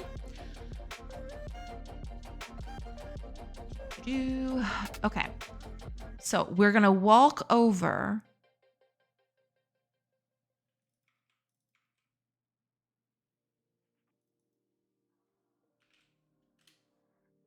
to the place where we want to get our stuff.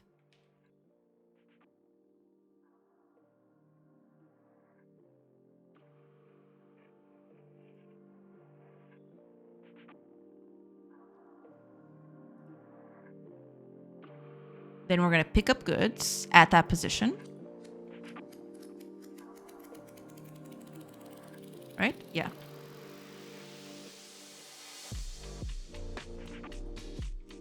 Just need to make a few changes to this. And then we're not going to go back. That's the difference. Because when I was doing buildings, I was going back and forth, right? I was, I'd go from one building to the other and I'd exchange items between them, right? But since this is a pile, we don't want to exchange stuff with a pile. We just want to pick it up and bring it over to the place where we're at.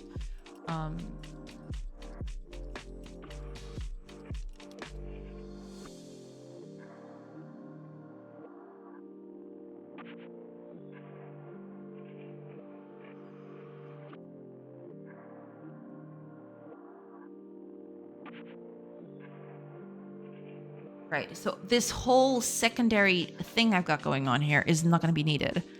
All that we want is go over to where we are.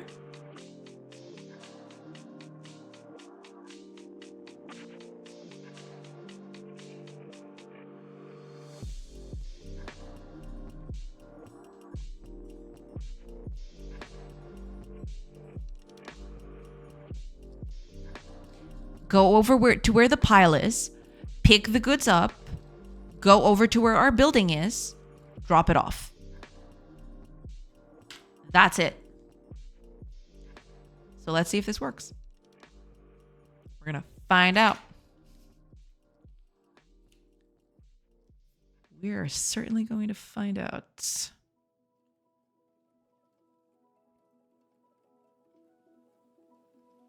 Okay. Oh, I don't have a warehouse. Well, that's actually good. Because this way I can then have a bunch of trees around and then I can test it all up in one fell swoop. Okay. Perfect. This is actually kind of funny. Okay. Let's put up a warehouse somewhere. Here we'll do. It has to be here, I think. Otherwise, this is not going to work very well. Yeah, here we'll do. This is actually a bad thing to start with, but that's okay. Let's see if this works. Okay, there we go. Warehouse is built. Now, put up a carrier. Now let's see what she's doing. Oh yeah, right. It's nighttime. Never mind.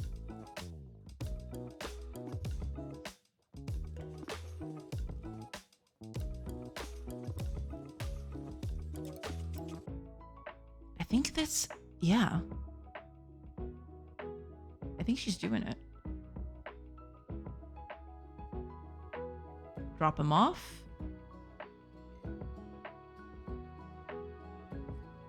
Just gonna go back.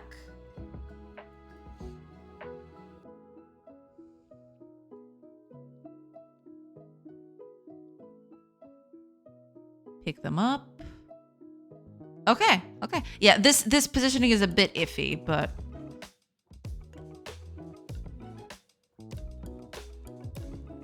yeah. Slowly all of the resource piles are disappearing. Yeah. Some are not disappearing because I'm doing this in a very it's a very dumb approach. I'm basically just checking for anything within this range, right? If there's nothing in there, then it won't pick up anything.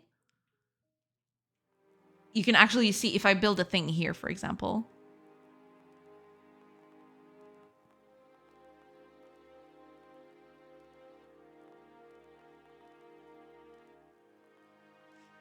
I'll set up the carrier to be this. And now she should pick up anything in this square.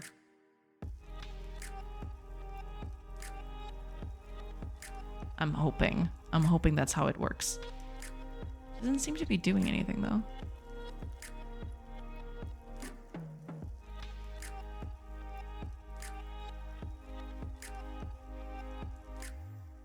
Wait, is she actually... Where's she going?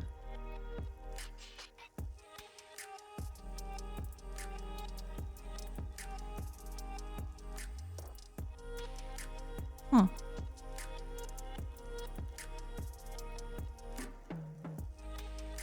She's got plenty of stuff to pick up here, though. Oh, never mind. Never mind. No. building a warehouse in different places is not going to work. The way I'm checking for this is kind of dumb. That's fine. Okay, let's improve the logic here a little bit.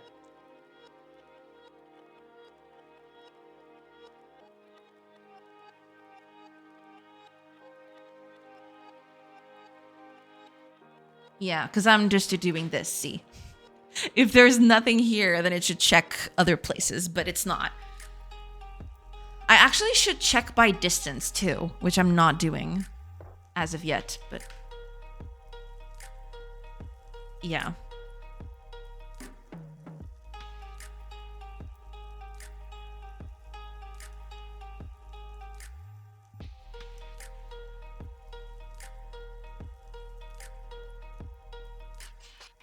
Lem, welcome. Welcome in. Hi. I'm working on an infinite mobile game where the player controls a spaceship and should the player fly as far as he can. Any tips on what the obstacles and the challenges should be? Controls a spaceship. Well, there are the usual suspects, right? Stuff like asteroid belts, other spaceships, debris. You know, could be debris from previous spaceships, space derelicts and stuff like that.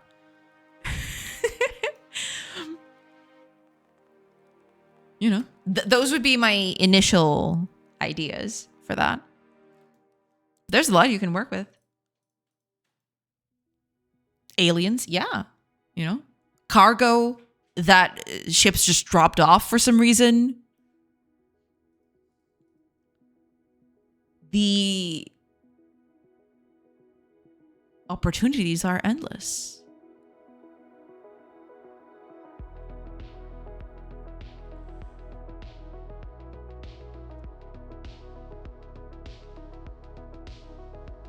I probably need to change the way this works. If I'm doing this,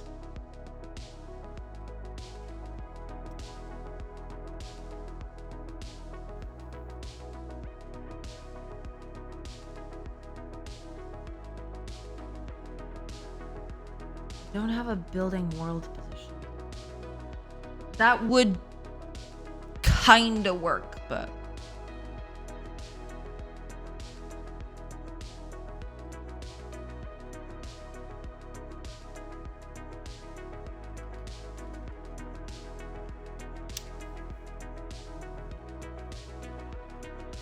when the player crashes with an alien ship, you should have to solve a cipher in the alien's language. True. Not like the classic Space War. It's just an Earth limit. Ah, gotcha. That's a good idea. Yeah. 2% of all profits for the streamer. I mean, you gave the idea, not me. I'd feel bad taking that money.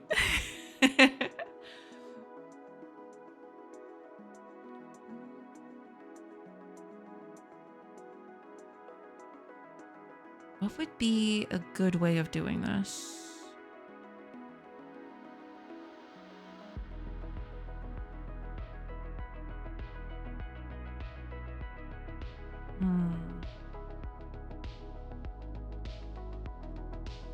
Okay.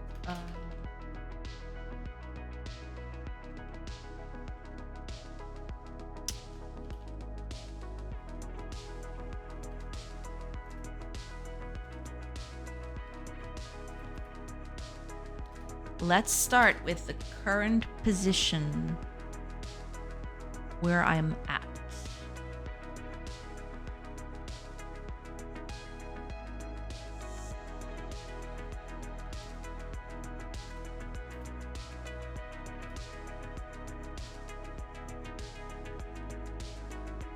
Okay.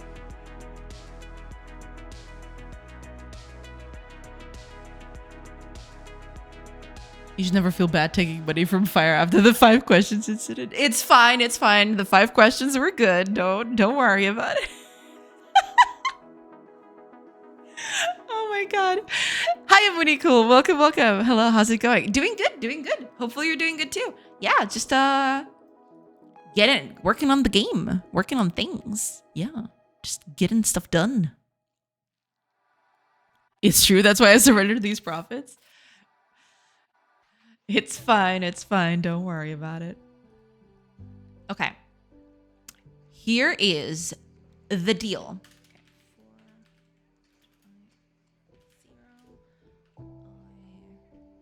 Then positions dot count. Move that in. Okay, cool. So instead of using world position now, we're gonna use positions.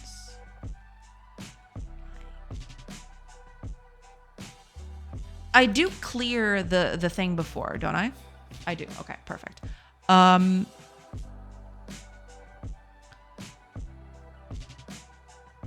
Speed update. Streamer is currently going at 2 finds per second. True, true. That is very true.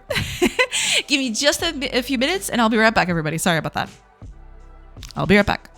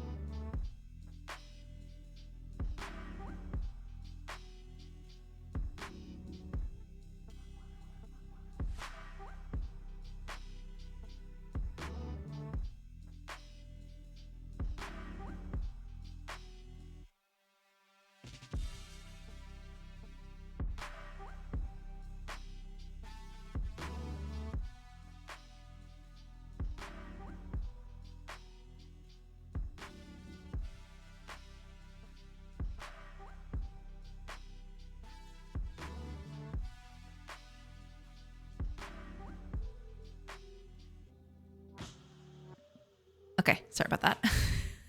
I'm back now. All right, let's fix this thing. Okay. Oh, right. This needs to be somewhere down here. Okay. Now, yeah, I'm getting from a position. If we get through this whole ordeal and we don't find anything, that means we'd never found anything in that position specifically. Also, maybe,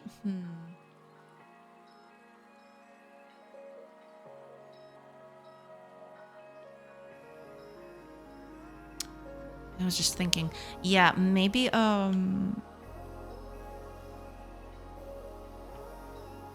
this is not gonna work spectacularly, but, you know, reasonably enough. I can put put safeguards on it later. That's fine.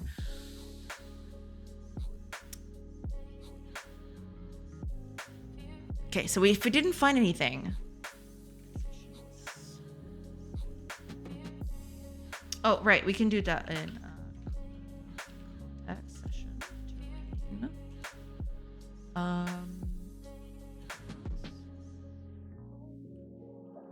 Can I?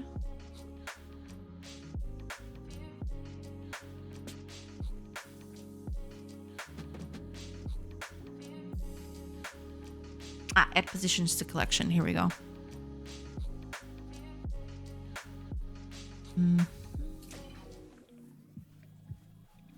Right.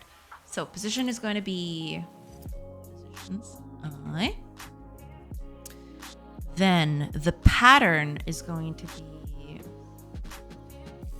because that's the thing. I don't remember where this is.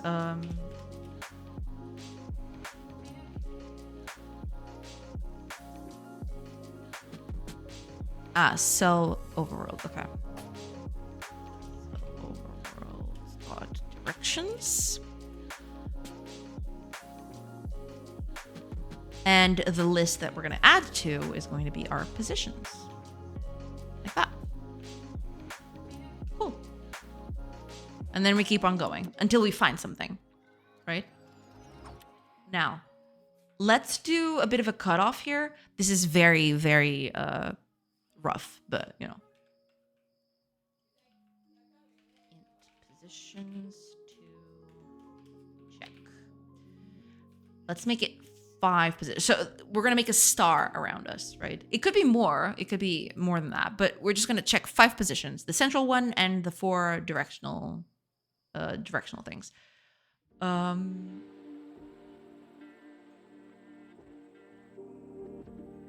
mean, technically, we could do it even better. Okay. Maybe easiest way to do that is just putting this here. Take this one out. I will add it later because I do want it to stay there, but because it depends on the radius. It's just I'm not. This shouldn't be here, but you know it's fine. There we go. Okay. So if we don't find anything, it just keeps on going until we reach the end of the vector, and then we stop. Right. Cool. Let's see if this actually does what it should.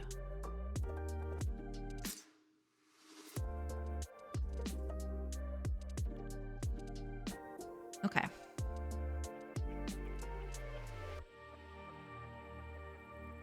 Oh, I have a warehouse. Good. Okay. Now, she should go outside, pick up this wood log, come back. The wood log is a bit phased out, but that's fine. Going back, pick it up. Okay, perfect.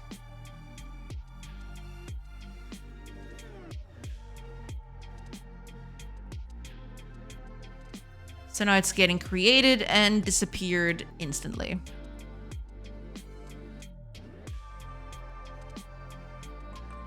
It's not picking up from this one, right? Because it's not in the star. These are from more distant positions that it's not catching.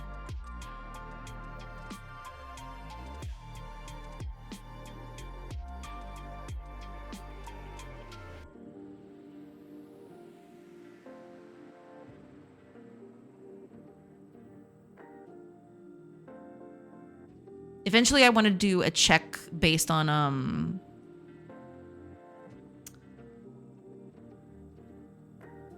actual distance instead of just chunks, because that's not, because you can definitely see, right? There is a place where there is no wood to pick up. That's the radius that we're picking up on, and then there is everywhere else. There's just wood everywhere.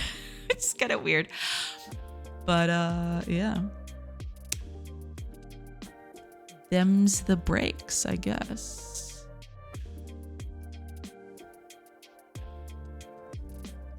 I don't even know what that character's doing, but okay.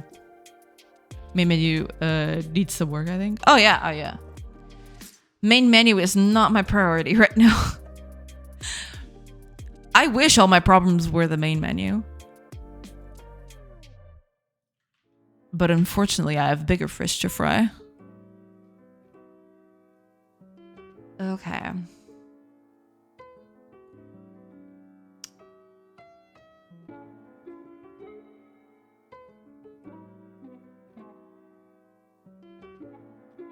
Okay.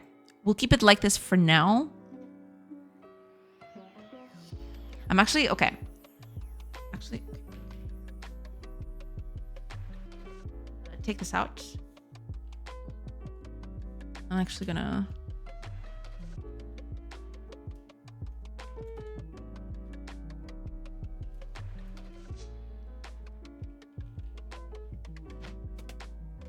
Let's make it check for 10 chunks around us, right? That would be the deal.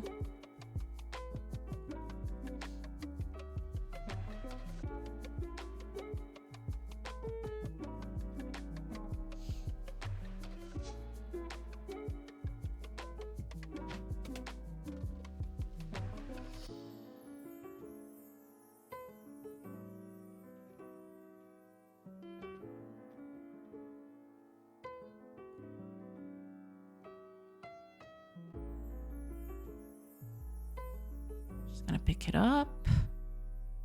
Bam.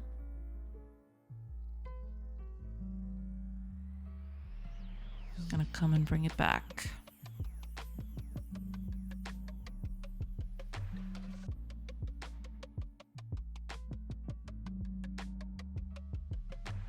Okay. Yeah. Not perfect. Still needs a bit of tweaking, but yeah. Is this game kind of open world, or are you gonna slip it to rooms like in Stardew Valley? No, I don't want to have rooms at all. I want it to all be a contiguous space. It's basically just gonna be one thing for everything. You know? Even the interiors are actually part of the world because these are buildings, right? So yeah, it's all supposed to be a contiguous space. No rooms here. Or, I mean, as much as I can do that. I'm not sure if I'm going to be able to keep it that way. But, yeah, that's the idea anyway.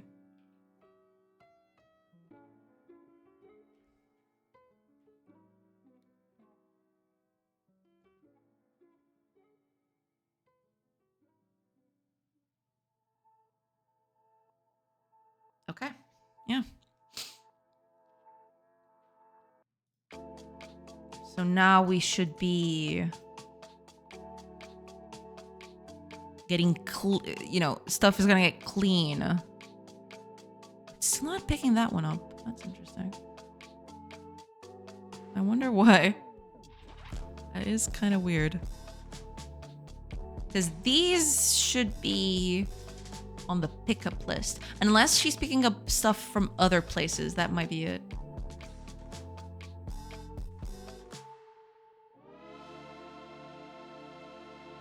There might be a problem with this somehow.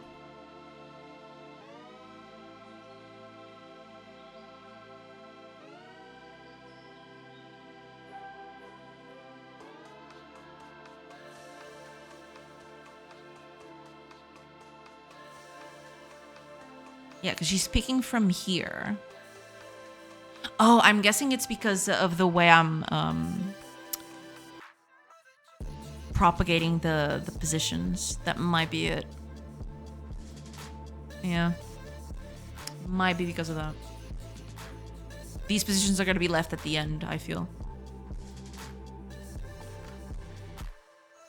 Eventually there will come a time yeah, this is gonna get worse. The more entities there are, the worse it's gonna get. There's just a lot on the floor. But hopefully she'll destroy everything. Because there's a thing too. I'm actually not destroying anything. I probably should. Right now I'm just disabling entities, but that is just leaving a lot of garbage to, iterate through, which is not ideal. That's why this is happening.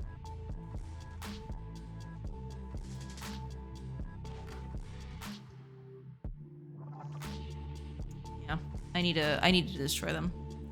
Instead of, because I wanted to keep some of them at the very least, because of, I want certain people to not be, what's the word? I want certain people to stay, or at least people should stay, even if disabled, even if dead, right? I want people to have a connection, because, families and all that. But stuff like resource piles, I don't think it makes a lot of sense for it to just, for the information to stay there. It can just be reused, because, resource piles are fairly mundane stuff, Maybe destroy it over time. Yeah, not even destroy it. I can just reuse it, I think. Yeah, just reusing those things should make this far more, because it's only gonna get worse. The more entities there are going to exist, the worse it's gonna get. I mean, every time I pass time, it's just going to be maddening. Jay, some chorizo and scrambled eggs, some homemade mayo with garlic and coriander, a bit of grilled shrimp, and some toasted bread with garlic butter and chips. What do you think? That sounds delicious. At this point, I'm so hungry that sounds like the best thing I've ever eaten. But yeah, that does sound delicious. Absolutely, absolutely. I mean,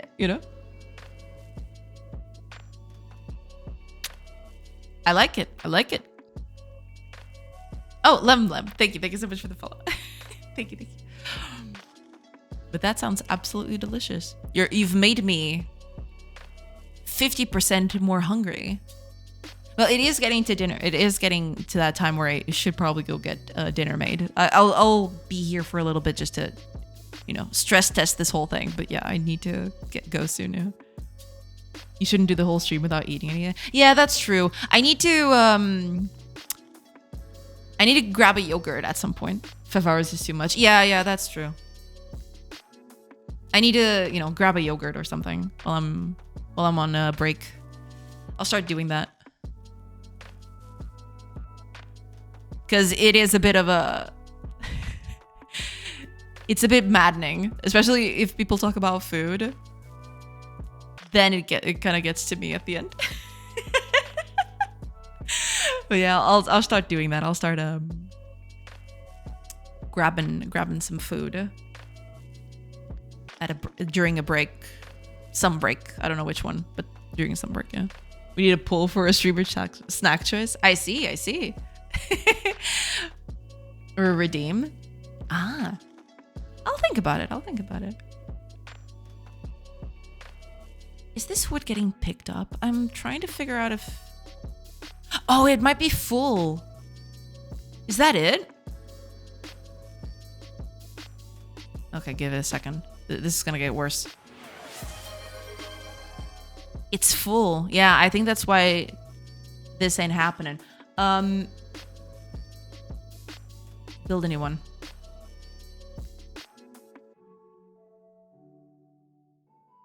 I think it's 10, right? For building a warehouse? Oh god, this is gonna take so long.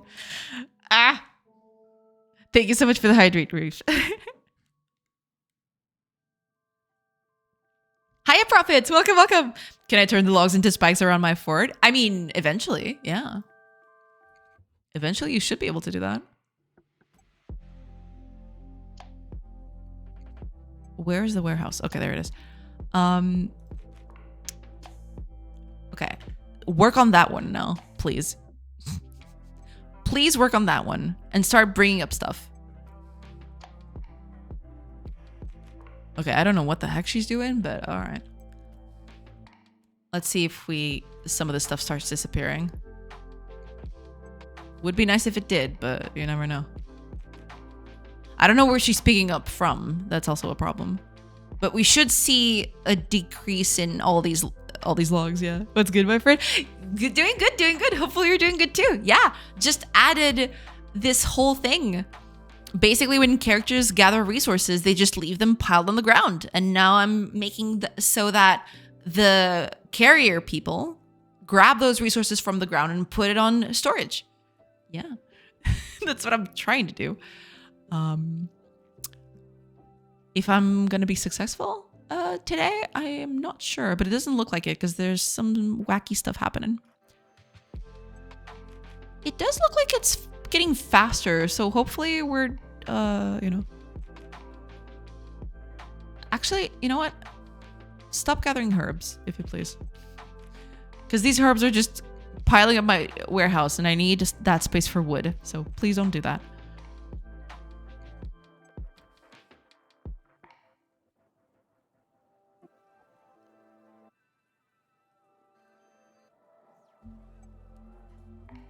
It's not disappearing.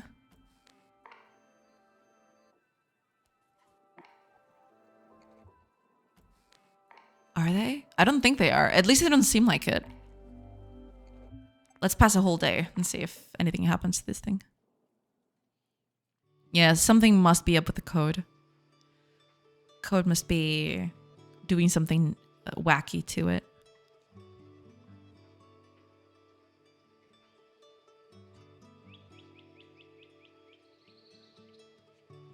Okay, I'll just leave it running for a little bit.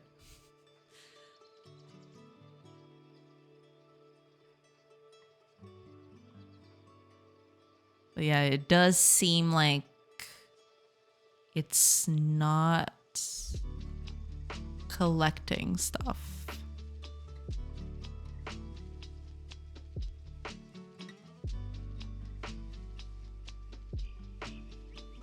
Although to be fair, hold on. How much did I limit this to? 10, I think? 10. 1, 2, 3, 4, 5, 6, 7, 8, 9. No, it should pick up from this one too.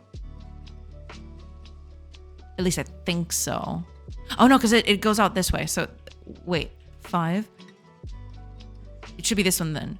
6, 7, 8.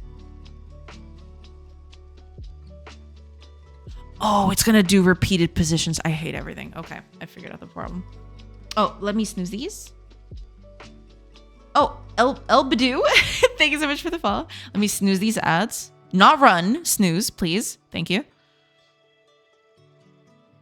Snooze again. There we go. Okay. Yeah, I think the way I've coded this, I mean, it's kind of working. It needs a bit of tweaking, right? But at least, you know, we've got stuff on the floor. That's nice, right? That's cool. I can actually, okay, just for the end of it, I'm just going to place up a farm here. Oh God, it's going to take so long. It's going to take forever. Oh, top swag code. Thank you. Thank you so much for the follow. Welcome in.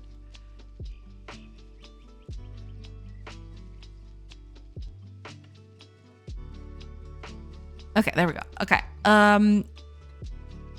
Yeah, instead of working as a carrier, come over as a farmer. Oh, no, but I need a carrier. What am I doing?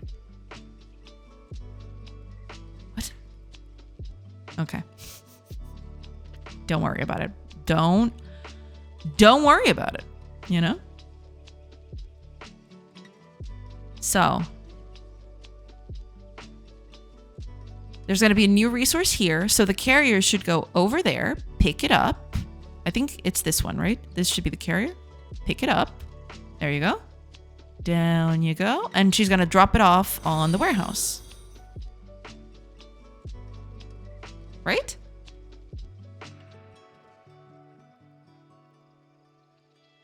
Yeah, there we go. So now I pass an hour, I should have wheat in there. I don't know why. Wheat is just not being drawn here. I don't know why. I have to fix that.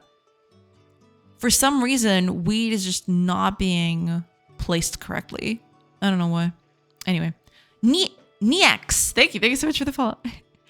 Back again. Popped a bottle of wine, alcohol free, and ready to work on my own project now. Nice. Nice. Glad to hear it. Hope you make good progress. Yeah, I'll have to fix this whole thing. But at least, you know, it's picking up stuff, so we should be good to go. We're fine. We're fine. We're good.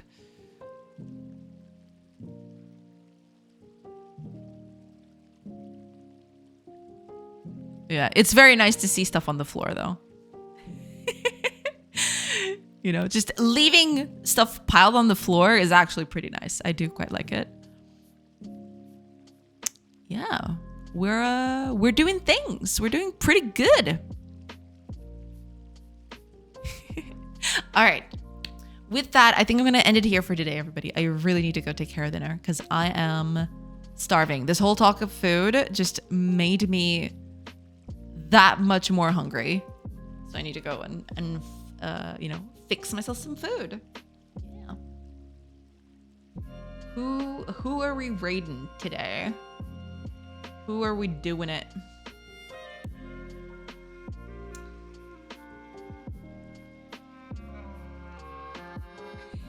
Have a great night. Thanks for the stream. Thank you so much for being here. Thank you. Wait. Thank you so much, Top Saka. And thank you for the hydrate, Temtic. Cheers. Who are we raiding today? Let me check who we got here. See you tomorrow, Jade Chat. Thank you for the stream. Thank you so much. Thank you so much for being here, Fire. I think we're gonna go. I haven't raided Lana in a while.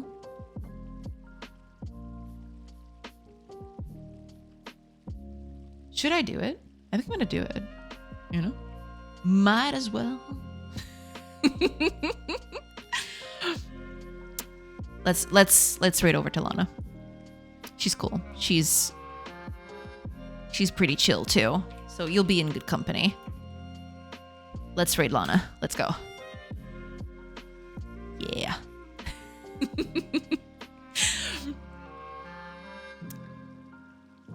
Alrighty. We're getting ready. Cool. All right. So yeah, I mean, thanks for the show. I may not be able to coup tomorrow, but Thursday for sure. No problem. I hope you have a good day tomorrow then. I'll see you on Thursday. Absolutely. But yeah, I mean, despite everything, I was thinking that this was going to be a bit more of a headache than it actually was. So I'm actually kind of happy about that. Sure, there are a few things where, yeah, some of this stuff needs to change. And also the entity system is completely broken. It definitely takes its toll way too early, way too fast. I need to tone this down and make it a bit more performant. I don't know exactly when that's gonna happen, but we'll see. Right? We'll see how that goes. But yeah, very happy with it. Hopefully I'm gonna keep on tweaking this tomorrow. Maybe even do some new stuff. Who knows? Maybe get the entity component system tomorrow. We'll see. But yeah, thank you so much for being here, everybody. I do appreciate you all. Thank you so much for nickname for the raid today. And I hope to see you all tomorrow. So stay awesome. Have a great rest of your day. And I'll see you then. Bye, everybody. Let's raid. Let's go.